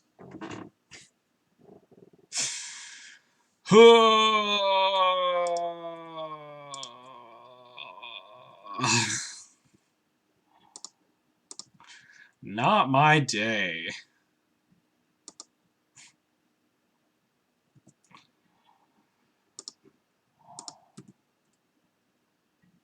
This opponent didn't have too strong of a start. Goddamn elves in this goddamn event. Yeah, exactly. It's fucking elves players. Thinking they can come in. They're stupid little green creatures. Gaia's Cradle Pass is not a show of strength. They might play a creature game turn or post combat main here actually.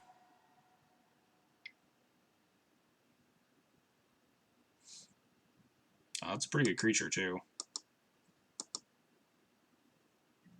Unite in our hatred for these stupid. Exactly, yeah. We need to draw a land so I can plow the Birchlow Rangers and port the Cradle. Jesus Christ. We're so dead if we don't draw a plow. Or not a plow, we need like a land. And even then we're like still dead.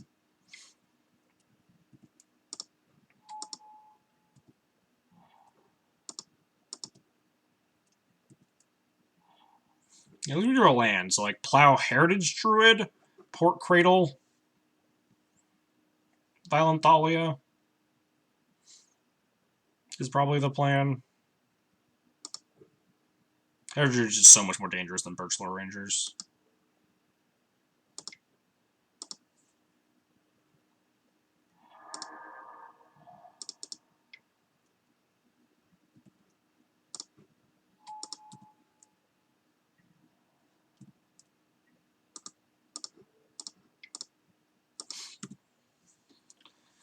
I think I just need to slowly take this vial up to 4. Our port's pretty, like, locked in for usage, because we just, like, never can let them untap with this Cradle.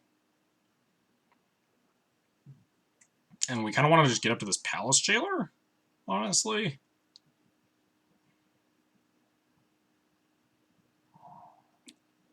Uh-oh.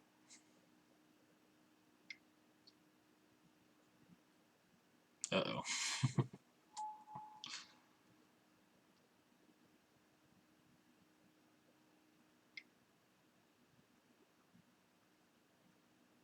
Uh-oh. Might just be dead. Looking like we are just pretty dead.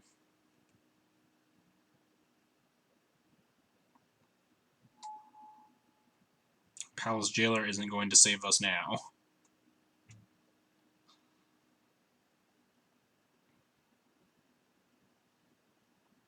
Yeah, the Symbiote is, quite bad news. Time to top deck our, Orzhov Pontiff we don't have in the list.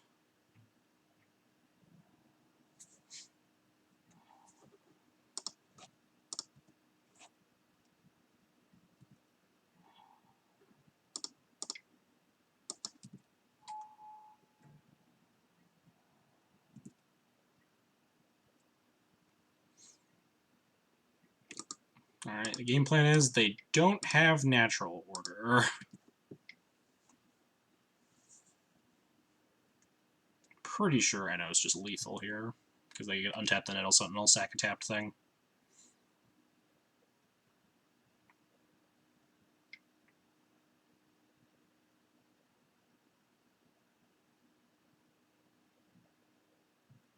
Oh, second symbiote. Mono Black Goblins list. Played E-Plague on Gobos in the mirror the other day. Does not seem like the greatest plan.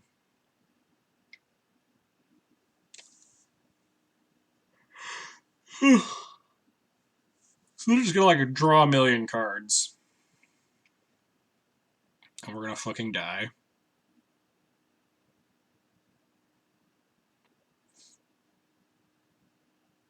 Assuming we're not already dead. They'd probably just still kill me with natural order here. Yep, looks like we're pretty dead.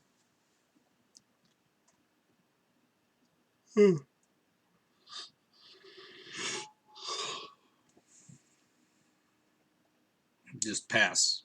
Stop doing anything. Don't tap your 3 guys for 3 more mana. Just have nothing. Play D&D and paper and will always be paired against elves forever in every event. Yeah, that's generally how it goes. Just run elves and you die. Our our game matches today have been the Strifo matchup and then the elves matchup, so you can't win them all, especially with a deck like D&D. You will definitely have matchups where you are just not winning.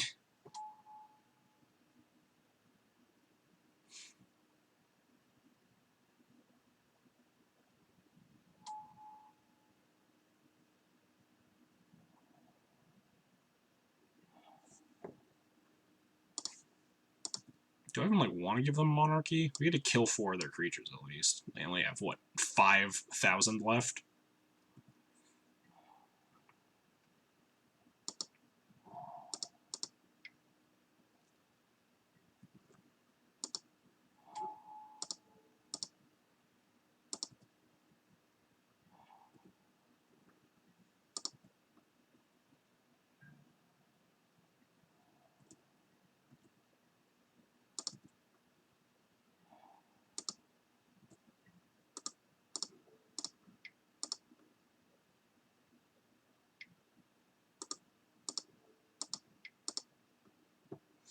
I wasn't supposed to port that. I don't think it matters that much, but because I can untap it. I'm supposed to port it when they like go into combat or something. But I think we're just like dead. They're just gonna NO me here. Send a really nice elf storm token when I get paired against elves. Yeah, we're just dead.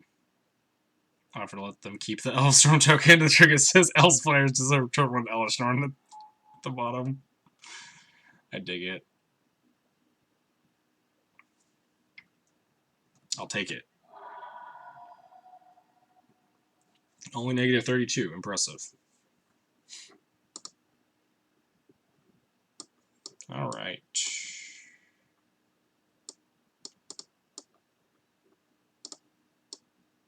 So we definitely want all of these. Want all of these.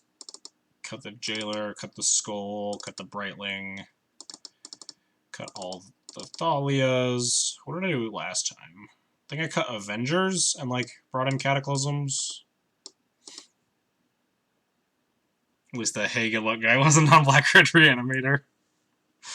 It feels bad. I think I cut the Avengers and brought in one Cataclysm, and then I brought... Oh, I cut out a land, and I cut Karakas and brought in the other Cataclysm. Sounds like a copy pasta, but it is my real life. I mean, I wouldn't be surprised. It's, some people do have just have the curse. Avengers good results. Avengers okay versus elves. I wouldn't say it's good. It has flying, which is not nothing. That's not really the plan of attack for this matchup, really, though. It's more connect with GT, stop them from doing their stuff. Avenger is good, but I think it's the worst card in my deck after I cut all those other cards, and I don't think it's particularly close.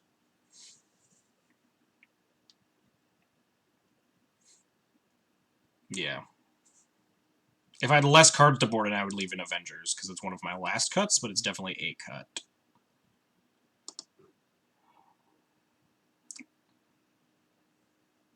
Cataclysm into Brainstorm Lock, got him. These are the hands that I keep against elves, and I just always lose.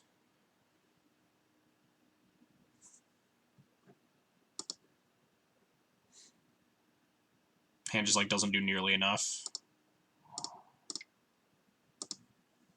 Crushed him 2-0, nice.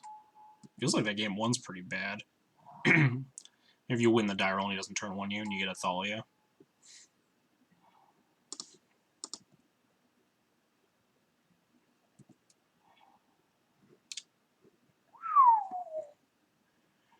Pretty good. I almost want to just like plow and waste here though.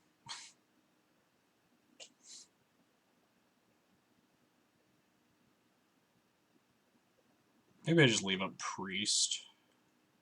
Do things next turn.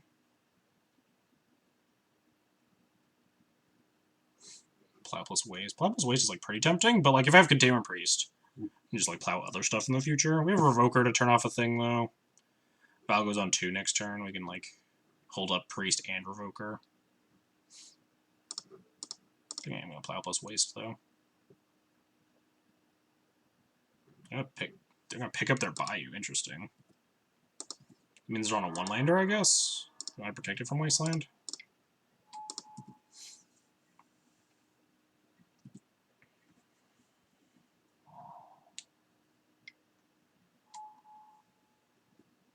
How's it going? Not great. We're playing as elves and we're 2-2, so could definitely be doing better. But been a fun day though. So we can revoke the Findhorn Elves, Wasteland the Bayou, and leave up Containment Priest.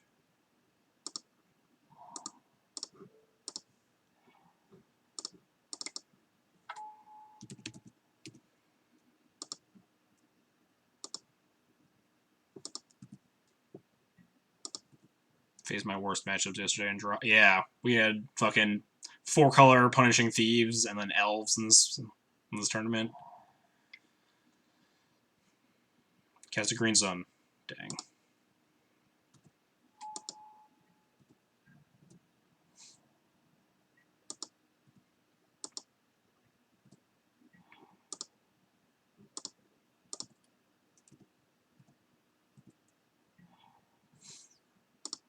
I'm getting a little punished here by not putting in the Containment Priest last turn.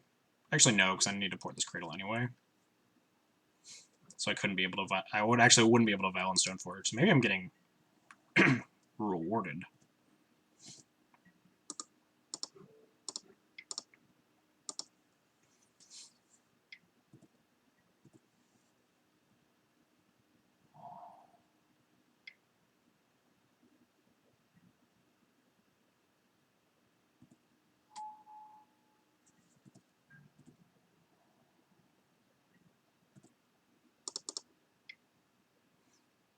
Ask how you lose from here, but I'm scared.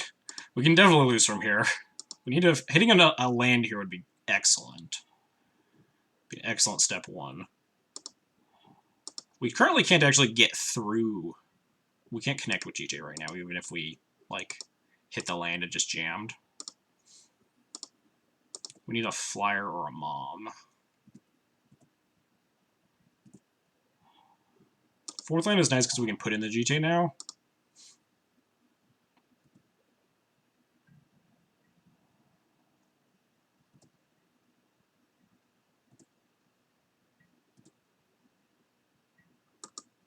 This is a spot where you do want something like Avenger, because flying is relevant to try to connect with the GT and stuff.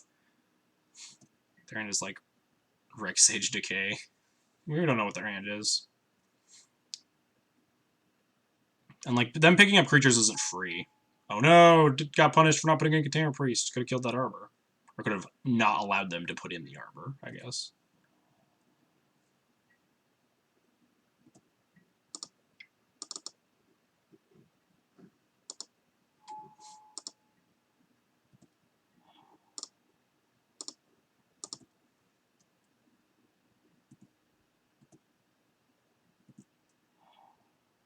Ooh. Wait, hang on. Plow the Symbiote. Port the Arbor? We don't have enough mana to do all that yet.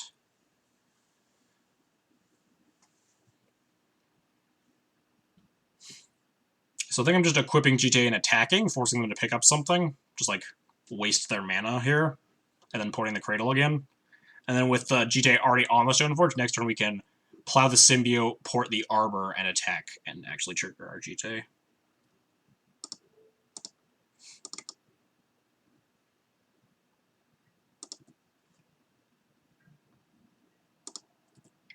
This forces them to like pick up a thing, so at least cost them either a land drop or a thing to cast.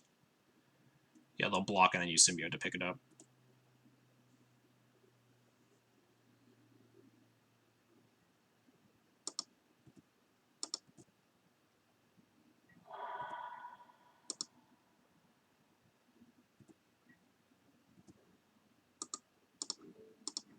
Could break badly if they have just the natural Rex Sage in hand.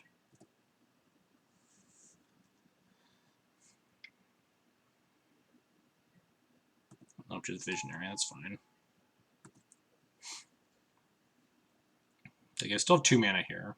Still have 3 mana here. Quarian Ranger plus... No, just Quarian Ranger.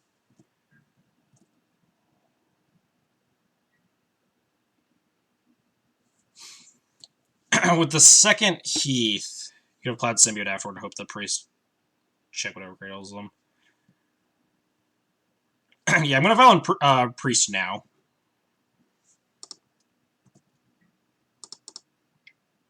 To beat second Arbor here.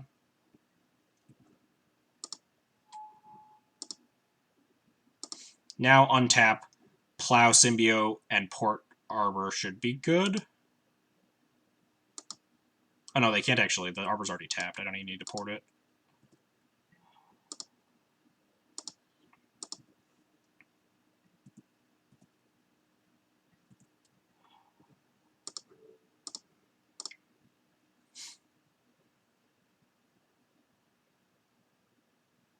They can't untap. They can untap with the Wirewood Symbiote, in which case, yes, we need to port it.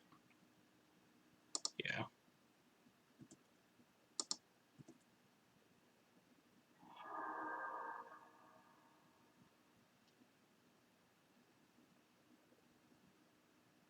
Wait, they can... Hang on. Now if they block... Do I need to path the Quarian Ranger here? Because they haven't used the Ranger this turn. So they can block... And if I port it, they can... Oh no, if I port it, they have to pick up the forest to untap it. So no, I can just port the Dryad Arbor. I don't need to use the path. So they've used the Quarian Ranger to untap, they can't use the Quarian Ranger to bounce. Yeah, I don't need to path. I can just port the Dryad Arbor down.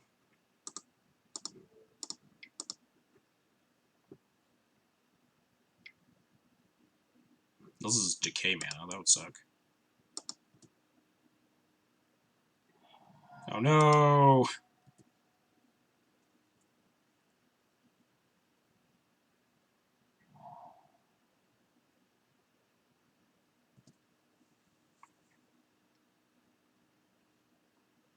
Now do I want to path Quarian Ranger? Just take more stuff off the board?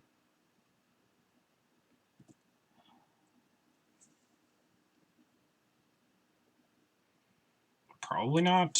I don't think so. I think the things we're dying to are like Hardcast Hoof or just like getting ground out here. So I think I want to save Path for like a more relevant thing.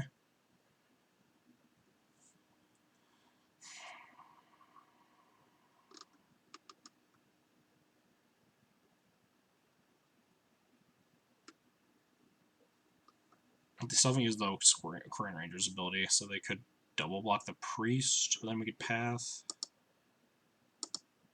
So yeah, I could attack him with everything still.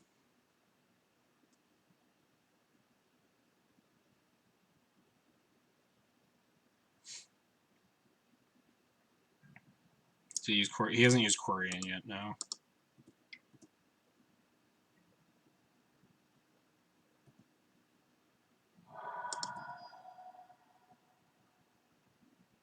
Question is, do I want to path this Quarian Ranger? 2 cards in their hand are Fyndhorn and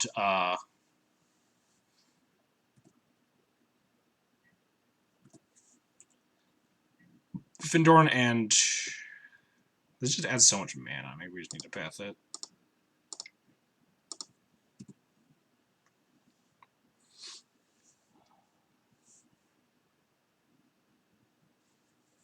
Fyndhorn and Visionary. Sorry, I kept not finishing that sentence. But we'll be able to start like porting the Cradle again after next turn.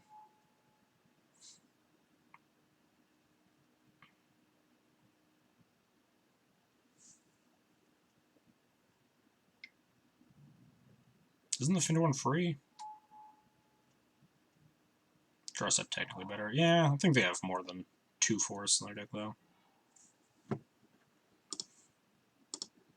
Now what are we trying to draw? Another Stoneforge. Flicker Wisps are just like kill spells at this point, so those are probably okay. Cataclysm's certainly interesting. We keep Containment Priest or Evoker, plus probably like the port.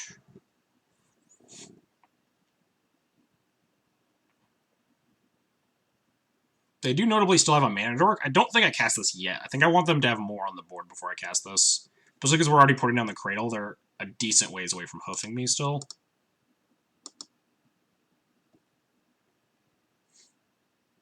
Yeah, I don't think Cataclysm's good yet. It's close, though. Attack with just Stoneforge.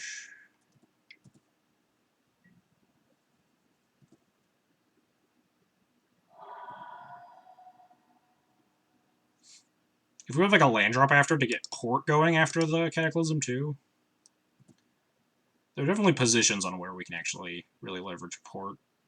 Or really leverage this Cataclysm. I don't think that's this yet. How do they find Arbor? Dang. There's Decay on my Priest. Ugh. Jeez. Now I'm probably just dead, right? We're just gonna get like NO'd.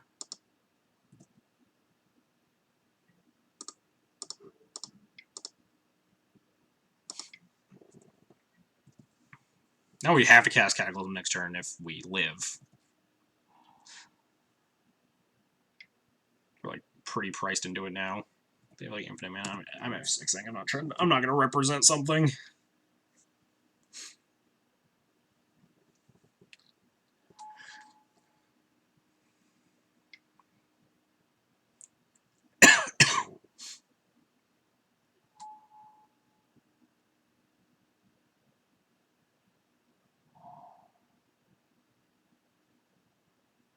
Kells beats a single hate card so consistently. I mean, we did have 2 hate cards, notably. They needed both these decays to be in a decent position.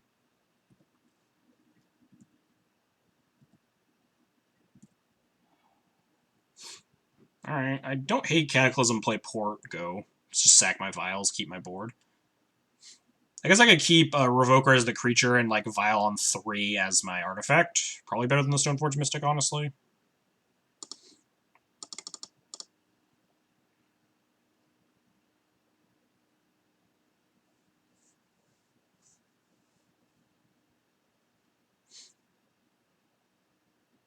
And, like, pick up their Dryad Arbor here.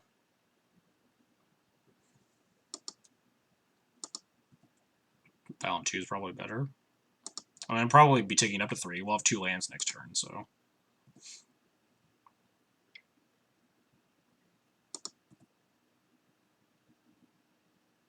Alright, I'm keeping planes.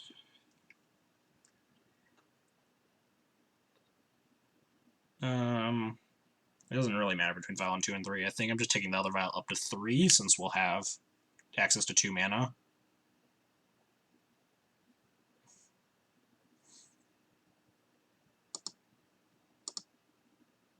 I'm surprised Moto has the ability to let me keep an artifact and an artifact creature. Surprised Moto can trudge through that one. Keeps Cradle and Scoos. The Scoos does get really big. Oh, almost just F6 without doing anything. Without playing my land.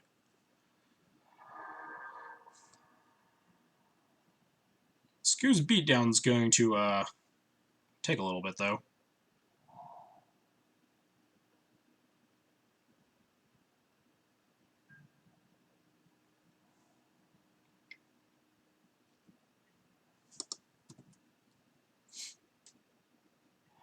Fetch Arbor, Cradle, pump twice.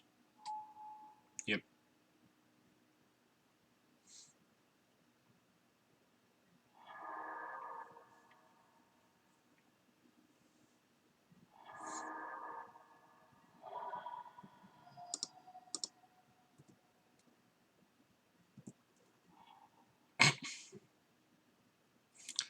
Right on time, Cage. Right on time.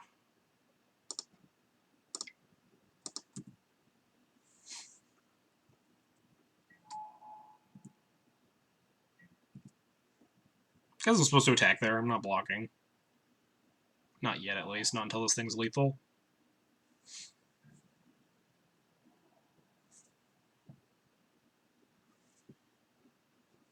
Am I blocking? Am I blocking his Dryad Arbor now? Probably. How much mana is this? 3. So this pumps to an 8. No, this thing's gonna kill me in 2 turns, so I need to be able to chump block it next turn.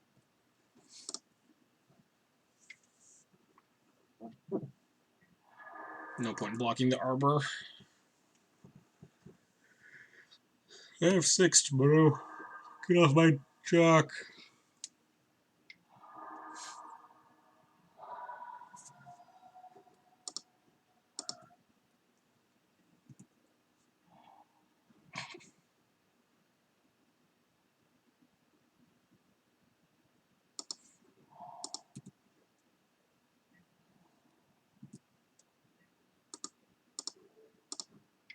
Just gonna port the Arbor so I take 1 less damage this turn. If they like decay, we just die, but whatever.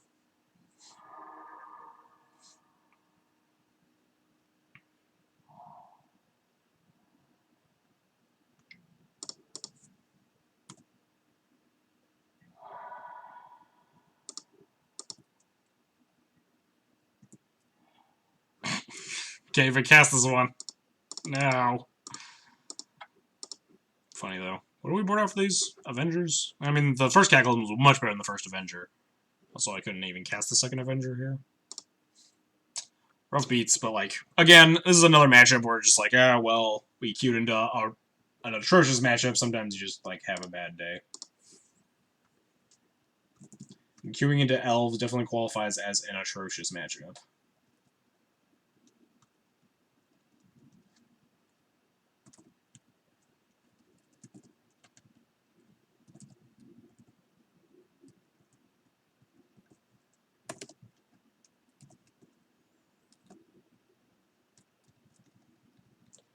All right. The old 2 and 3. Trudging along.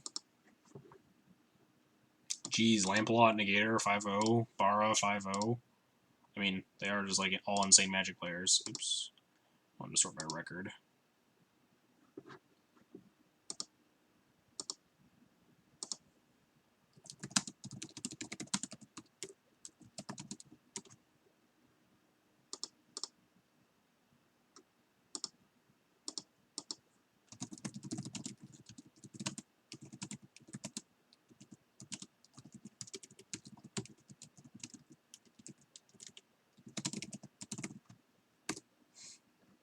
I don't recognize as many names as one. There are a ton of names. Hang on, let me scroll through them.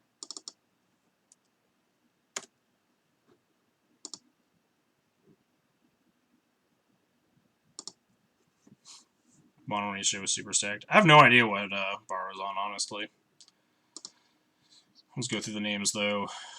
A lot of them, like, just fucking died, too. Eddie, Yama, me, White Faces. Oh, White Faces is 1-3. Rip. 1-3 drop rip.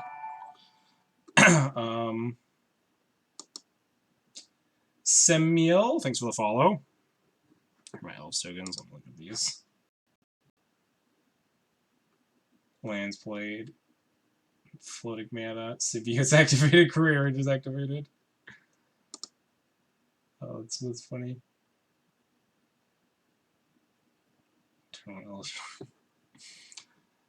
Strifo. Ooh, Strifo picked up his loss to Negator. A Tog Lord. Tangrams apparently was someone. Stefan.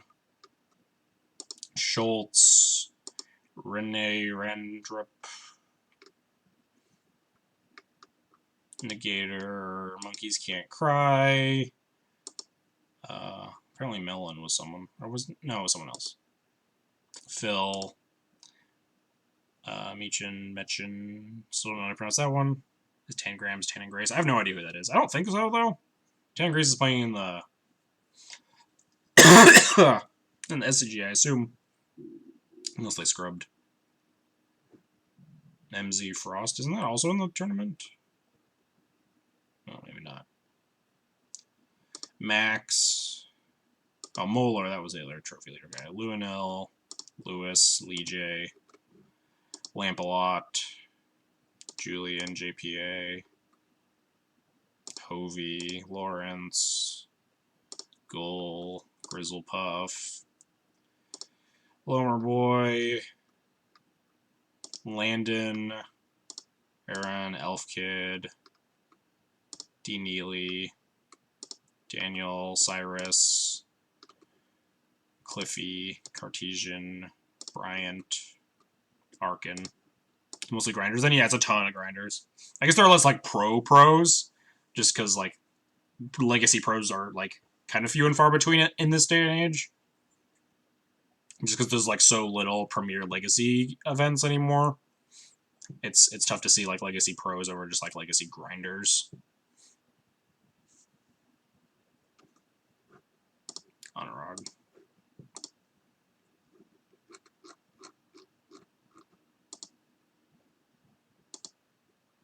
I don't want to sort by record, not this. So we're in the chump change bracket. We win out. We can still top 64, but you know, I'm just here to play, have fun playing some Magic. So I'll be here.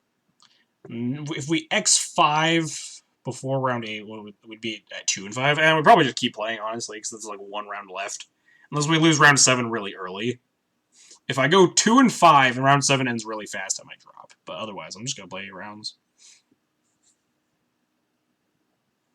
Grinding some of the older formats so I can play in the future playoffs. Yeah, if you just have like a bunch of points in one format, you just like play others. You can just sit on your points for the whole year, I'm pretty sure. Play Legacy, play Vintage, play Pauper? Is that the last one with points?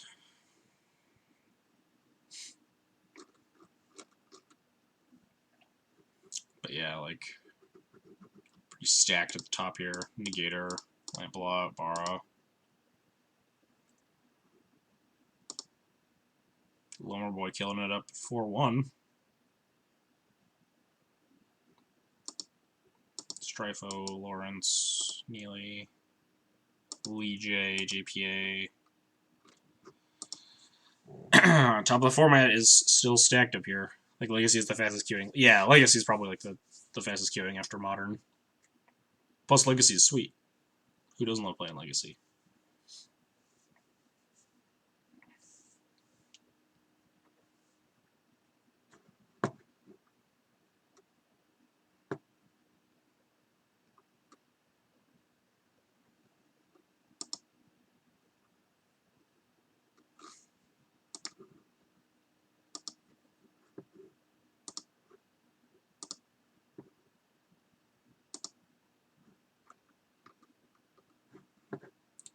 Alright. Kept Twitter updated. Updated the banner. We still sitting here. I will grind to the bitter end, mostly just because I love playing Legacy. I don't really...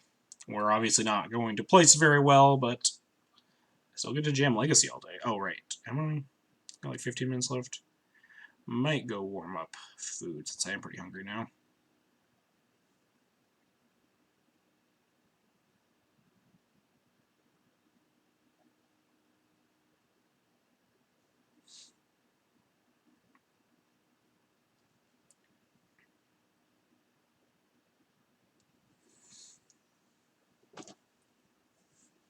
I feel like I had to play non-D&T things. I like D&T, but it seems like playing something else might be better, make me a better Magic player because my D&T abilities seem fun already. I mean, play what you want to play, right? Play what you enjoy, play what you want to learn, or what you think you would enjoy. Definitely don't just like tunnel vision to D&T just because that's like where you come from Modern. Like, D&T's fun. I love D&T, obviously. But Legacy also is just the format where you can, like, pick an archetype, basically. You can, like, basically Legacy has a deck for every playstyle, which not a lot of formats can say. You can legitimately play basically everything you want in Legacy.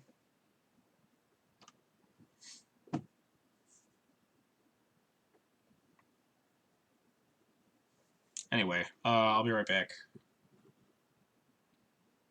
I'll make a note.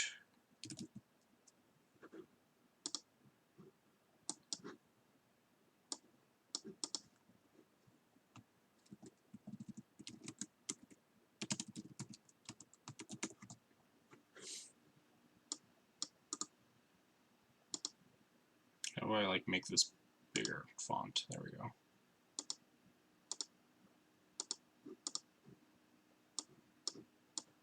Alright, cool. Peace out. I'll be back in, like... I'm gonna bring the food with me. I'm gonna sit here and eat. But I'll be back in, like, a couple of minutes or whatever.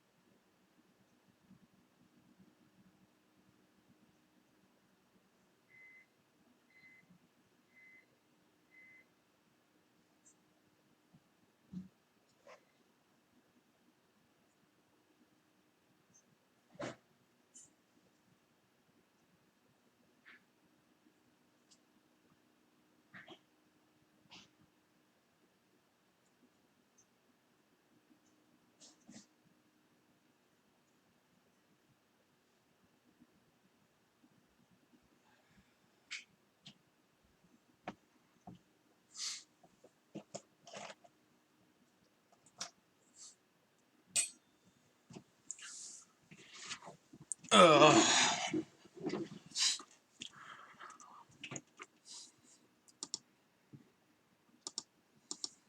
we're back. We got 10 minutes to eat this spaghetti before the next round starts.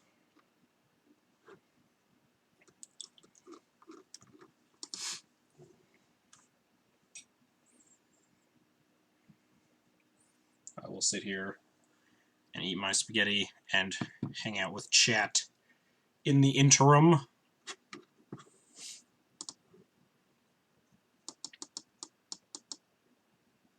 Probably muting myself in the food eating portions.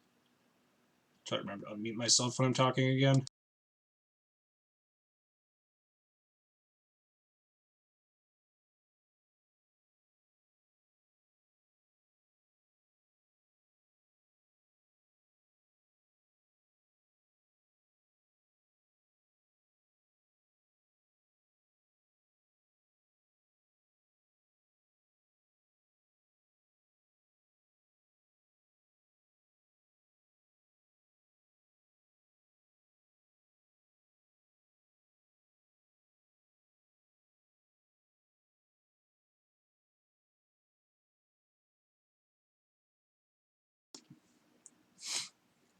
Does anyone else out there have any updates on how they're doing in the league?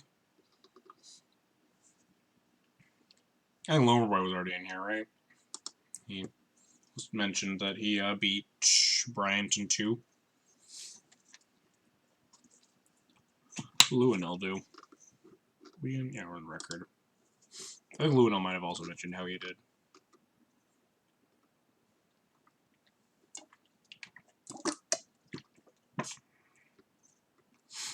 Lewinell's 3-2. Lewinell's beating me. Dang. Gotta catch up.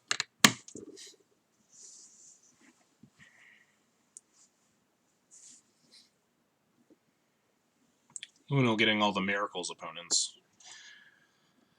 While I sit here and get bodied by Stryfo and Elves. Hello. Let's get some cat cam.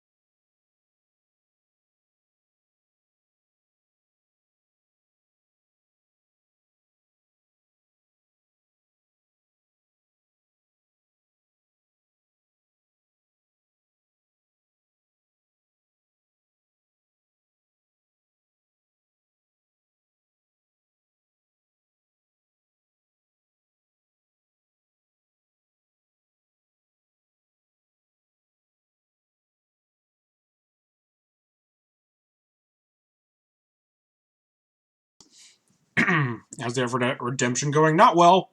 Went 2-3. We queued into elves for our 5th round, so like 2 completely rancid matchups and then like some real bad beats versus 4-color loam. We had a really sweet game against Steel Stompy though. It was a super nail biter. Only because my opponent misclicked though. My opponent definitely wins easily if they didn't misclick. But yeah, 2 and 3, not the best, but having fun. Playing Sweet Matches Legacy. Also, the camera's still fucked because I was still doing cat cam. I guess the cat's more interesting to look at than me right now while I'm sitting here eating anyway.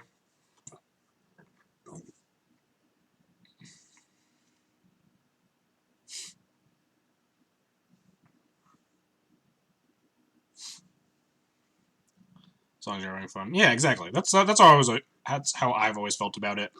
Like, competition here is insane, and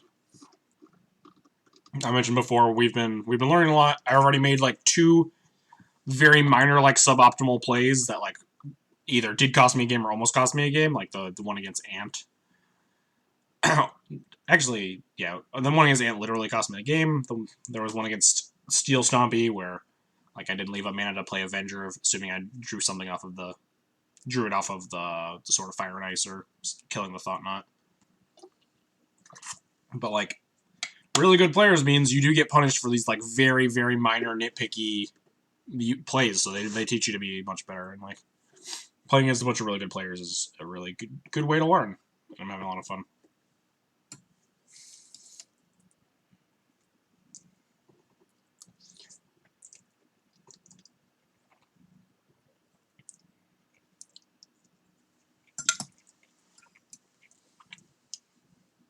Oh, I forgot to mute myself while eating. I don't want you guys to listen to my gross eating sounds.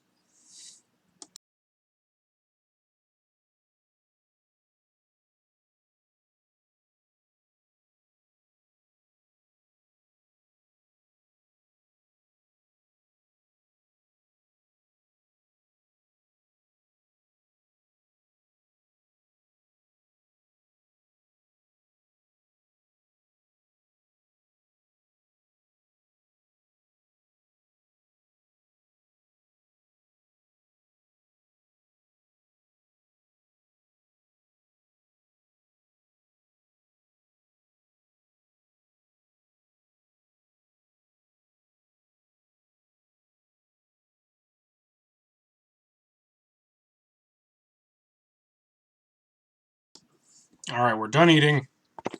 Lunch has been had. Back playing more Magic. Next round's almost started. Let's get going.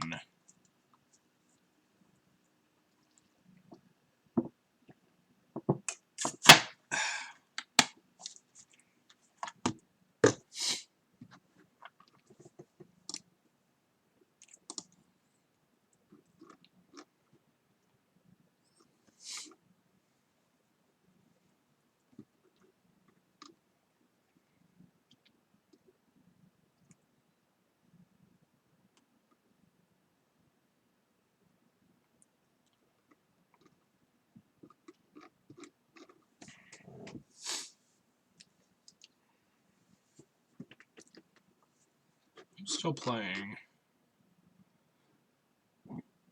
Dope Defee and Eco Baronin. Pretty tight game on clock.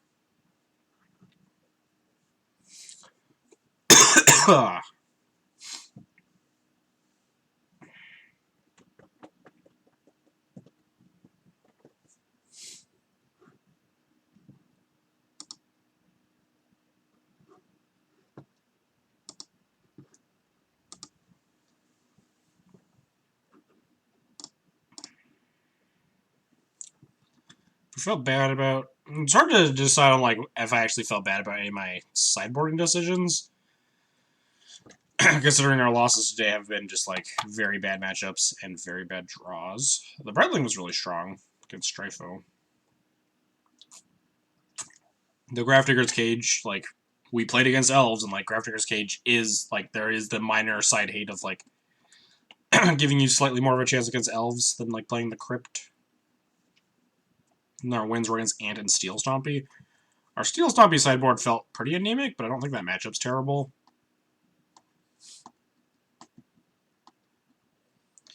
And our Ant matchup feels very good at this point. Well, not very good. Still a little bit coin flippy, but much better because we're on like triple Chalice on the sideboard.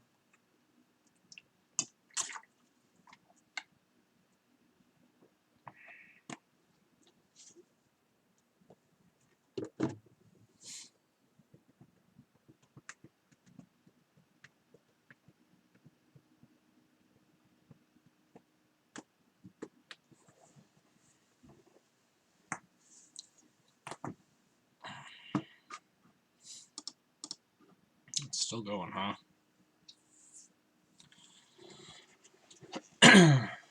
So the real question is, like, do I feel comfortable playing a list like this in paper? What would I change if I were going to a paper event next week, which I am. I'm not sure. I've not been thinking probably great. Right now, Krakus is probably weaker than usual. Then Q into Control and Reanimator for no other cards actually to win a game. But yeah, of course, it's always the like, oh, maybe we can cut this card for this other card. Then you immediately like regret your decision. Maybe we can cut a Chalice for a card for a fair matchup and then play against like Ant.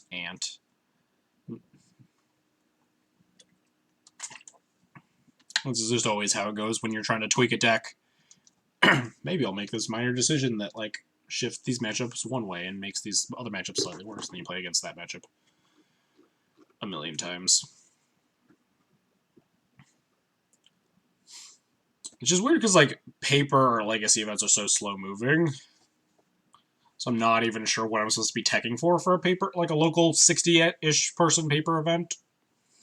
Like I don't think Blue-Red Delver is going to be like that big there. I think everyone's just going to be playing like Legacy from 5 months ago, because that's just how Legacy works.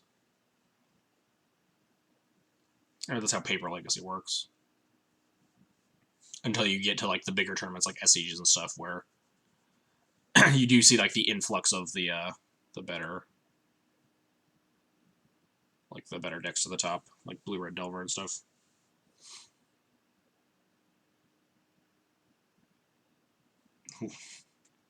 Won game 1 with Batterskull, lost game 2 despite resolving Grip. Did you lose the game? Was Rip still in play by the end, or did they blow it up?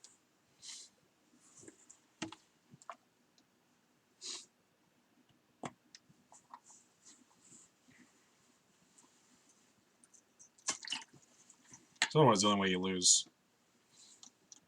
is like Hardcast Grave Titan or whatever, Dark Writ Grave Titan or Lake of the Dead Grave Titan or whatever.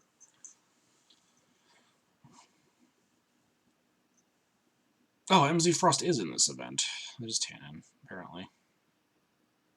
Died a Chancellor. Oh, it was already. Oh, the Chancellor was already in play. Okay, that makes some sense. That was the case that my brain had considered, but I didn't mention they had a thing in play before when you played the Riff, and you couldn't find anything to beat it.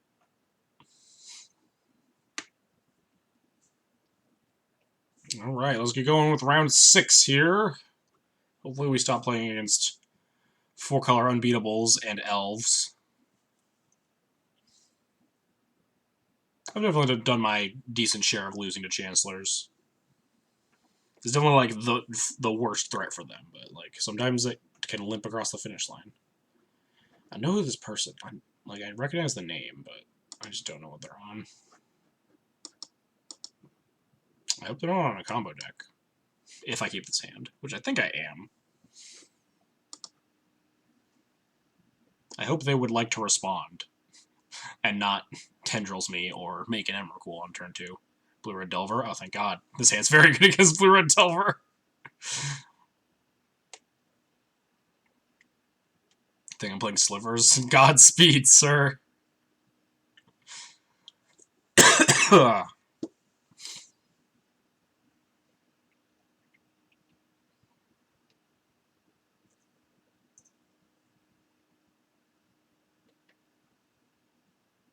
He's not on Blue-Red? I don't know what he's on. I already kept this hand. I kept this hand not knowing what they're on.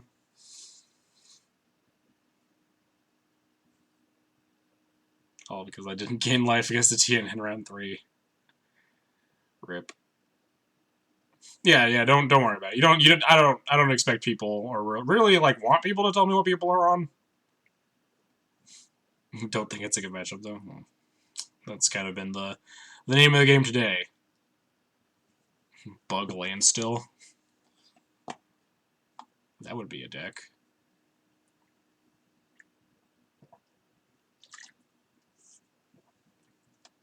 Bar and Lamplighter dueling. I'm not sure if Bar is on D&T, but I know I'm pretty sure Lamplighter is.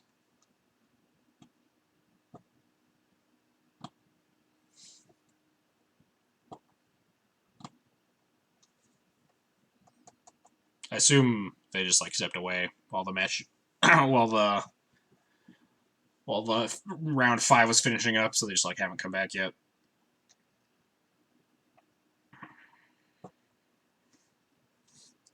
I hope they're on a deck that Stoneforge Avenger is good against, but like.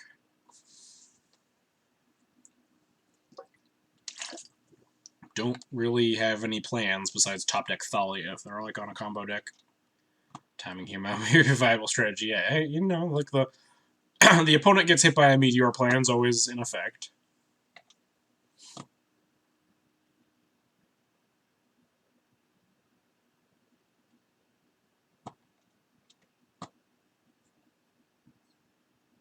Lower still, yeah, Lowerwood's been killing it.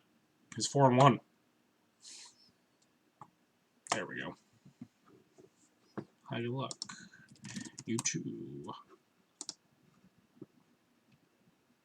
And before the high GL turn 1 in Dark Ray Entomb reanimate.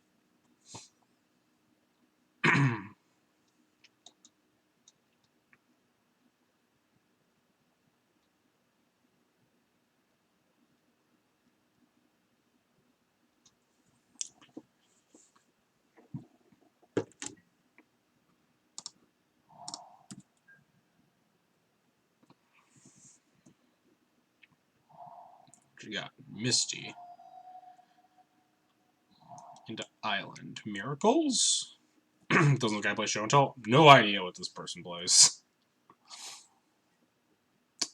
Shuffles on the Ponder. Could be Miracles, could be Show and Tell are the most likely candidates. Could be Storm.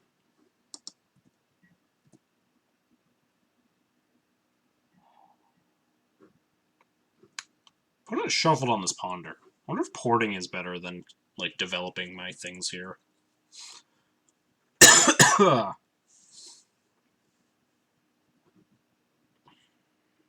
Can't say I'm not tempted. Mostly just because I'm scared they're on a combo deck, though, and my Stoneforge doesn't matter. One down by time. I think playing Stoneforge here is much better against Miracles. I think porting this here is much better against Sneak and Storm. I think I'm going to port, though.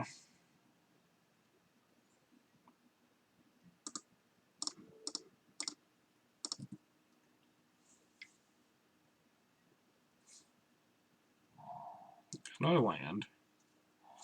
And go. Alright. This turn we're just casting Thalia.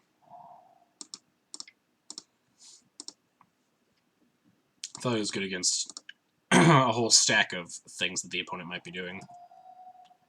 Unless it involves spell snaring me. That'd be kind of mean. Yeah. I was hoping for a brainstorm response instead. This is probably either Show and Tell or Miracles now. With a lot of off-color fetches, though, I'm inclined to think Show and Tell, and that concerns me. Because the question is, do I want to like leave up my Caracas or not, though? I could just like port and play Stoneforge here and just bash. It's like really bad against Miracles.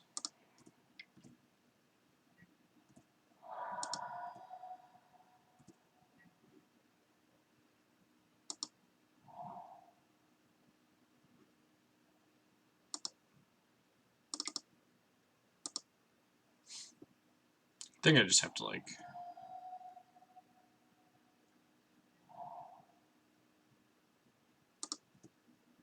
So the Thief deck?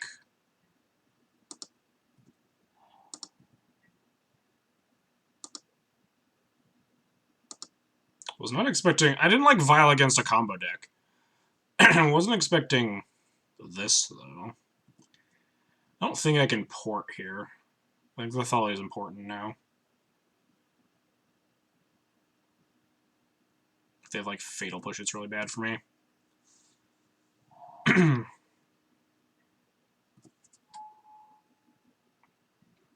course I get punished. Yeah, I was debating between porting black and not porting at all.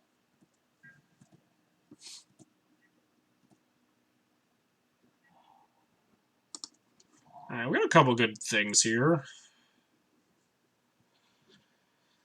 Prelate plus Sarah Avenger isn't bad to pressure this Lily. What am I putting Prelate on? Just one? Just like Fade Deluge?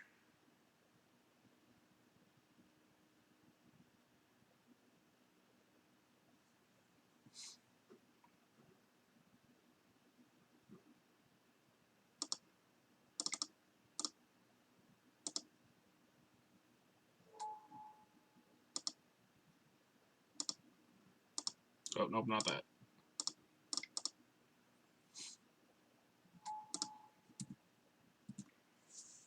Yeah, I think one's the right answer.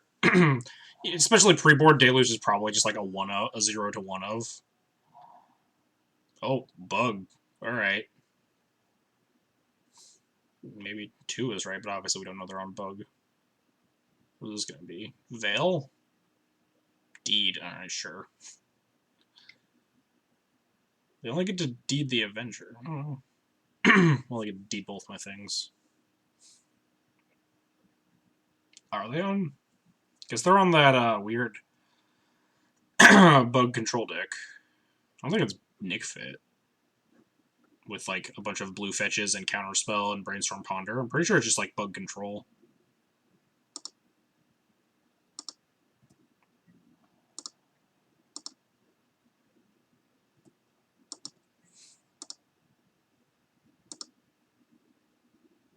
So we just like can't play anything here. Just need to pass.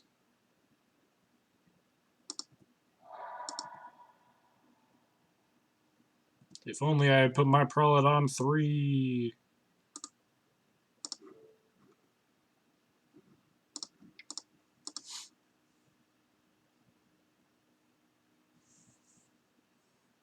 That many basics could be.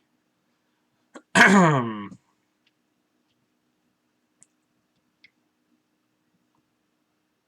think my opponent's on a more, I guess, traditional in air quotes. It's like, how traditional can you be with like a weird bug control deck?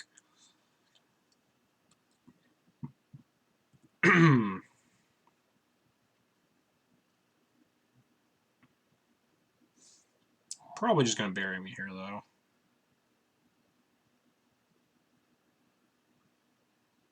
This is a matchup that I do think would be like phenomenally different had I cast a Stoneforge on turn 2, but definitely was not on my radar of what they could be playing.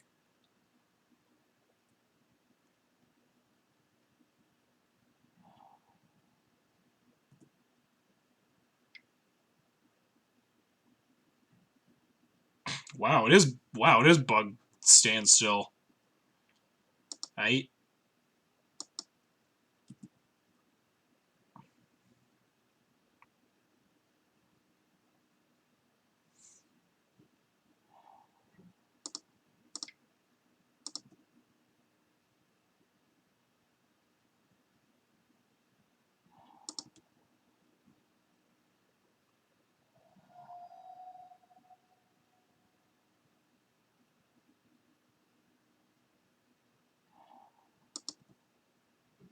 Seems like force pitching Jace is a little unnecessary, but okay.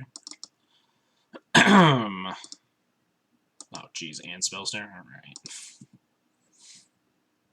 What's it like to have it all?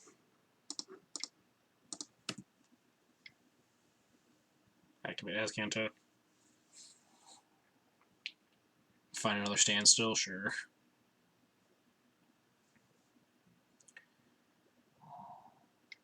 This is the day of mono unwinnable matchups, apparently.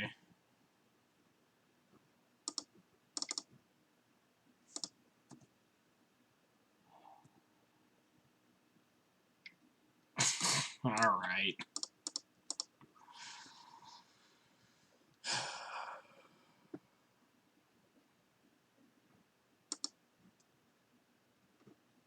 Alright, how does this matchup go? Probably not Chalices. It's probably like, exclusively like these cards. Didn't see anything to make a rip worth it, right? It was only Search for Azcanto. Close game, yeah. I think that game actually does like change relatively dramatically based on if I had cast a Stoneforge on turn 2. I just don't think that casting Stoneforge on turn 2 was good against a lot of the decks that my opponent could have been on. Just happened to be pretty good against a bug standstill.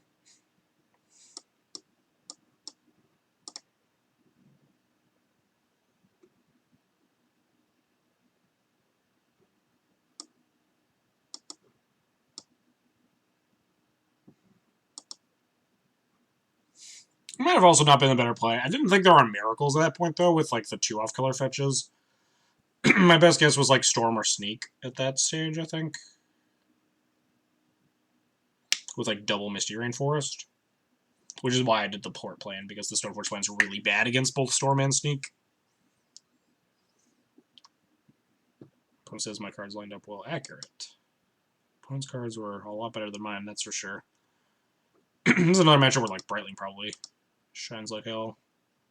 One of those matchup you want to, shave Vials. Pernicious Deed's, kind of a rude magic card.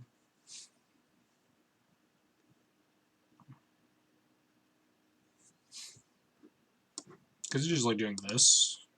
I don't think Relic Order is good enough unless we see more. If we see, I guess maybe I'd rather cut a land than a Vial, though.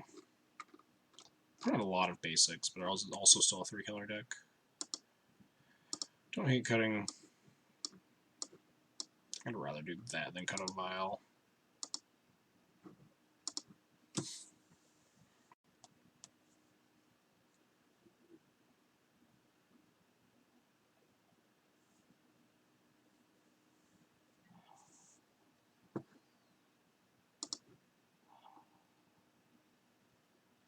Sans Dice. I will keep.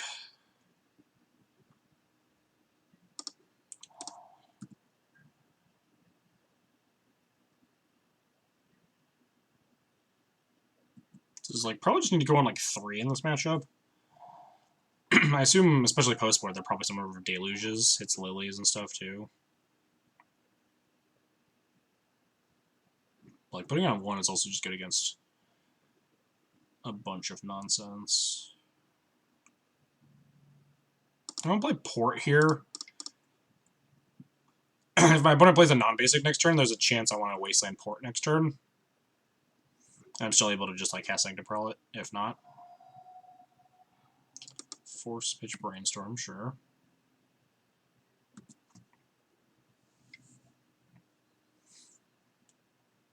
Did they shuffle off that First Pounder? They did. I think there might be Mana Light here. They didn't shuffle, though. They have a basic and Thoughtseize Me. Looks like we're probably porting next turn, because they'll probably take the Prelate here.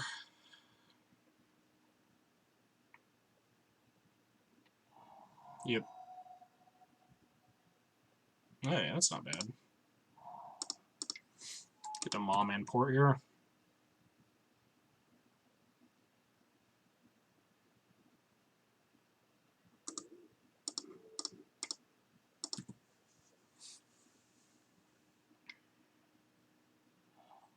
Yep. Sure.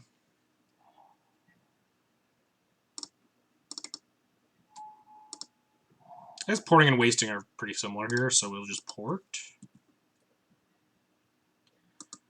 If they cast Fatal Push in response to this, then there's some punish, but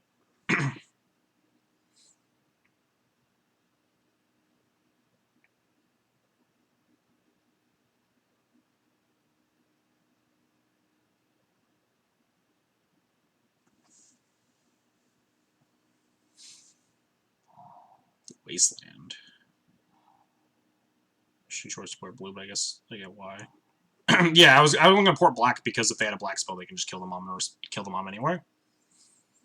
That was my line, at least.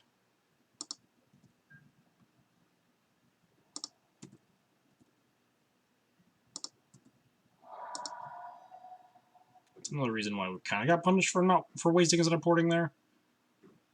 We could have them down to Tar Pit. They could waste my thing though, and that'd be kind of awkward. I don't know if Wisping into 3 mana, like Lily Last Hope, is a card that's definitely on my mind, or just more Wraths, Deluge, and stuff. Kind of just like keep attacking the mana. If there's like a removal spell on Avenger, we're in not a great spot, but...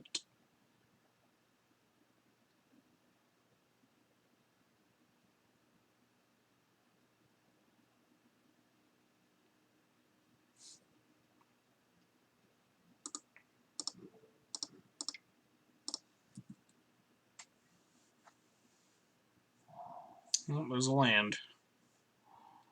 Yeah, there's a land for me.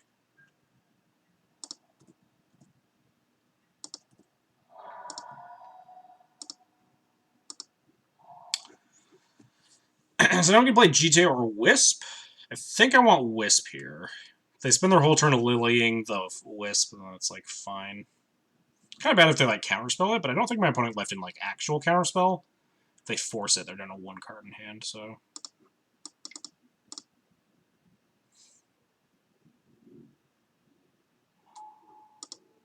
I think I just want to up the pressure here. I think my opponent would have cast a Lily if they had it there too, right? Just starts putting the pressure on the Avenger.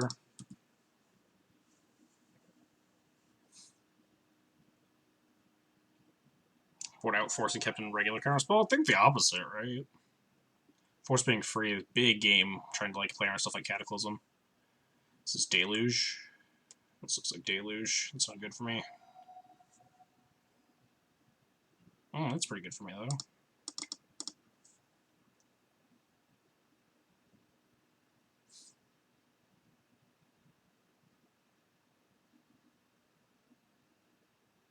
Probably grabbing Jail. Jailer's actually really risky. We're grabbing nothing. Opponent left in both Force and Counterspell, apparently. Jeez.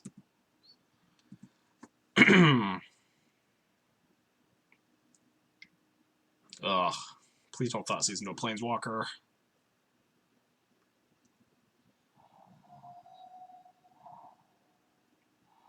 Thought Season to nothing. They just have Tar Pit beats. They're at 2 life. Now we're talking. Might steal this yet.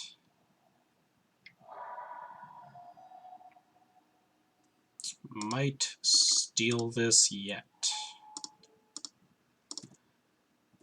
I'm gonna port their green. We could hit like Abrupt Decay or like some bevy of things that hurt me. If they're attacking with Tar Pit, they're just like dead, so. Please don't draw a answer. Would really appreciate not getting Lily Last Hope here.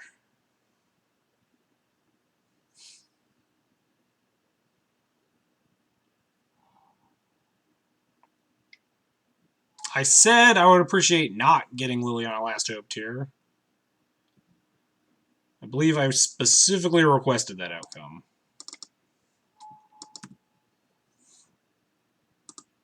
Opponent's rude.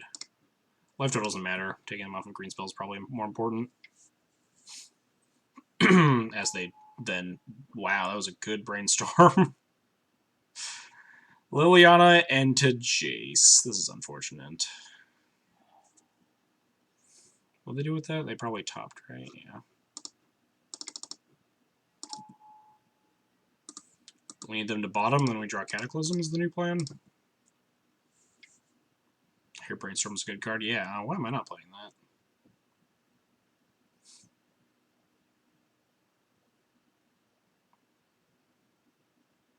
Interesting choice of Fate Sealing last turn, but Brainstorming this turn? I feel like they were in it. Because they didn't... I'm not sure.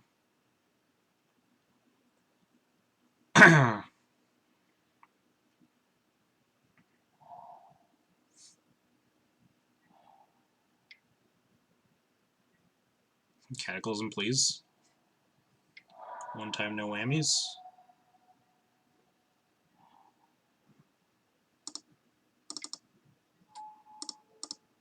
I mean, this is currently lethal.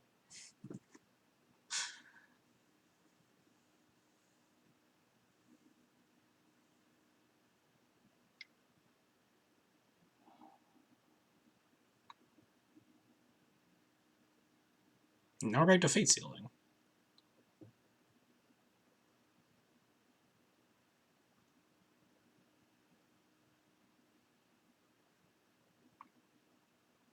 Put a card to the bottom. Cataclysm, one time, no whammies. Jeez. That was a pretty frustrating game there.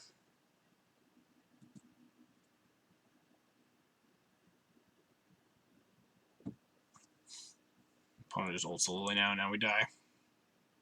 So top deck like a flyer until they have nothing and to kill them. No longer have like Ballista as an out. Decay the Sword, uptick the Lily and the Thalia. Yeah, I don't know. I mean, yes, I do know that's like the much better play, but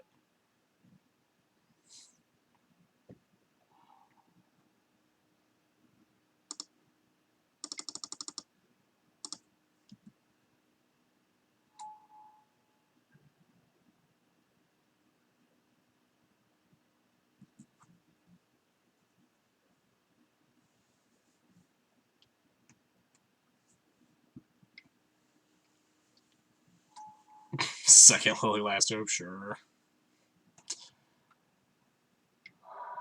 Flicker Wisp still... Alright. Thalia, much less lethal. Certainly. In fact, I think we're just Dobbs, right? Yeah, they have 12 power of zombies, not including the tar pit. Sure. Alright. That game, too, is pretty frustrating.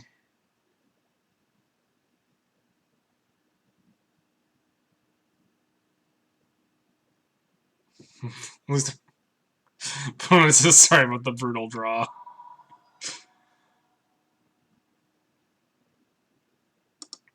Yeah, rough match. We're just queuing into like mono unwinnables. Time to bring back the gut shot on the board. I mean, time to bring back the walking ballista, right? Top deck ballista, get him.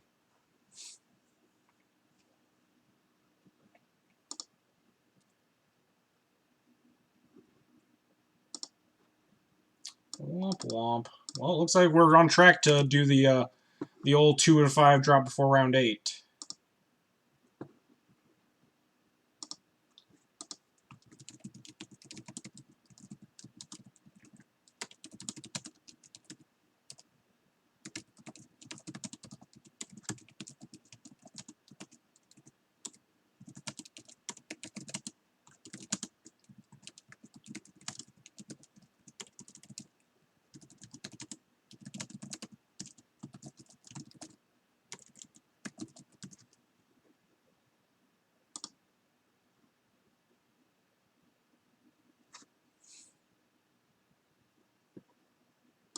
Oh, I didn't say my record. Hang on.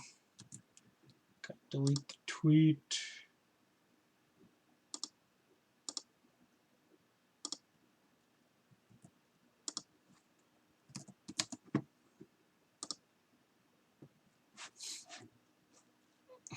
Damn, come back to some bad breaks. Yeah, we've been getting mono unwinnables all day, all the time.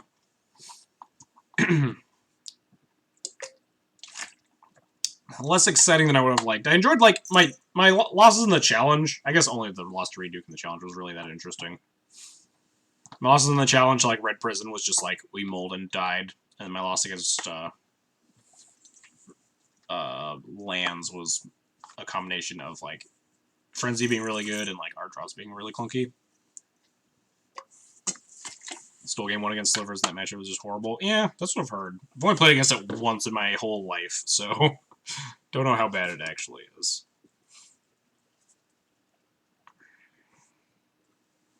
Wow. Still in game 1. Maybe it is the mirror. D&T mirror takes forever, especially if it's like 2 really good players.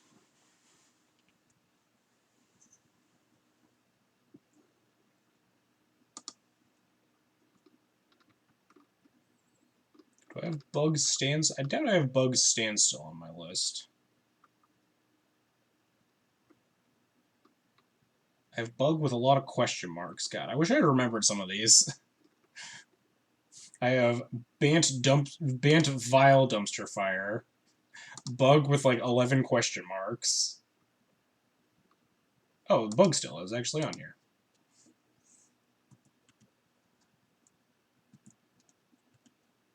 I lost last time too. Not surprising.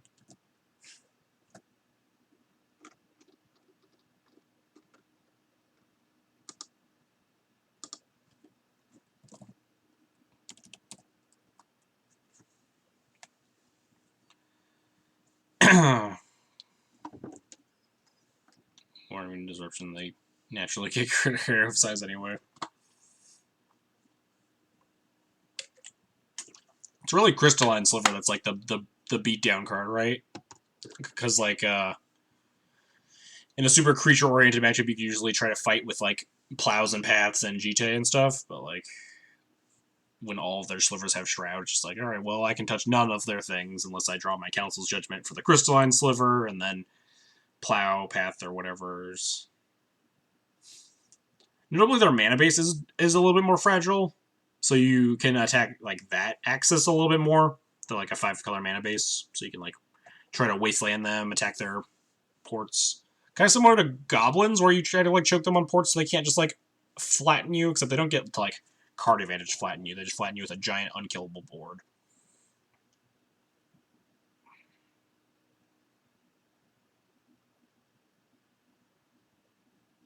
Yeah, exactly. That is probably your plan A in the matchup, is that their mana base is a little bit fragile.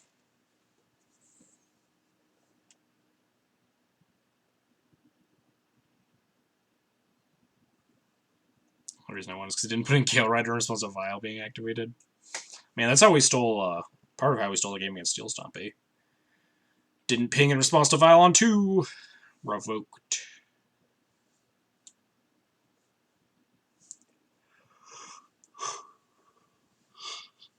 Ugh.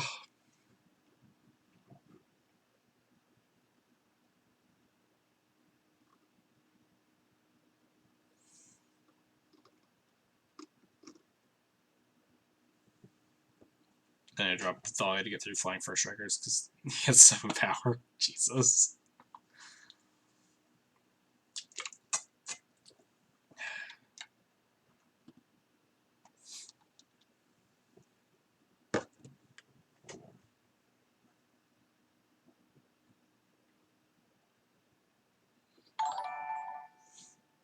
Just knocking on top 64 for a second there. Are you? No, you're 1 win ahead of me, right? You're 3 and 3 now. Yeah. You can still make top 64. You just gotta win your last 2, right? Yeah. Yeah, X and 4 certainly not making it, except for like the very top of the X and 4s. So definitely not us. Or definitely not me. Definitely not you if you lose it on 1. M.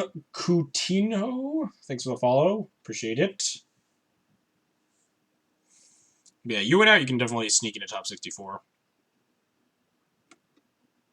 I think if you lose, you're like dead, and I think I'm very dead. How's Strifo doing? He's X and 1. He's still X and 1. Nice. Man, the 5-0s. Just going at it. Lamplot, our DM4X and Negator.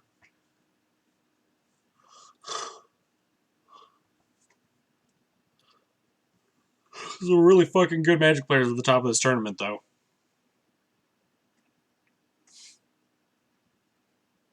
How's Lunar Boy doing?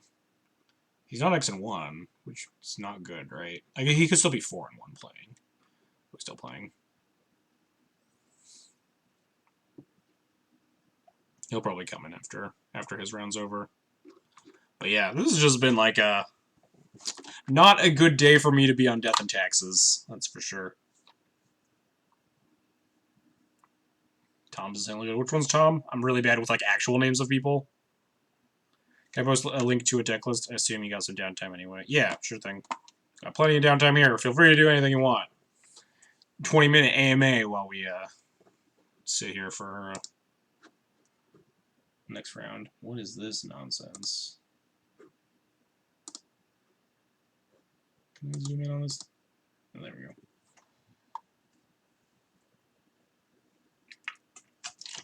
Is this just like a cross between White Eldrazi and D&T?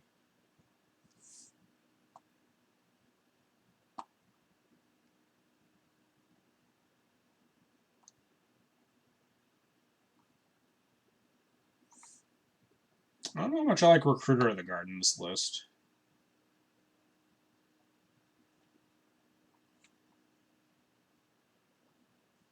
Oh, Tom is Negator. Yeah. Negator's also insanely good. Recruiter, what, only finds Prelate, Thalia, Stoneforge? I guess it finds Jailer, but, like, Prelate, Thalia, Stoneforge, Remorseful Cleric.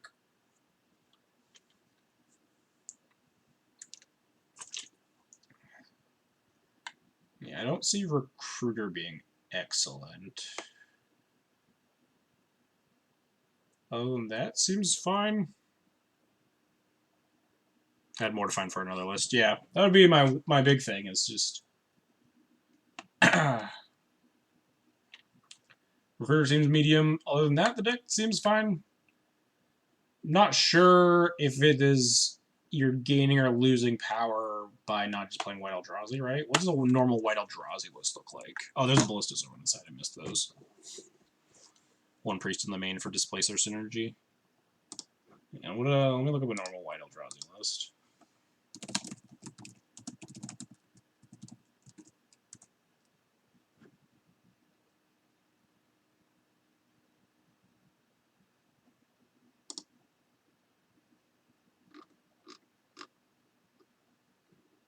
Wait, this isn't White Eldrazi. Fuck off, Channel Fireball article.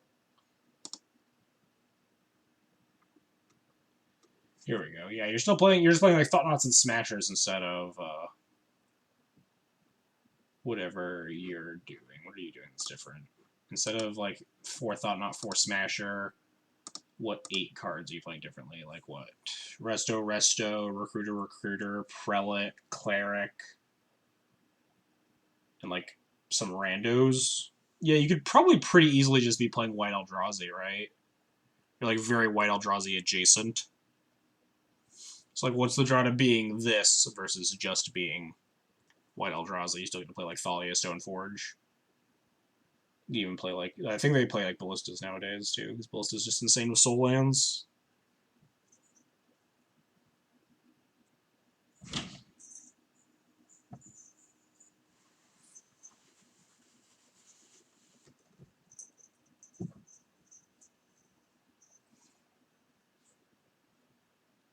I might actually have to try with Thought-Knots here. Yeah, that's always been my thing. Whenever I try to like lean into like playing Chalice of the Void and Death and Taxes, I always get to a deck that's just like, why am I not just like casting Thought-Knot Seers? I just have a yeah, I mean that's also totally fine. It's like I don't want to be playing them is a perfectly valid reason to not play them. What's up? You done? No, I just had to cancel something because the oxygen tanks were not working. I see. So I couldn't. I need to put the mice to sleep before I can bleed them. So I. But are you done for the Can't do day? No, I have to go back for another time point. Oh, how long? At 6 p.m. Because we're basically almost done. I'm getting crushed. So. Oh really? Yeah. Because you didn't give me good luck. I asked if I had good luck, and you're like, I don't know, and now we're dying.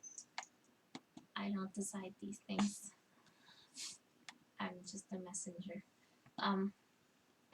If it gets super crushed, we can go to dinner early. Then I can go to the lab after dinner. We're like 1 or 2 rounds. I like could drop now, but No, I'm already hanging out. I I can won't play take my anymore. time point anywhere between 6 and 8. With 8 p.m. being better, actually. So. Okay. Well, you can go like after dinner then? Yes, I Something? can go to lab. I will after be dinner. done in probably the next 2 hours. If I lose next round fast, I'll probably just drop it 7 rounds instead of 8. But I'm gonna keep playing just for funsies anyway. Yeah, you can. I have time since I can't go touch mice anymore. Okay. Sounds really sincere about the good luck. No, it's actually genuine. My girlfriend will like fucking psychic link fortune tell whether or not I'm gonna like do well in a tournament. I've predicted every single one. Like the last time I asked if I got good luck was I had a team tournament. Well, sometime in February where before I left I was like, do I have good luck? And she's like, I don't know. And then we got snubbed at a top 4 on like some really close breakers. And then the next month, the team tournament last week, I think. Yeah, last week. She said I would have good luck, and then we won the whole thing. And then there's like it's a whole sequence of events back past that, like the 5K I won and like the 40 duels that I won were all ones where she said, yeah, you'll have good luck today. My wife looked at me this morning and told me I shouldn't be playing.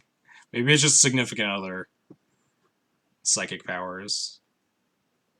They just know.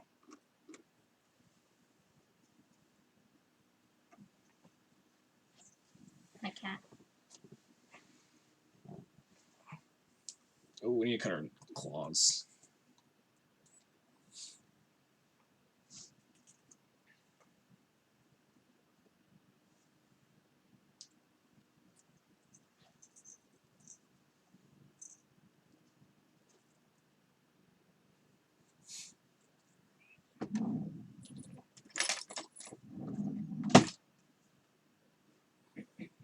I mean, I immediately bunted, so she might be right. Yeah, exactly. Dude.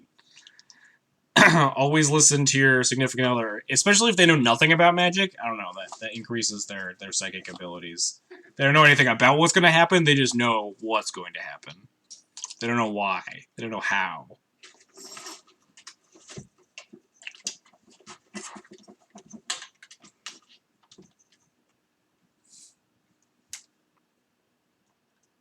This cat gonna jump for the window? Is she gonna jump for it? She looking? Yeah, she's looking. Yep, she's gonna jump. Jumped. Can you even see that on your camera? Yeah, I can see it. Okay.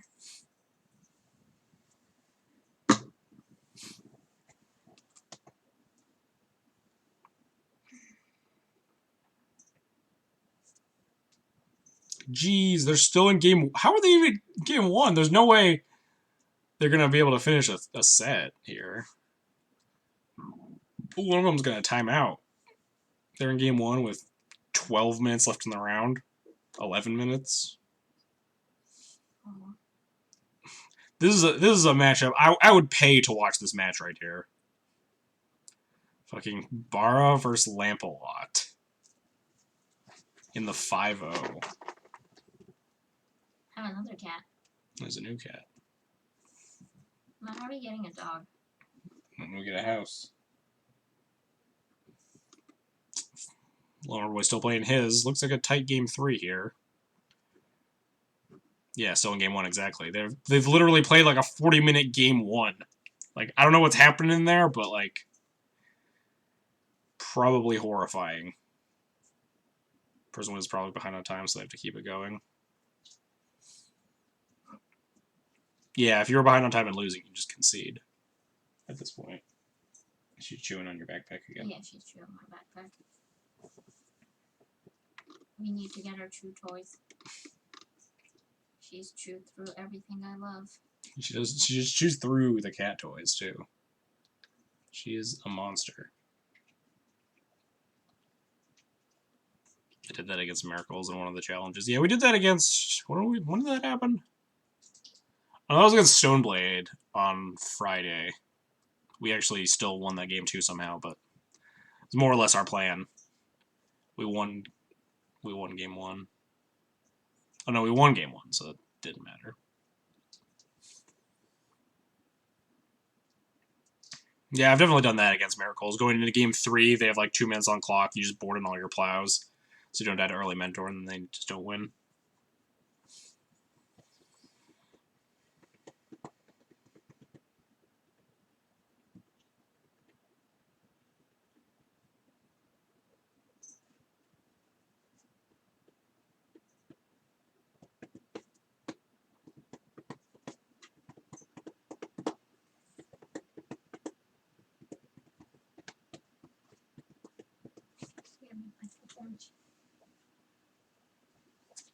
Oh wait, yeah, take this. Oh yeah, I'll take that. Do you also want that washed?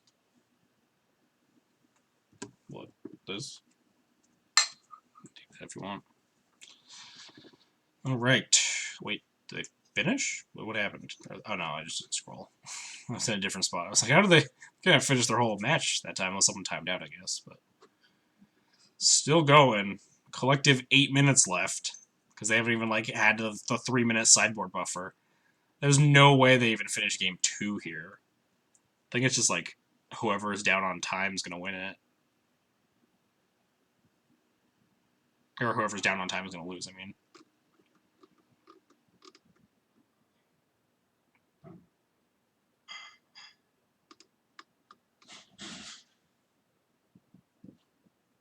Jeez. Even down at 2-4, it's still like stacked.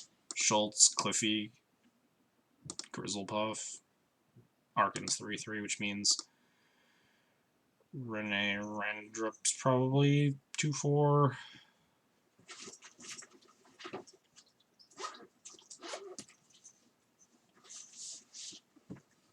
Eddie died at 2-3, Cyrus died at 2-3. Jeez. So many people just got fucking brutalized this tournament.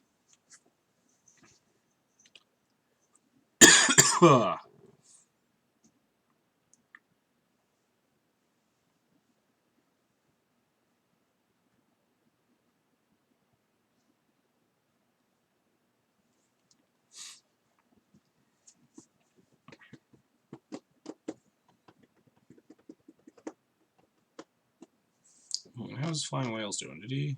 Looks like he finished, right? Ooh. Looks like he probably lost a close one here. Depending on when time determines the outcome of a match, when it's tied or the loser is down a game. Win game 1, lose the match. On time seems miserable. Yeah. Definitely. I do kind of mind like winning on time when like both players are like at like 50 seconds on their clock or whatever, and it's just a matter of like who F6s more. Like I hate that as a just way to decide. Like when game 3 could be ultimately played out and it wasn't because like one person managed to like run out of time. Like my match against Strifo, like I ran down my clock a lot more, and like that's fine. I lost on time. But like if me and Strifo are both down like 50 seconds, and like that's how the matchup is decided, is like we're both just trying not to time out. That's kind of a lame way to end. Yeah, I lost to Elves. That doesn't seem great. We lost to Elves last round too. I don't imagine Maverick's matchup gets that much better. You like Zealous if you're on the Black Splash. But it's probably still pretty rough. I mean, I went on time round 2. Yeah, I mean, a win's a win, definitely. Like, my opponent misclicked in round 4 or whatever when I won against, when I won against Steel Stompy. Like, a win's a win, especially when you're in a tournament as big as this one.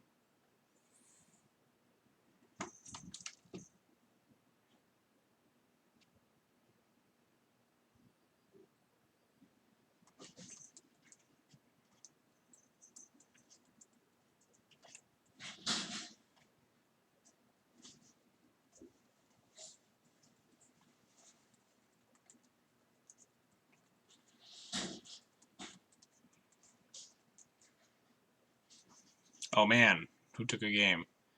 Barra took a game on Lampalot. 5 minutes left to go. There's absolutely no way they finish. It'd be insane. Pretty sure I'm dead for top 8. Yeah, probably X and 2. X and 2 in round 6. Like, probably dead for top 8. Probably still good for top 16, though. I think some number of X and 2s don't even make top 16, but I think depending on how well your opponents are doing, you should be okay. We're just super dead to everything. I'm just playing for fun at this point.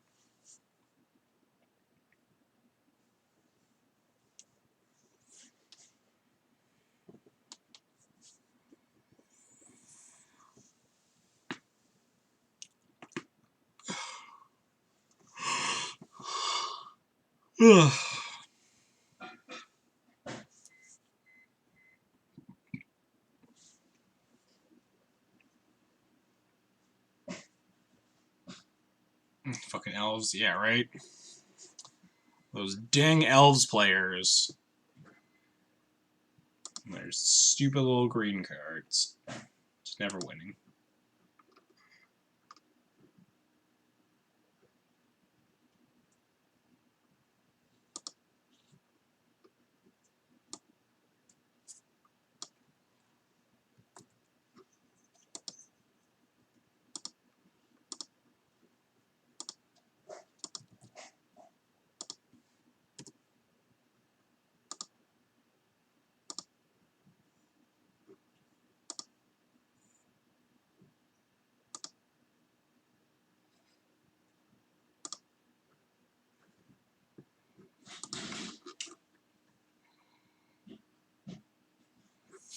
If I could play white, what's the card? Is Perish the green one? Is Virtue's Ruin the white one? Or is that backwards? Yeah, Perish is the green one. If I could play a white Perish, I would consider it. I probably still wouldn't, because that's about as good as It's probably like just a worse card than Holy Light.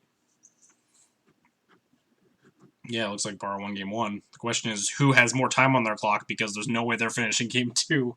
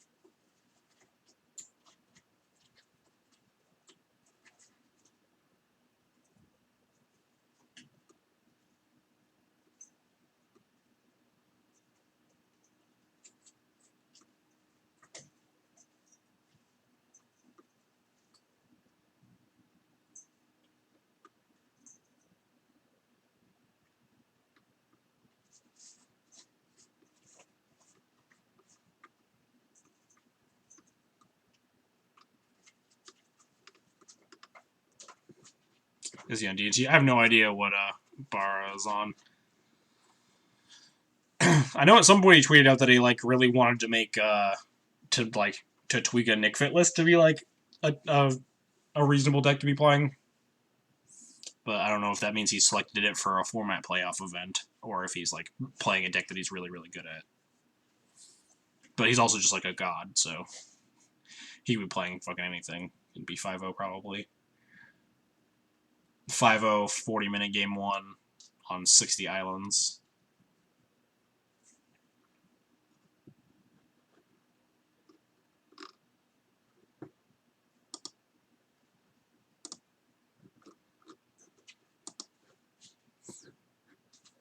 Just loving Magic God, yeah, pretty much.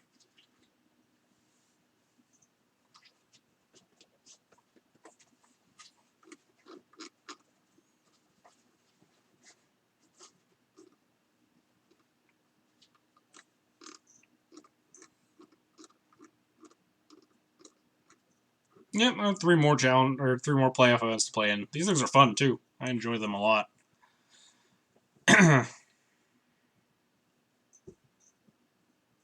Once they screwed DNT o'clock when they prevent you from auto-stacking file triggers. Yeah, maybe I should complain about that more. I don't know how auto-stacking works, but maybe I should tweet at Wizards to fix that.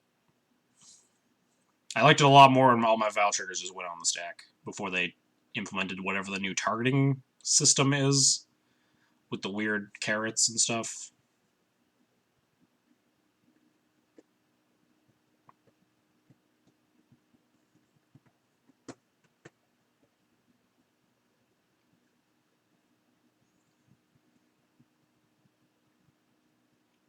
Does Kofuria play? I have no idea. Never heard of this person. Maybe someone in chat has.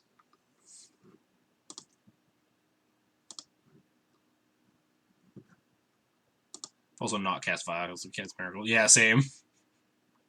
I boarded out all my Vials game 3 versus Strifo to like save on time because I had like 2 minutes on clock. It's like, I'm not going to win this game if I don't just like cut all my Aether Vials. Because if I put one into play, I just lose.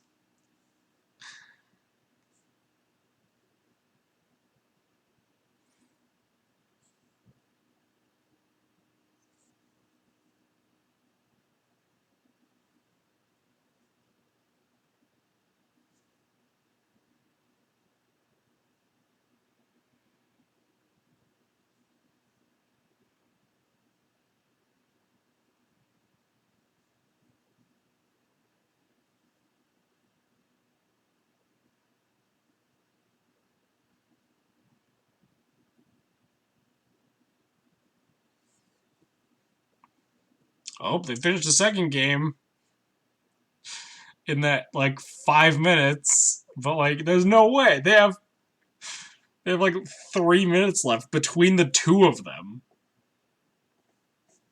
So I love Script Ranger. Yeah, Script Ranger's like the weirdest legacy playable card.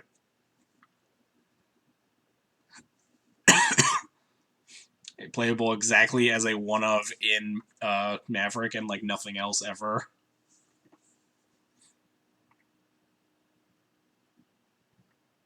They probably have 1 minute. Yeah, exactly. Yeah, I guess, yeah, they have 1 minute. I don't know, they could have, like, there's some amount of sideboard time. I guess, yeah, they probably have, like, 1 to 2 minutes between the two of them at this point. The good old Multi-Zero. Yeah, so you don't have to mash the mulligan button, so you don't have to discard the hand size as fast. So you can F6 more easily. I hope that's not how that match ends up here, because like the first game was probably like really dope. The second game was probably a very hasty concession to try to win a game 3 in time, especially if like Barrow's down on time.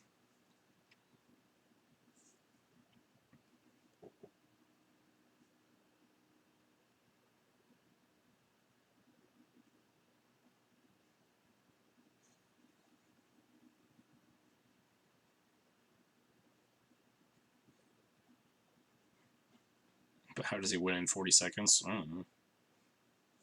Maybe his opponent has 45 seconds. But then, like, what's the point of conceding at that point? Maybe he had more triggers in play, like triggers that happen every turn, and he wanted to concede. Le Nastier, thanks for the follow. Appreciate it.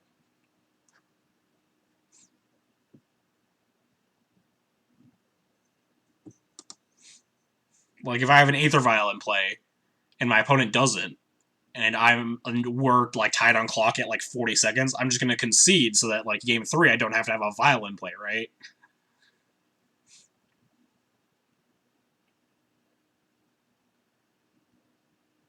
Conceding. Yeah, I'd probably just, if you're losing, oh, looks like it finished.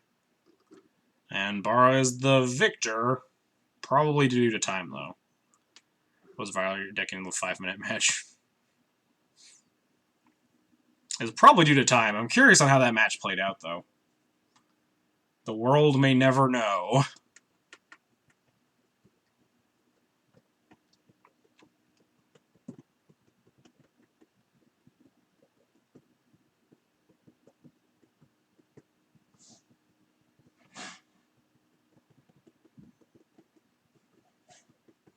Good luck, Lumber Boy. Good luck, Lunel. 33rd right now. Yeah, just keep winning. Looks like you're about the middle of the 4-2s. Yeah, 16's reasonable if you win out. I don't know. I forget how many. I think most of the 16s make top, or most of the X2s make top 16. I know a couple of them don't, though. But I think your breakers are probably good enough, depending on how your opponents keep doing. So if I lose this round, I'm just gonna... If I lose this round fast, I'm just gonna, like... That's gonna be the end of the stream. If I win this round... I probably won't. If I win this round fast, I wonder if I just leave. Probably not. I'll probably just play round 8. But if I lose, I'll probably just... drop. Finish up the stream. If the match takes a long time, I'll just play round 8, because it's right there and more legacy, you know. Otherwise, I have video games to play. Anyone played Sekiro yet? I've heard that game's really good, and I've been seeing a couple of people stream it. It looks really dope. But I have not bought it yet, because I'm a little scared. It looks very difficult, and I'm not always in for that sort of difficulty in video games.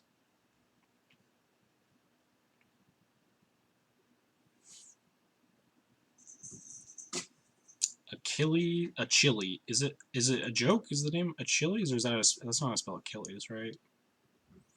Maybe it's a... I don't know if it's a pun or I'm just bad at spelling.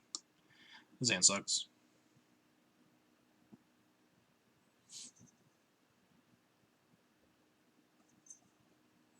Sand is an easy ship. Keep trying Batterskull, my openers. Can we stop?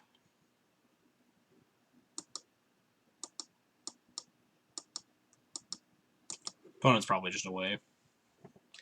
People very often step away from their keyboard or whatever, do other stuff in their downtime. Lose a little bit of clock equity at the beginning of the round. But you also gain a lot of life equity of like getting to do other things between the rounds rather than sitting and staring at a computer. London Mulligan says you never have Batterskull opener again. Yeah. For faux show. It's always what I think about when I mull these hands and I still have Batterskull. And we'll keep this.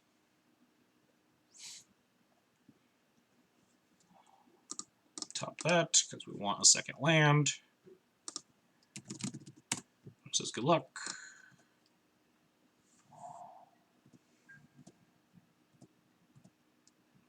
About to tilt off the face of the earth when this is just another Elves player.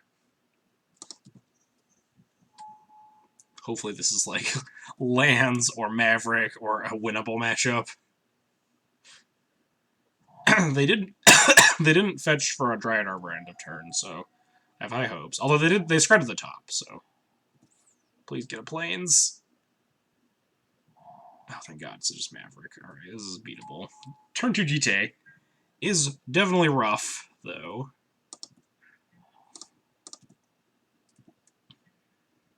Plow's nice.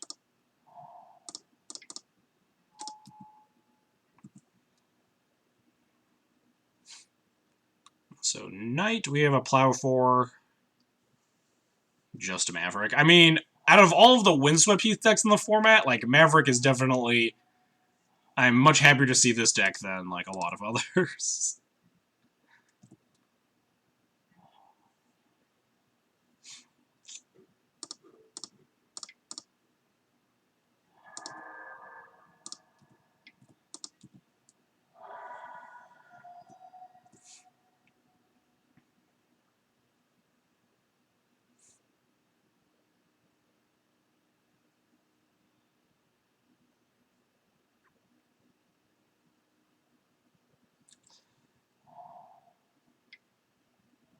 Yeah, I was afraid of... Oh, this is just Green Sun for 1? Okay, that's much better. I was afraid of, like, Knight. Hierarchy we can at least just block.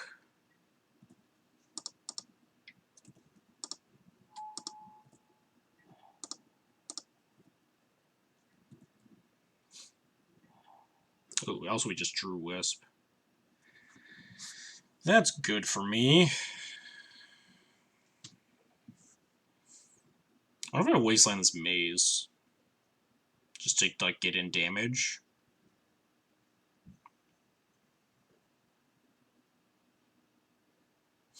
Otherwise, they just get to slot like Amazing My Avenger. Yeah, let's kill it.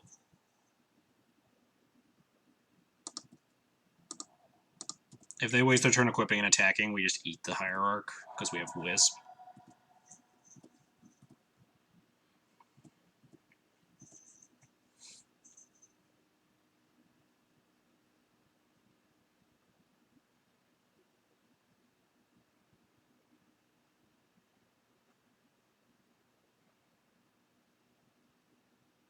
Could have also just like recruited or revoke the GTA or something.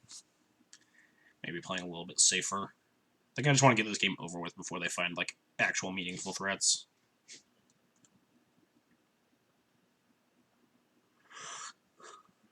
They're just like dead in 2 turns in the air right now.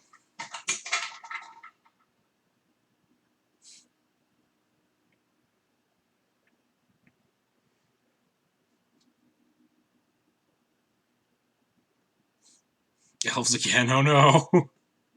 What's their name? Are they the people that beat me? Oh no, because the people that beat me were X and 3. No, I lost to Elves and then I lost to Bug Control. What's their username? I don't remember who I played against though, but maybe they might. A Bomb Diggity. Oh yeah. No. The double kill. Oh my god, this cat is knocking stuff over on the sink. My opponent's tanking in this turn, so I'll be right back.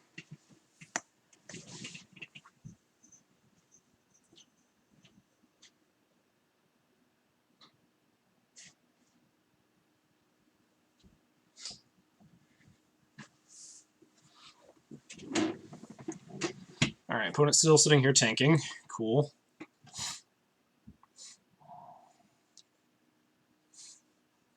I have a land drop.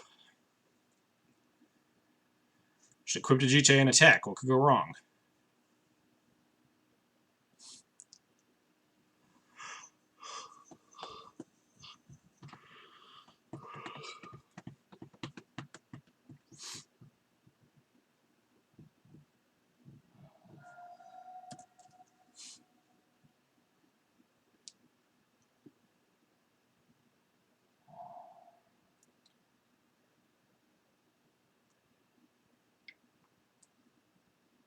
Is this green sun for 3? Sure.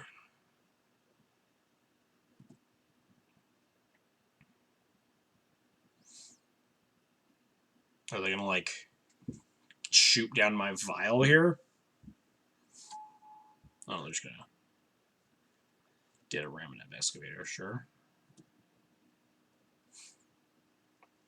I think I want Recruiter of the Guard. I'm kind of surprised they didn't actually snipe my vial. It's actually a good way to, like, steal this game.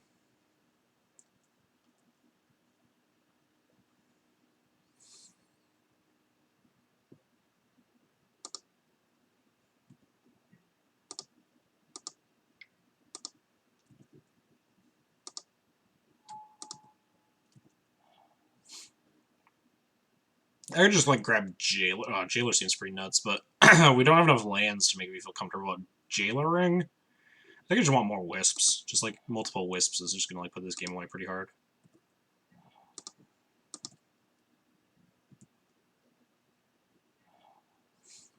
Uncastable Plow. I wonder if I'm supposed to actually attack this Thalia into this Ramunap Excavator right now. So we can plow it? Probably.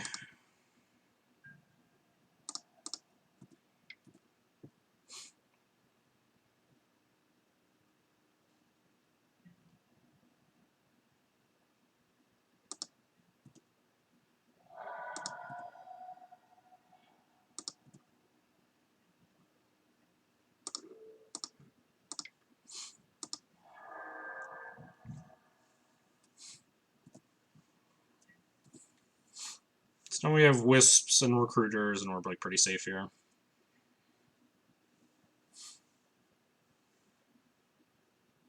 Push Recruiter to look like free damage. I think they would have just blocked the Recruiter over the Thalia.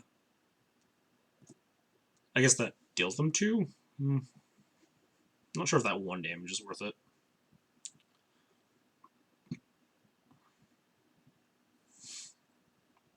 Seemed like an interesting choice to get Ramunap, though. I don't know. Is Nether Reliquary not better? Or maybe they were just like dying to in the air to this Avengers. They just wanted to like get that maze back.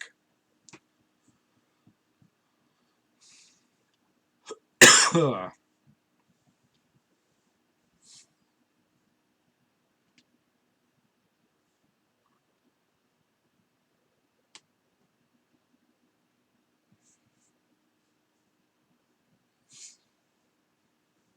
we're still in a pretty decent spot here. Wasteland, sure. Is it another green sun? Can we just appreciate Sarah Avenger being beautiful and great for a moment? Yes, I love Sarah Avenger. Great sun for 3. It's gonna be a night. It's gonna be night. They shatter my vial? Like a Night of Autumn. Still probably beat that.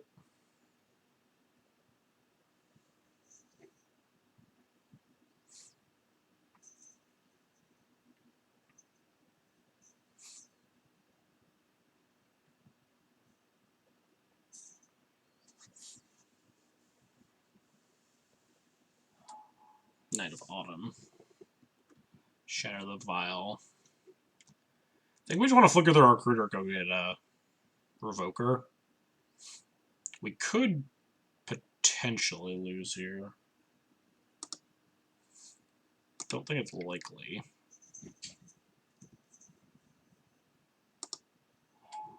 I don't think saving the Vial's worth it either.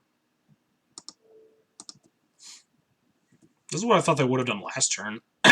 open up a window, but now there's just so much less life.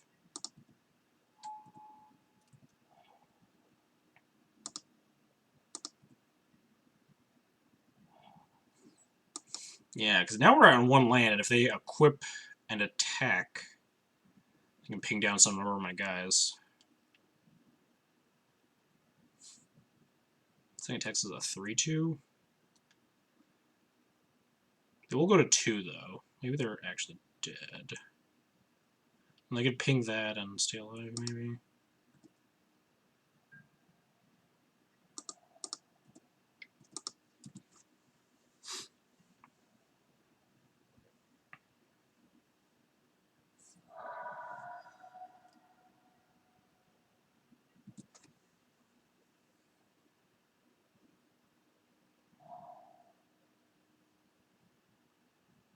Alright, Black Splash is good to know about. So if I block here, I just lose.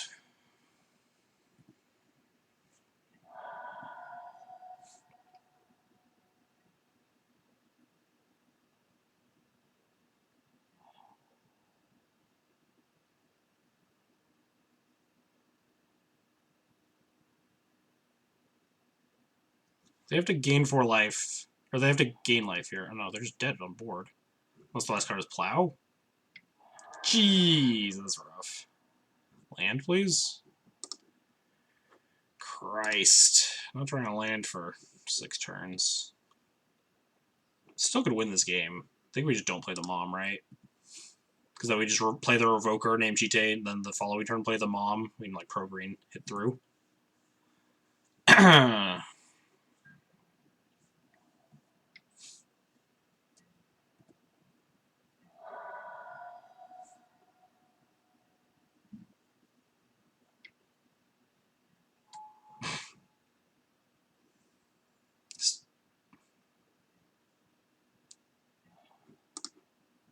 Exactly 1 turn too late.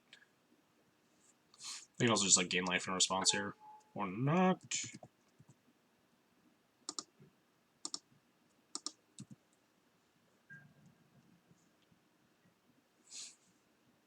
They're already down their maze. They're planning like attack with only the Knight of the Reliquary.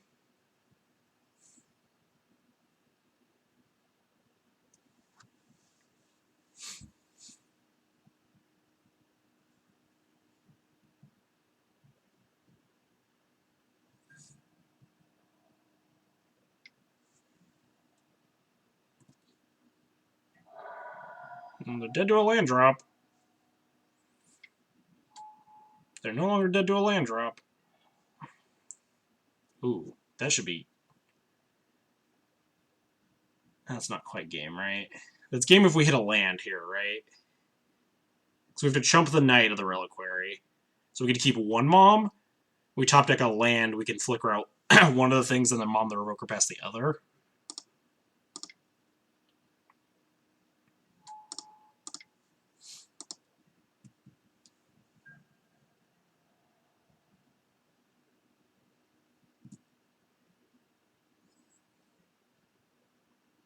Yeah, Plow or Caracas. Or just, I guess Caracas falls under any land, so...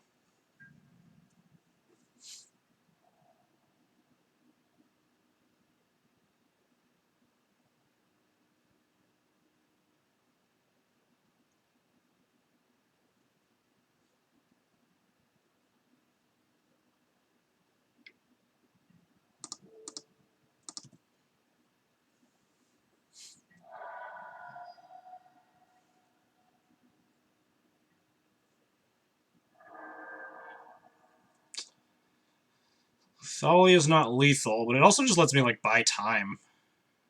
Thalia just blocks this Knight. Mom can just, like, fog the Knight of Autumn.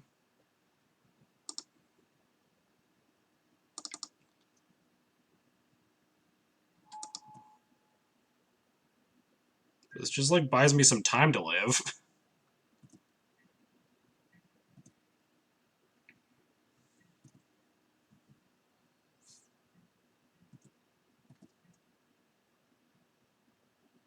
I'm not playing towards them having an out to kill my Revoker. Oh dear, alright. We're playing towards we need to kill them exactly next turn.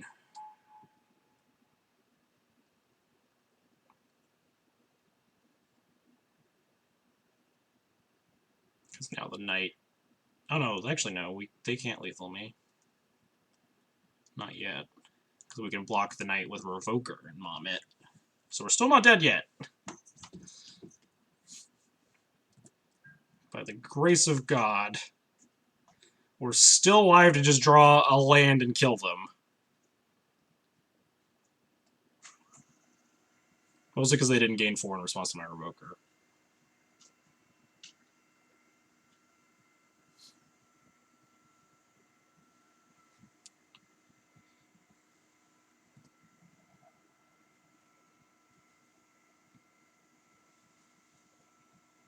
Hoping there's no land they can tutor for to, like, randomly wreck me. The maze is already in their yards. I don't think there is.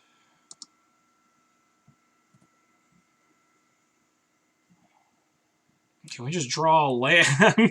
Please, deck. We're still not dead yet, but I hate giving my opponent more turns to live.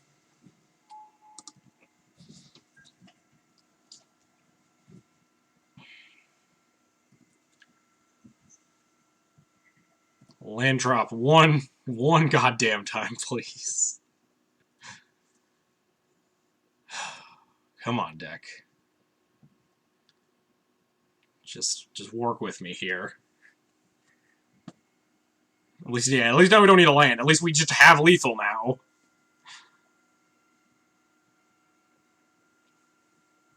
And before their top deck is like Scrib Sprite.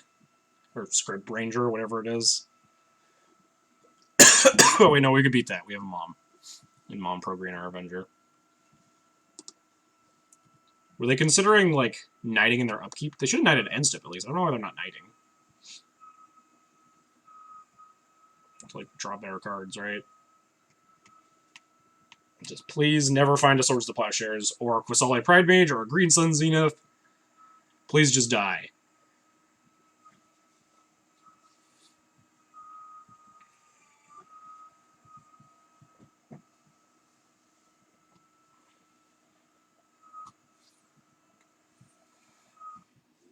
We're not even dead to Plow. I think we're dead to Plow, right? Because they can Plow my Revoker. They can force me to block because they can pro-white their Knight and attack me, and then I have to block with a Revoker and pro-white it, and then if they Plow my Revoker, then we just die to this GT.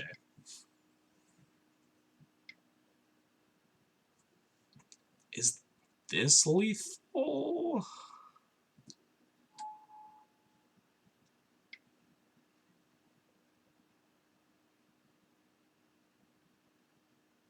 This isn't lethal, but it's certainly bad.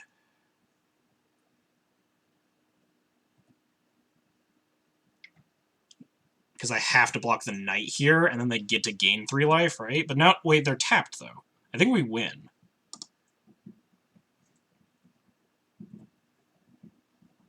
We just take 4, they gain 3 and buy back a creature, but we have lethal. We have Avenger plus a Mom still.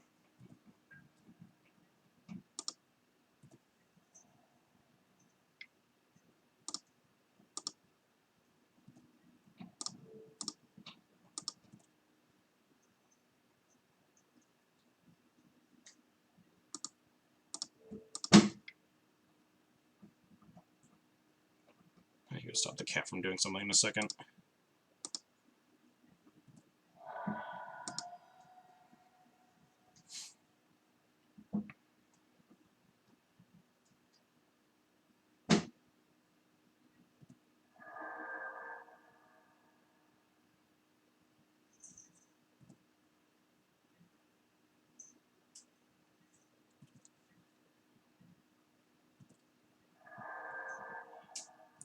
And we finally draw the white source, or the third land.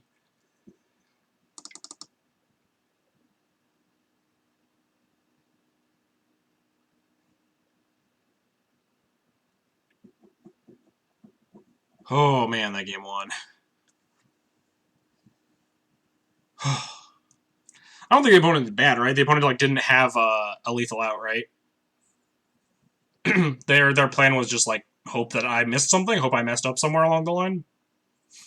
Like I think they were just dead given all the information they had in their hand, and they just made like a I'm dead attack. Yeah, exactly. There was me messing up some way.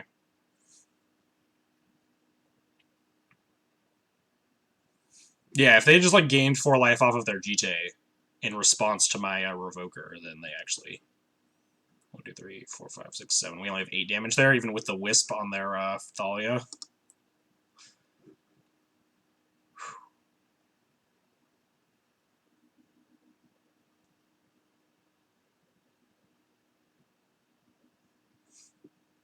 Anyway. Sideboarding for the Maverick matchup. Bring in these, cut the Thalias on the Prelate. Probably bring in Priest, probably not bring in Rest in Peace. That was stressful.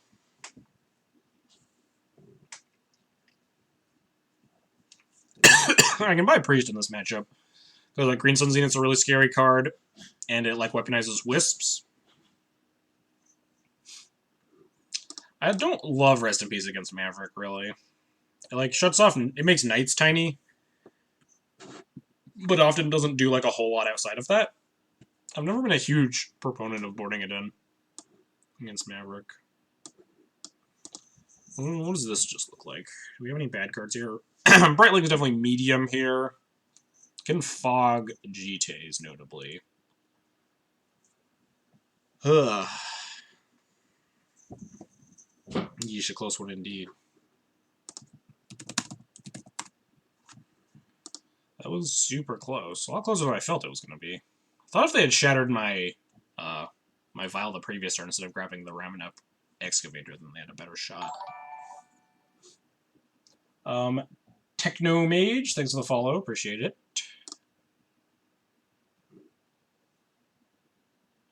Yeah, I think we're just submitting like this.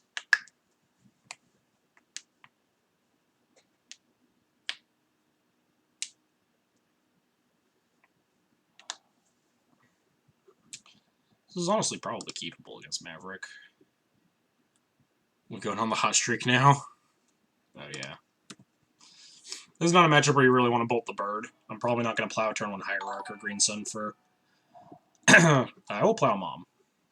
Aisha9, thanks for the 8-month resub. Appreciate it.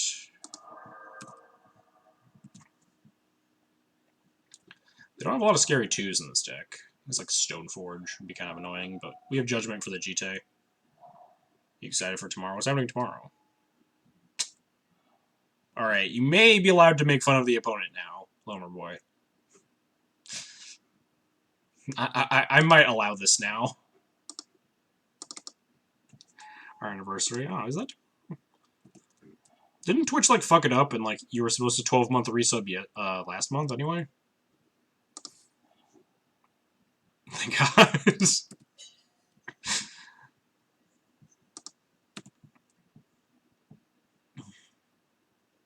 And so we're just like pretending that 12 months happens tomorrow instead. You got me. I'm just passing with 3 mana up here. I feel like my GTA is not very long for this world. I can't find a decent dead guy ALS to save my life. Oh, we should do the all if you're resub us tomorrow, we should do the dead guy AL stream tomorrow. That'd be a good aligning of events. Yeah, I don't think my GTA is gonna live. I wonder if that means I want to wisp my Stoneforge here. I think I might just put in this GTA first.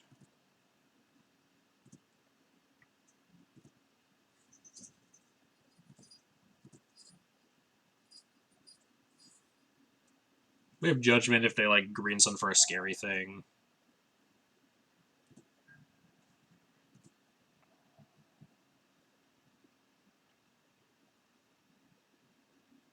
If they're tapping out, they might like play a guy, so they don't like they might be tapping out, so they don't like lose to Just getting GT'd. Woof. That's a magic card. Just bad to cut a Lily for Hero TV. Honorog, thanks for the raid. Appreciate it. Hello, hello, everybody. Yeah, this is certainly a beating. Although, I guess we have Wisp. They get to draw a couple extra cards, but if they can't answer my Wisp, we just get them. Hello, hello, everyone from Honorog stream. We are similarly getting beat up.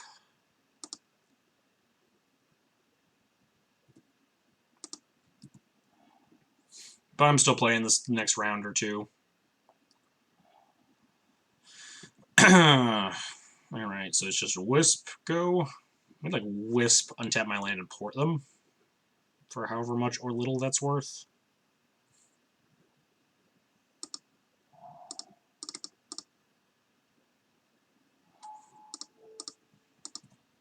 I think if they kill my Wisp, we just lose the game.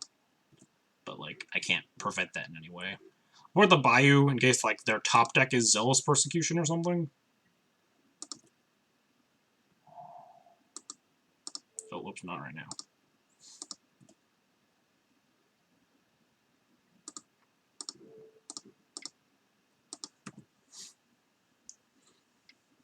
Or if they have, like, Abrupt Decay or Assassin's Trophy or something here. Just winning this event every stream. Yeah, every streamer is losing. Everyone's getting wrecked. Knight of Autumn. Oh, we get to take Monarchy.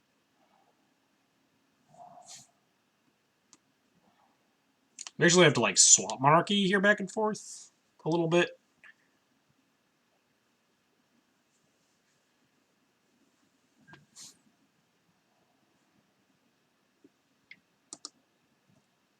But we get, like, Stoneforge and stuff.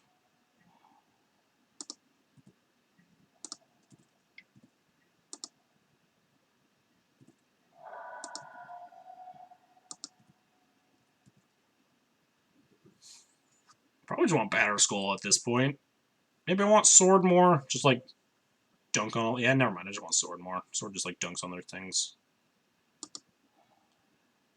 What are the payouts for this one? Where did I see that? Oh, how's our... Okay.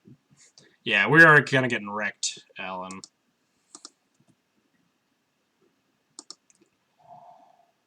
Guess we Recruiter for another Wisp, probably.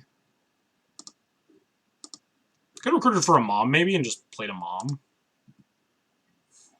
The payout is spending time with chat.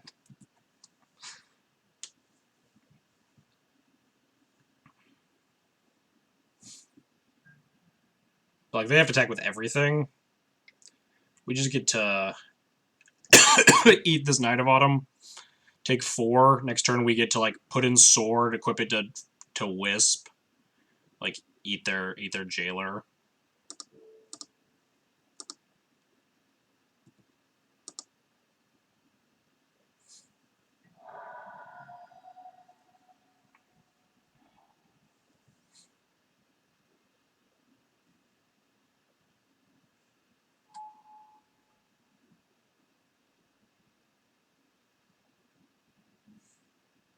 Yeah, if they find a removal spell at any point, we're, like, very, very soft.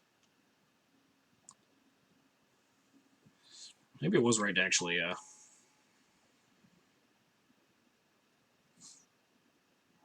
Well, I think my game plan right now is they don't find a thing. Because if they do, we just lose.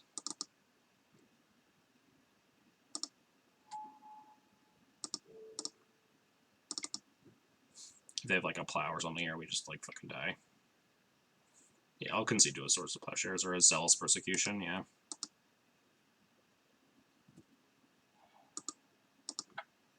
More time for game 3.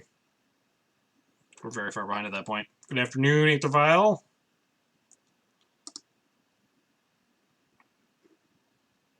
We'll run it back. Always showing up on turn 6. Typical Aether Vial. Funny because we actually drew the Aether Vial last turn too. And Aether Vial shows up in chat.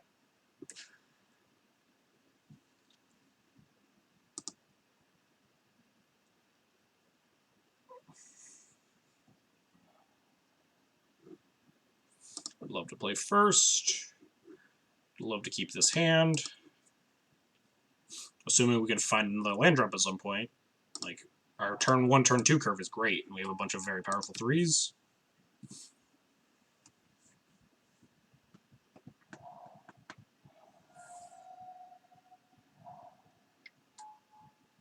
Yeah, give it... give Aether Cycling 0, and also ban True Name. Perfect.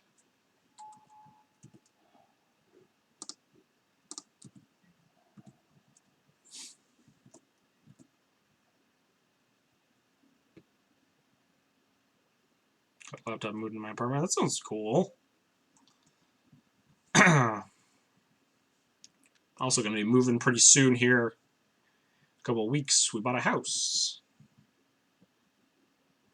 I had to sell a legacy. That's a bummer. But I mean, it makes sense. Finance, life before Magic for sure.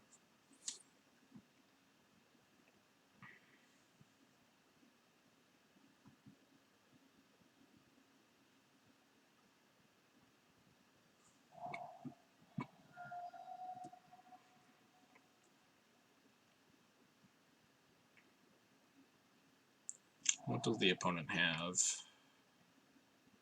Coder. I think we gotta just judgment that.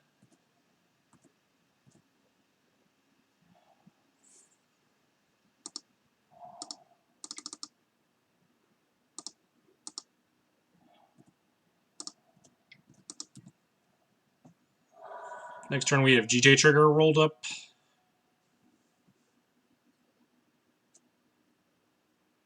Unless they leave up... If they conspicuously leave up 2-ish mana, we might not just jam the GT. But they like tap out for a thing. They tap out for another night, maybe not. Alright. They tapped their black source. Green Sun for another night? It's gonna be rough.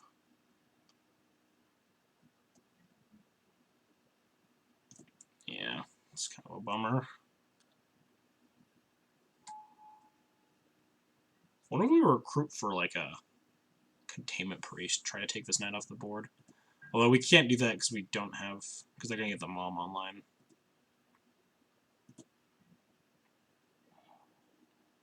Ooh, that's a pretty good draw.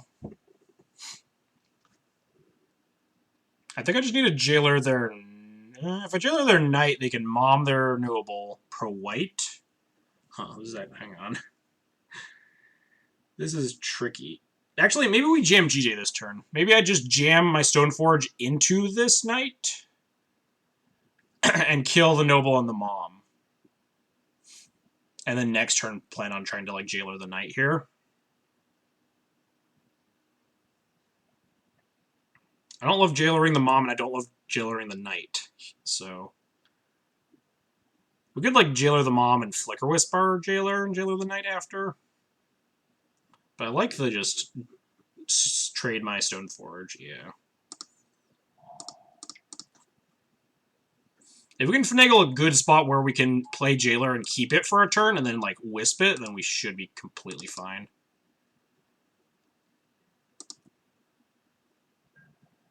If we can just keep the board relatively clear. I think I'm trading my Stoneforge rather than like using the mom here.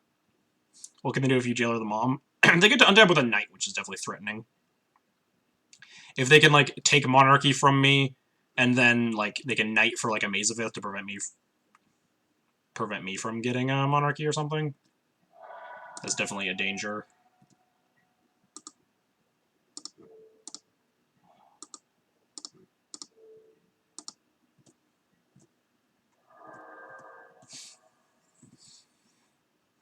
Depending on what they have here, though, if we can jailer this knight and we have mom plus jailer in play, we might be in a decent spot. Like if they just shatter my GT or something. Green Sun for 3. Yeah. For like Knight of Autumn. Then we can slam jailer here.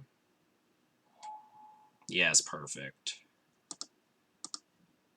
They can knight for a Dryad Arbor in response. We'd have 2 blockers, though.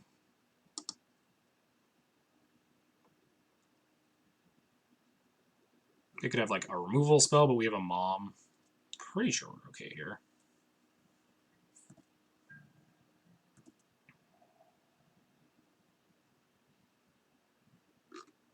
Attack. Dang.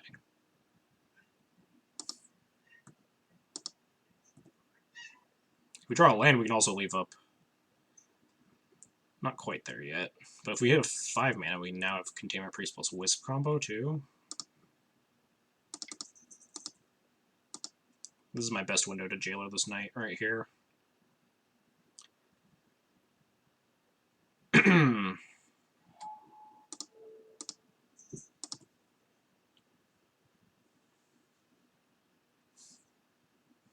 They can't get... Step doesn't do anything, because I'm Jailering it right now. They don't have a color for a turn. Probably like Knight for a fetch land, or just Knight for the Arbor.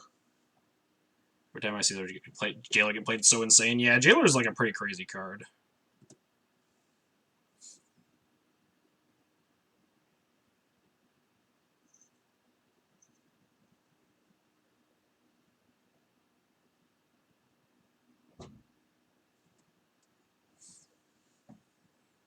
What are they grabbing?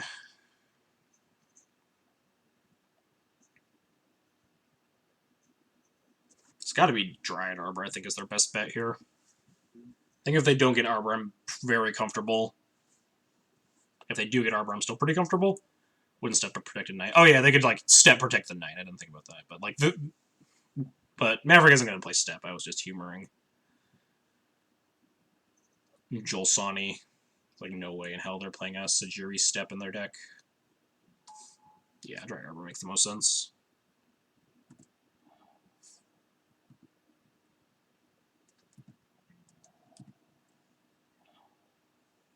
We drew a land, so we can Containment Priest Wisp combo.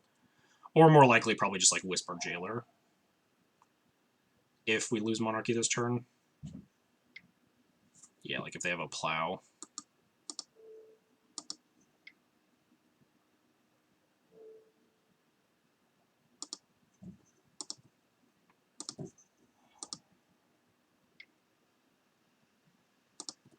Ooh, they have another Knight? That's not great.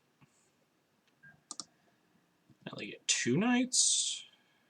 They lose their Knight of Autumn.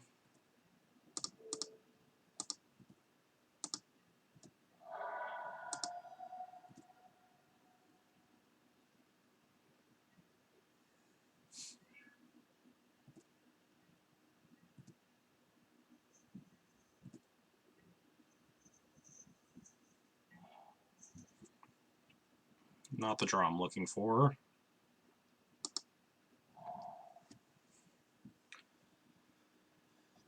So we Wisp our Jailer, eat another Knight, hold up Containment Priest.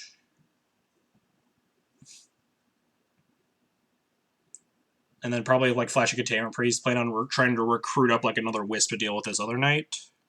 They only have 1 card left in hand. They do currently have them. Oh no, I'm going to take the Monarchy, so.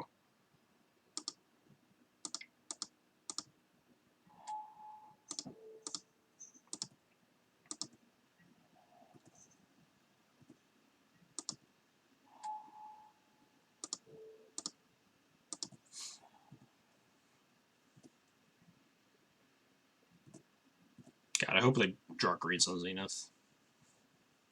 Be so good for me. Be very sad if they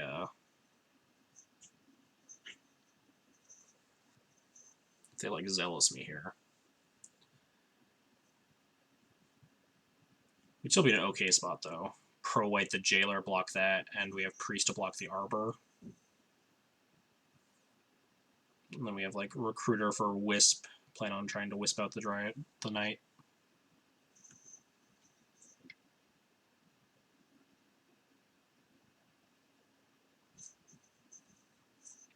Come on. Cast a Green Sun.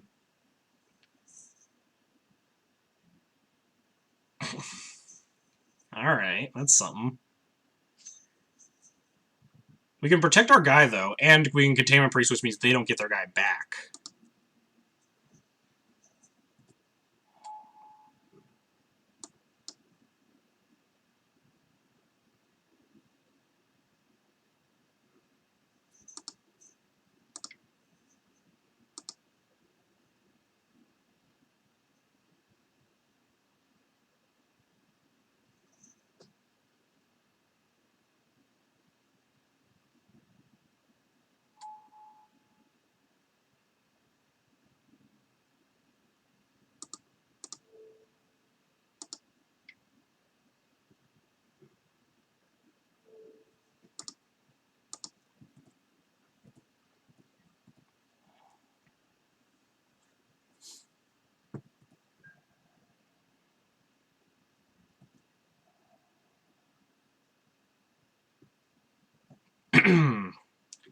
They have a maze we need to be worried about if we're trying to take Monarchy back from them.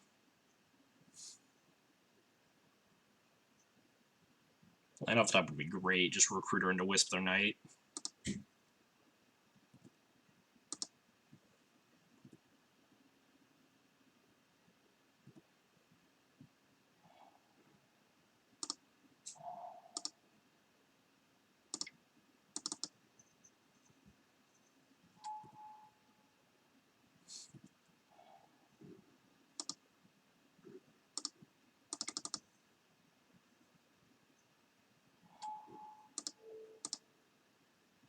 They tap wrong though, they should leave a white. They need a double white for their Jailer.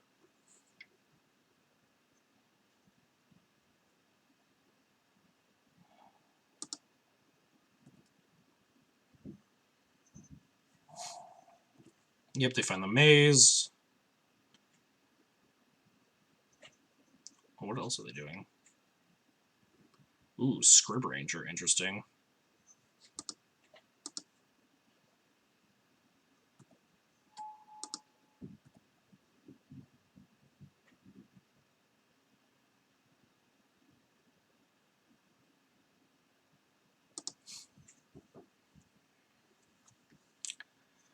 So we ice this Knight of the Reliquary. Oh, they're using it again, sure.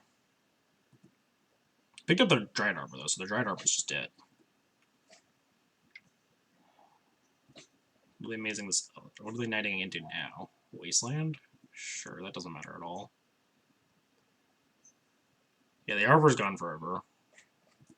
That doesn't matter. Top deck is Zealous. They can't even cast the Zealous now. Yeah, we can just attack with, like, everything, right? We get to take Monarchy, protect our Priest from the Jailer.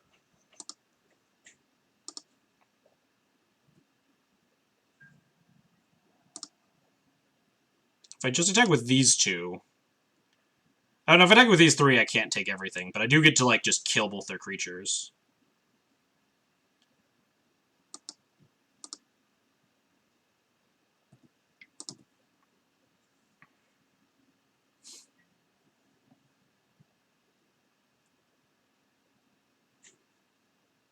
Block maze.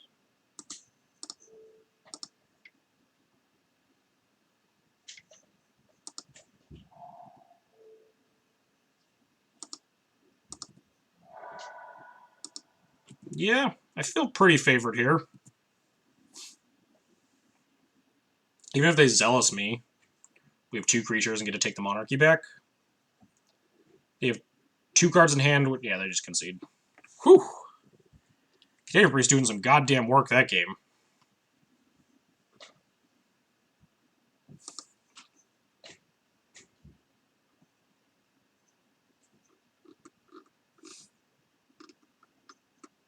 Did they even exile Arbor? No, they picked up their Arbor off of the Scrib Ranger activation.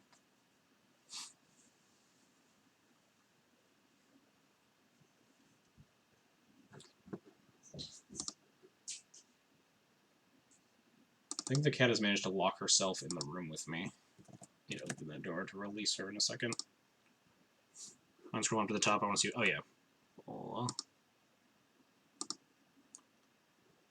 Jeez. Of course, Mara, fucking god. 7-0. Strifo is 6-1. Negator at 6-1.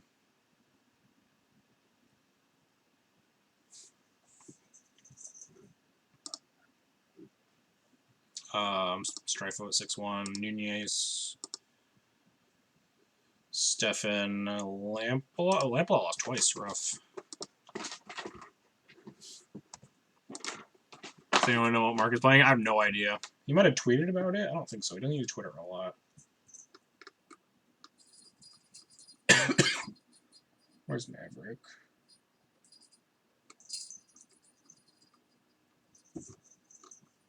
What's our record right now? We're 3-4. We're kind of getting our butts kicked.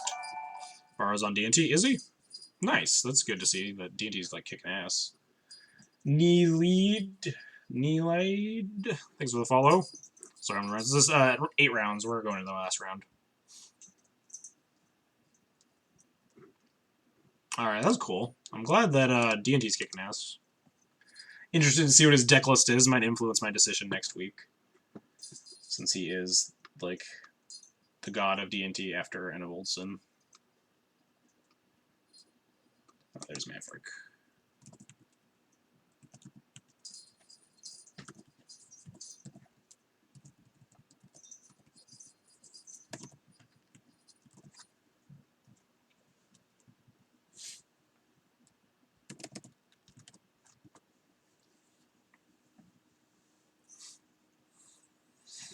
I have no idea if or when these deck lists even get posted. Oh, you're in chat. I played the mirror, if that counts. Yeah, I assume you're like 1,000 year-long game 1 against Lampalot was the mirror, right?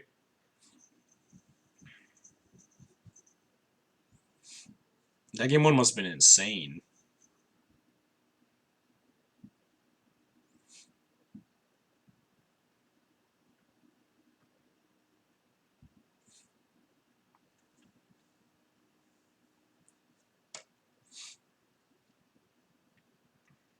Almost conceded game 1 on turn 4.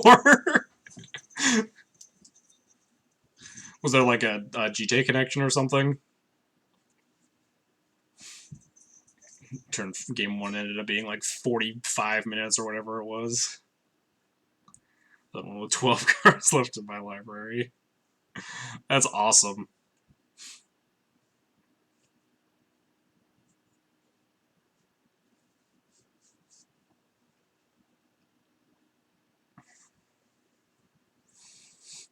Excited to see what your deck looks like.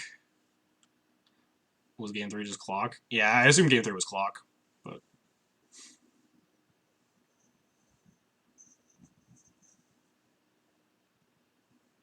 oh, you're both in chat. Game 1. Oh, game 1 was the clock game, I imagine.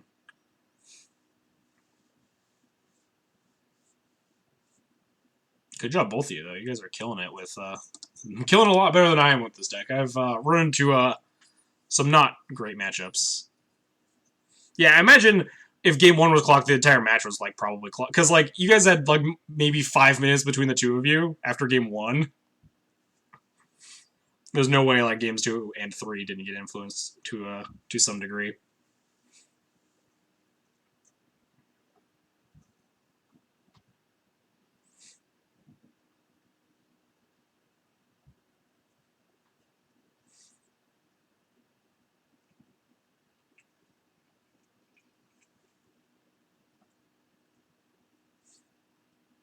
I'm excited to see your guys' lists.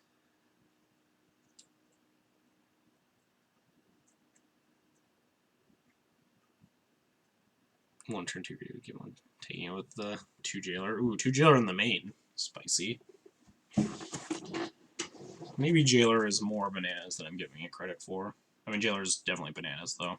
Do deck lists get posted before about 16 hours from now, weekly tomorrow? I have no idea when deck lists get posted. You can check online for like the modern deck lists, and if they're not posted yet, they probably won't get posted for a while.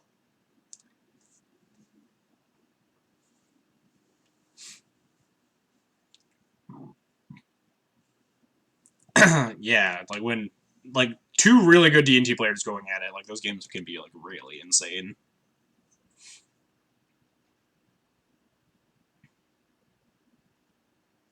Yeah, fuck Aether Vial triggers not be getting auto-stacked anymore. It's collectively eaten so much of my time.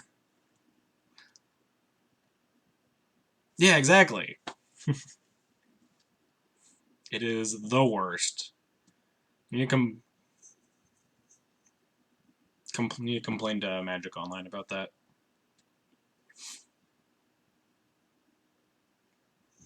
Ban your name and fix file, yeah, exactly.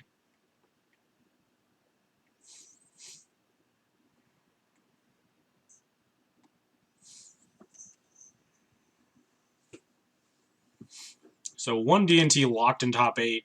Lampalot 5-0 into 5-2. Some 6 and 2s are making it, so I mean, if any of the 6 2s are making it, it's the one that was like 5-0, right? So probably with especially when like one of your matches was against the 7-0. Imagine if you win there, you're probably in top 8, depending on the rest of your opponents. 2 D&T in top 8 would be just like the nuts. D&T's great.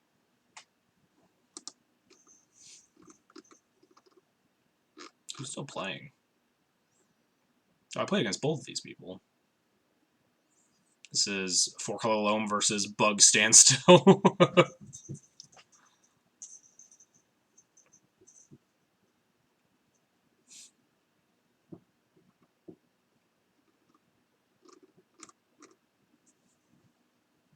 Explains the 53-minute match.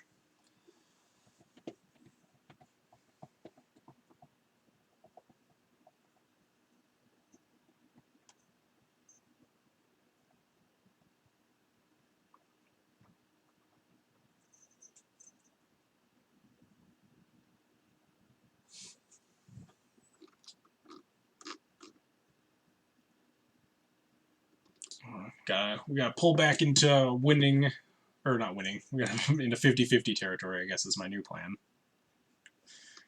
Come out of the day feeling mediocre about myself.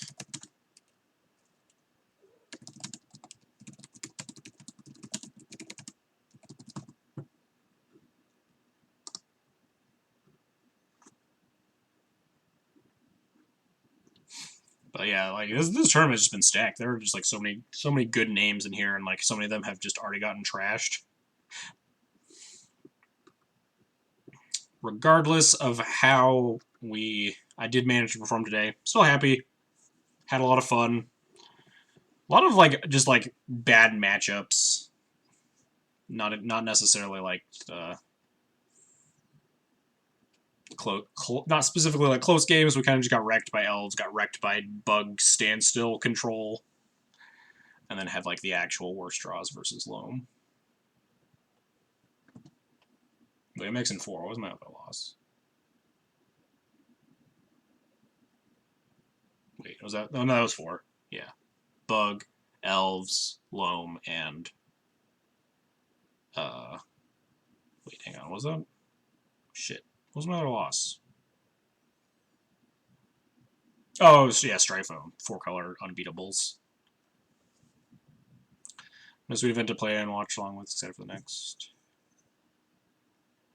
We just control built to beat Miracles have been killer for this.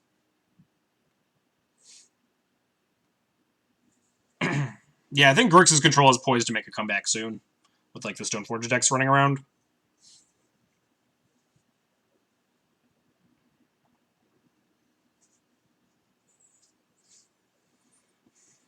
But it has been tons of fun playing against really good people. I have a Grixis control list that beats a Miracles.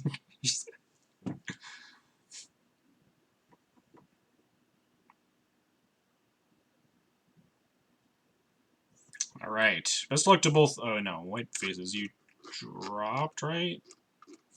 Best of luck to Strifo, who is X and 1 right now. Yeah, Strifo can snag top 8 with. After beating the crap out of me. Keep going. Make my breakers good, even though we're super dead for top 64 here if we win. Like, only like the top 4th or top 5th of X and 4s make it in. We played. Apparently, we might be in the mirror here. Mahegan 001.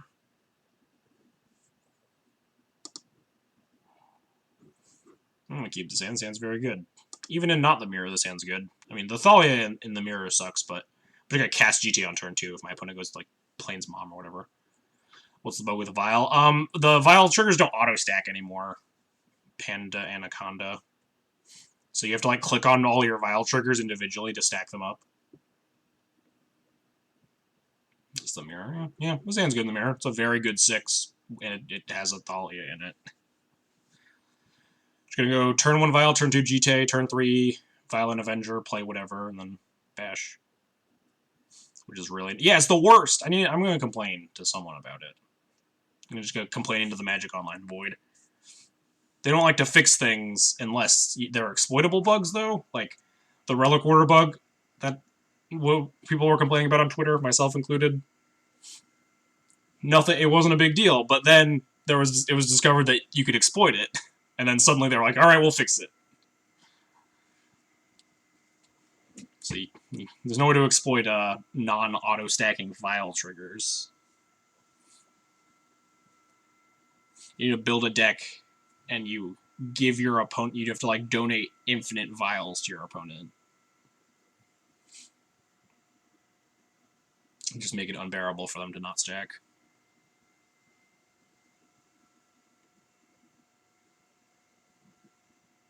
Opponent probably stepped away from the computer. It's like has happened every round since like round 3. We just spent like a minute and a half waiting because the opponent was probably like made a sandwich or whatever. Yeah, Sam's pretty nuts in the mirror. If opponent has like Mom or a Revoker, it's a bit worse. I mean, I guess if they have a Revoker, we can recruit for answers, but Sam's worse against a turn 1 Mom into like a flyer to stop my Avenger or something like that. But Xander is extremely strong in the mirror. I'm like snap keeping this every time. This Thalia could just be nothing. I'd probably rather Scry than have a Thalia in my opener, but you know, Thalia does have text in the game ones. Sometimes your opponent doesn't have Caracas and it does blocking duty or something. Definitely not excellent though.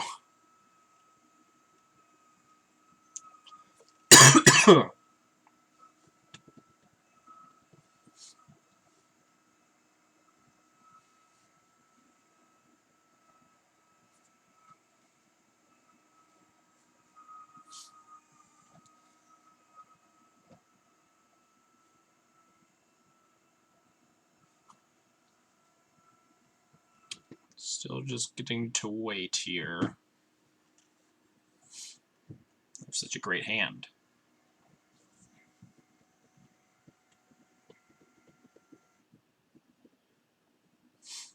He's on D&T, Pana Anacondo. He's 7-0 with D&T. What's up, Jax? How's it going? Lampalot is also 5-2 right now with D&T. One of his losses being the mirror to Vara. It was so D&T is like having a good day, just like not me having a good day. I haven't felt like that. My matches have been very good today, outside of the ones that obviously we ran into like a bunch of like mono horrible matchups.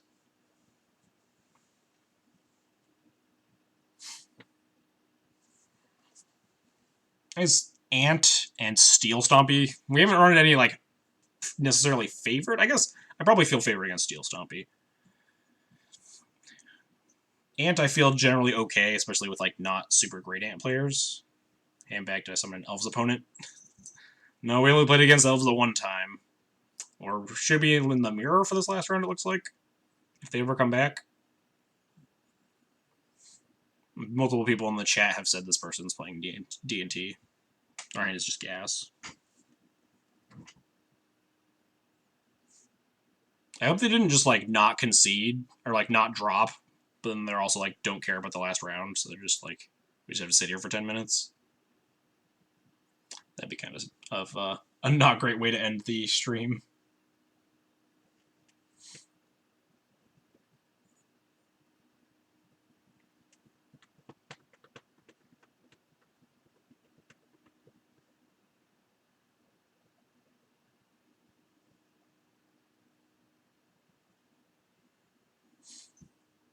All in all, pretty fun day though. I enjoyed this tournament. I really like the tournaments where you just get to like when I got to play against Reed in the challenge that I played in.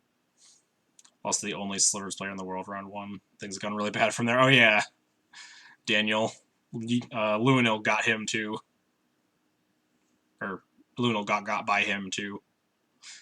The only Sliver players in the world. We lost to the only Punishing Thieves player in the world in like round 2, and then things got worse from there. Whiteface has played Reanimator, I think he mentioned.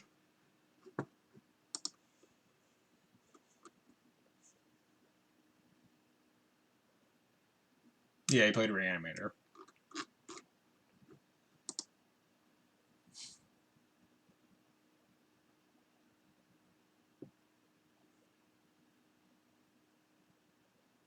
Yeah, I am concerned that at some point the meta might shift into like Grixis control being good again, and that scares me because GP Niagara Falls is coming up next month,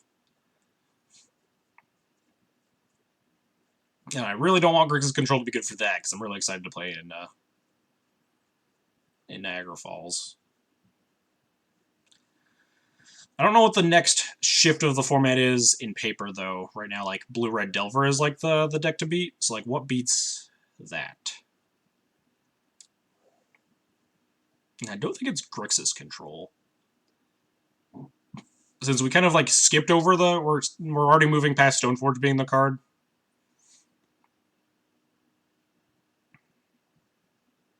We're already moving past Stoneforge being the card to beat, like, the blue-white Delver decks or the blue-white Blade decks. I made my board for Blue-Red. Yeah, I made a lot of deck building decisions for Blue-Red Delver, and I played against a Blue-Red Delver today.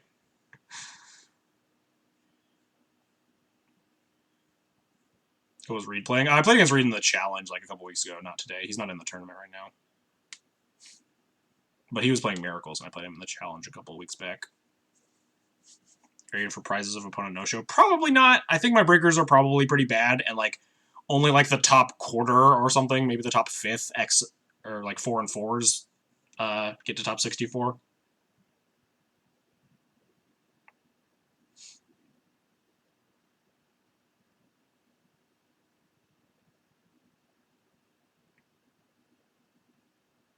Maybe my burgers are probably pretty bad, though. My burgers are definitely... I don't think they are good enough to make top 64. I mean, one of my losses is Strifo, though. But one of my losses is also, like, 0-4 drop. Probably kind of negates my one good breaker.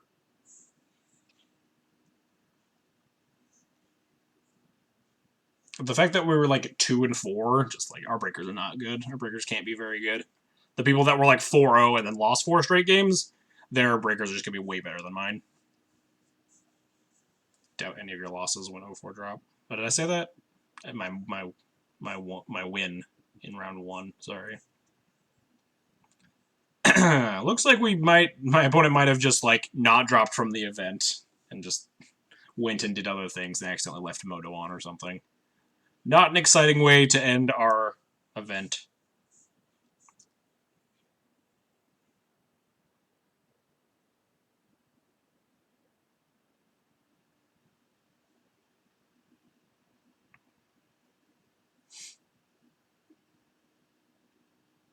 Yeah, the dude is a monster, especially, like, in general, but also at Death and Taxes, but, like... I can see why the TNT mirrors take so long now.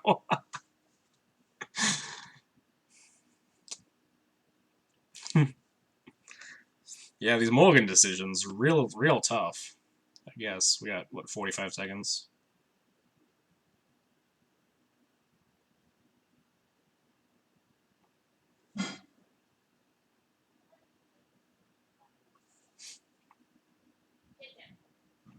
Yeah, I definitely tweaked out my deck for blue-red on the day and just, like, didn't see any of it. Played against a bunch of, like, super, like, unbeatable control decks. Decks where I want, like, 4 Cataclysms. And then also Elves, which is just, like, gonna get beat up by Elves. I play bad decks because I'm bored. Not for no reason. That's fair, honestly. You too good with you too good with good decks. Gotta play bad decks. Well, we did it. We went 4 and 4.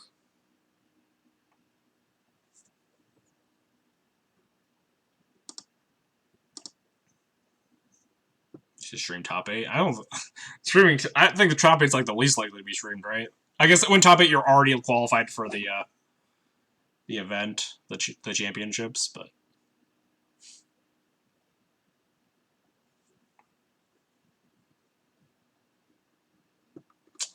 But yeah, looks like, Jesus, people finished before my opponent timed out. Negator already, like, beat his opponent.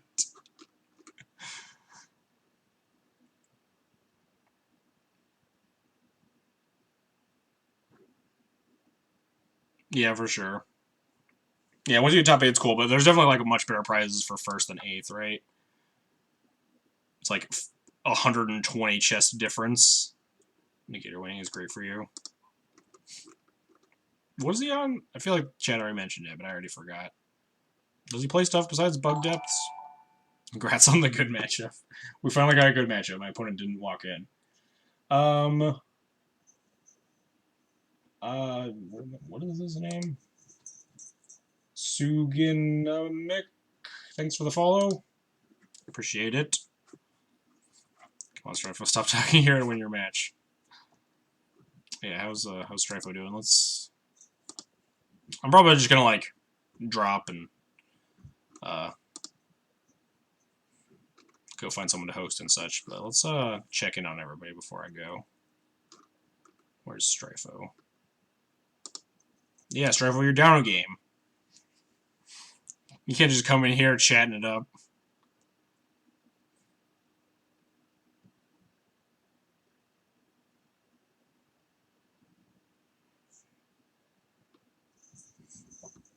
Looks like Flying Whales. Yeah, Lone Boy didn't come in last round, right? How's he doing right now? Flying Whales. 4-3, up a game. Opponent's taking forever to board. Okay, that's fair.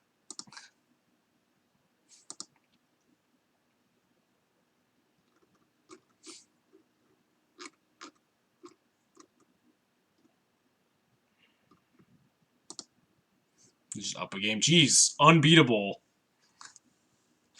Bar just murdering people left and right. Jesus.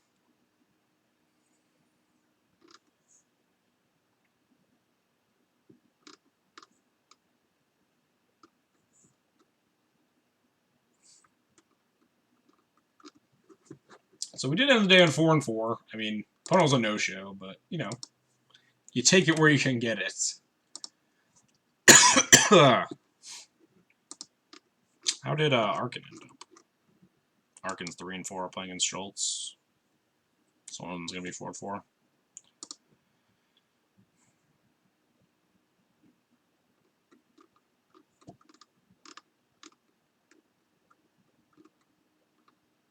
Yeah, it was a fun tournament. A lot of good people. A lot of good people getting wrecked, too. Excited to see how this top 8 pans out. I really want to see people's deck lists. Especially the D&T players. I want to see all of their different innovations, what they're interested in playing. Because I have a 5K coming up on the weekend, and then also, obviously, GP Niagara Falls to prep for. So we got a lot of good stuff that I want to be tweaking my deck list. A lot of that. Good, but I can't be bothered to right now. I'm just gonna. That definitely makes sense. But yeah, congrats on already making top 8. The Bug Depths list will be the spiciest. Bug Depths list is also in top 8. Congrats, Negator. Anyway, I should probably clock out at this point. Let's look into who's still streaming here. Because like I'm just gonna sit here and talk for the next whatever until we're like what 15 minutes in the round. Yeah, I'm gonna find someone to host. Who's streaming Legacy still?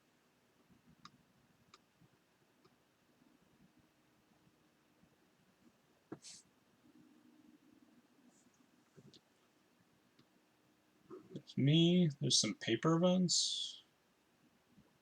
People that have been streaming. I think both these people are streaming the challenge or the playoffs because they've been streaming like exactly as long as I have. Is this person playing the challenge?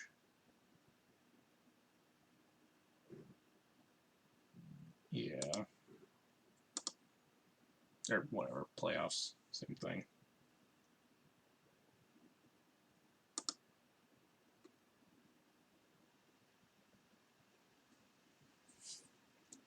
Gotta find someone to host. Gotta dump you all somewhere.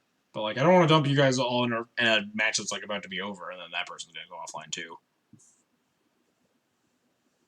Started 1-3, finished 5-3. Hey, that's good. You like grounded out till the end, Grateful Head.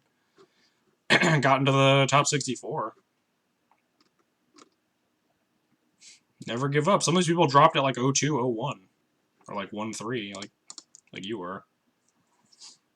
Sometimes you just gotta keep fighting.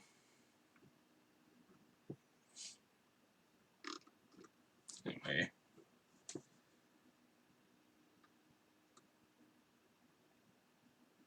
Who are hosts? No, it's all like paper events, and then also people playing the playoffs, but they're all about to like not be playing the playoffs and like, yeah, I'll just go host one of these people playing in the playoff event. And they can figure out where to dump you guys.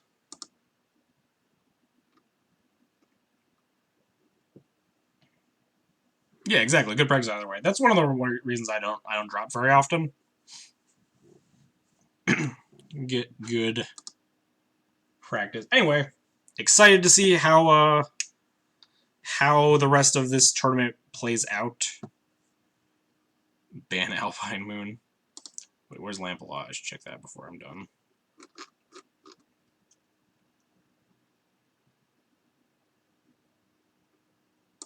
He's up a game. Hope Lampalot makes it to top 8. That'll be sweet. Get 2D heals in top 8, but if he wins, he's definitely like locked for top 16. But anyway. I will see all you guys tomorrow, I guess.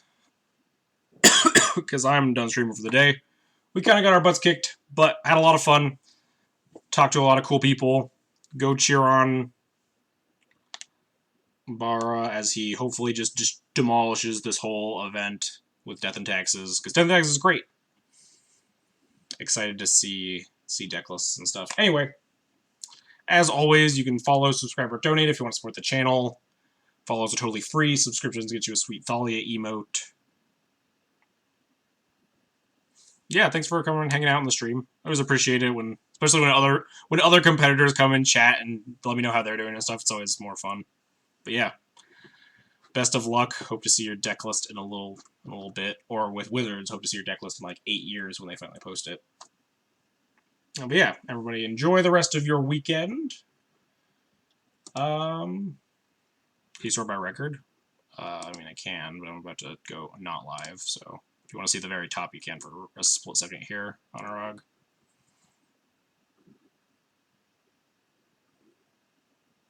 Strifo still down his game. But anyway, I'm going to go host a guy whose name I can't pronounce because it's got a lot of letters and a number. I don't know how to say it. Phil Forza K whatever.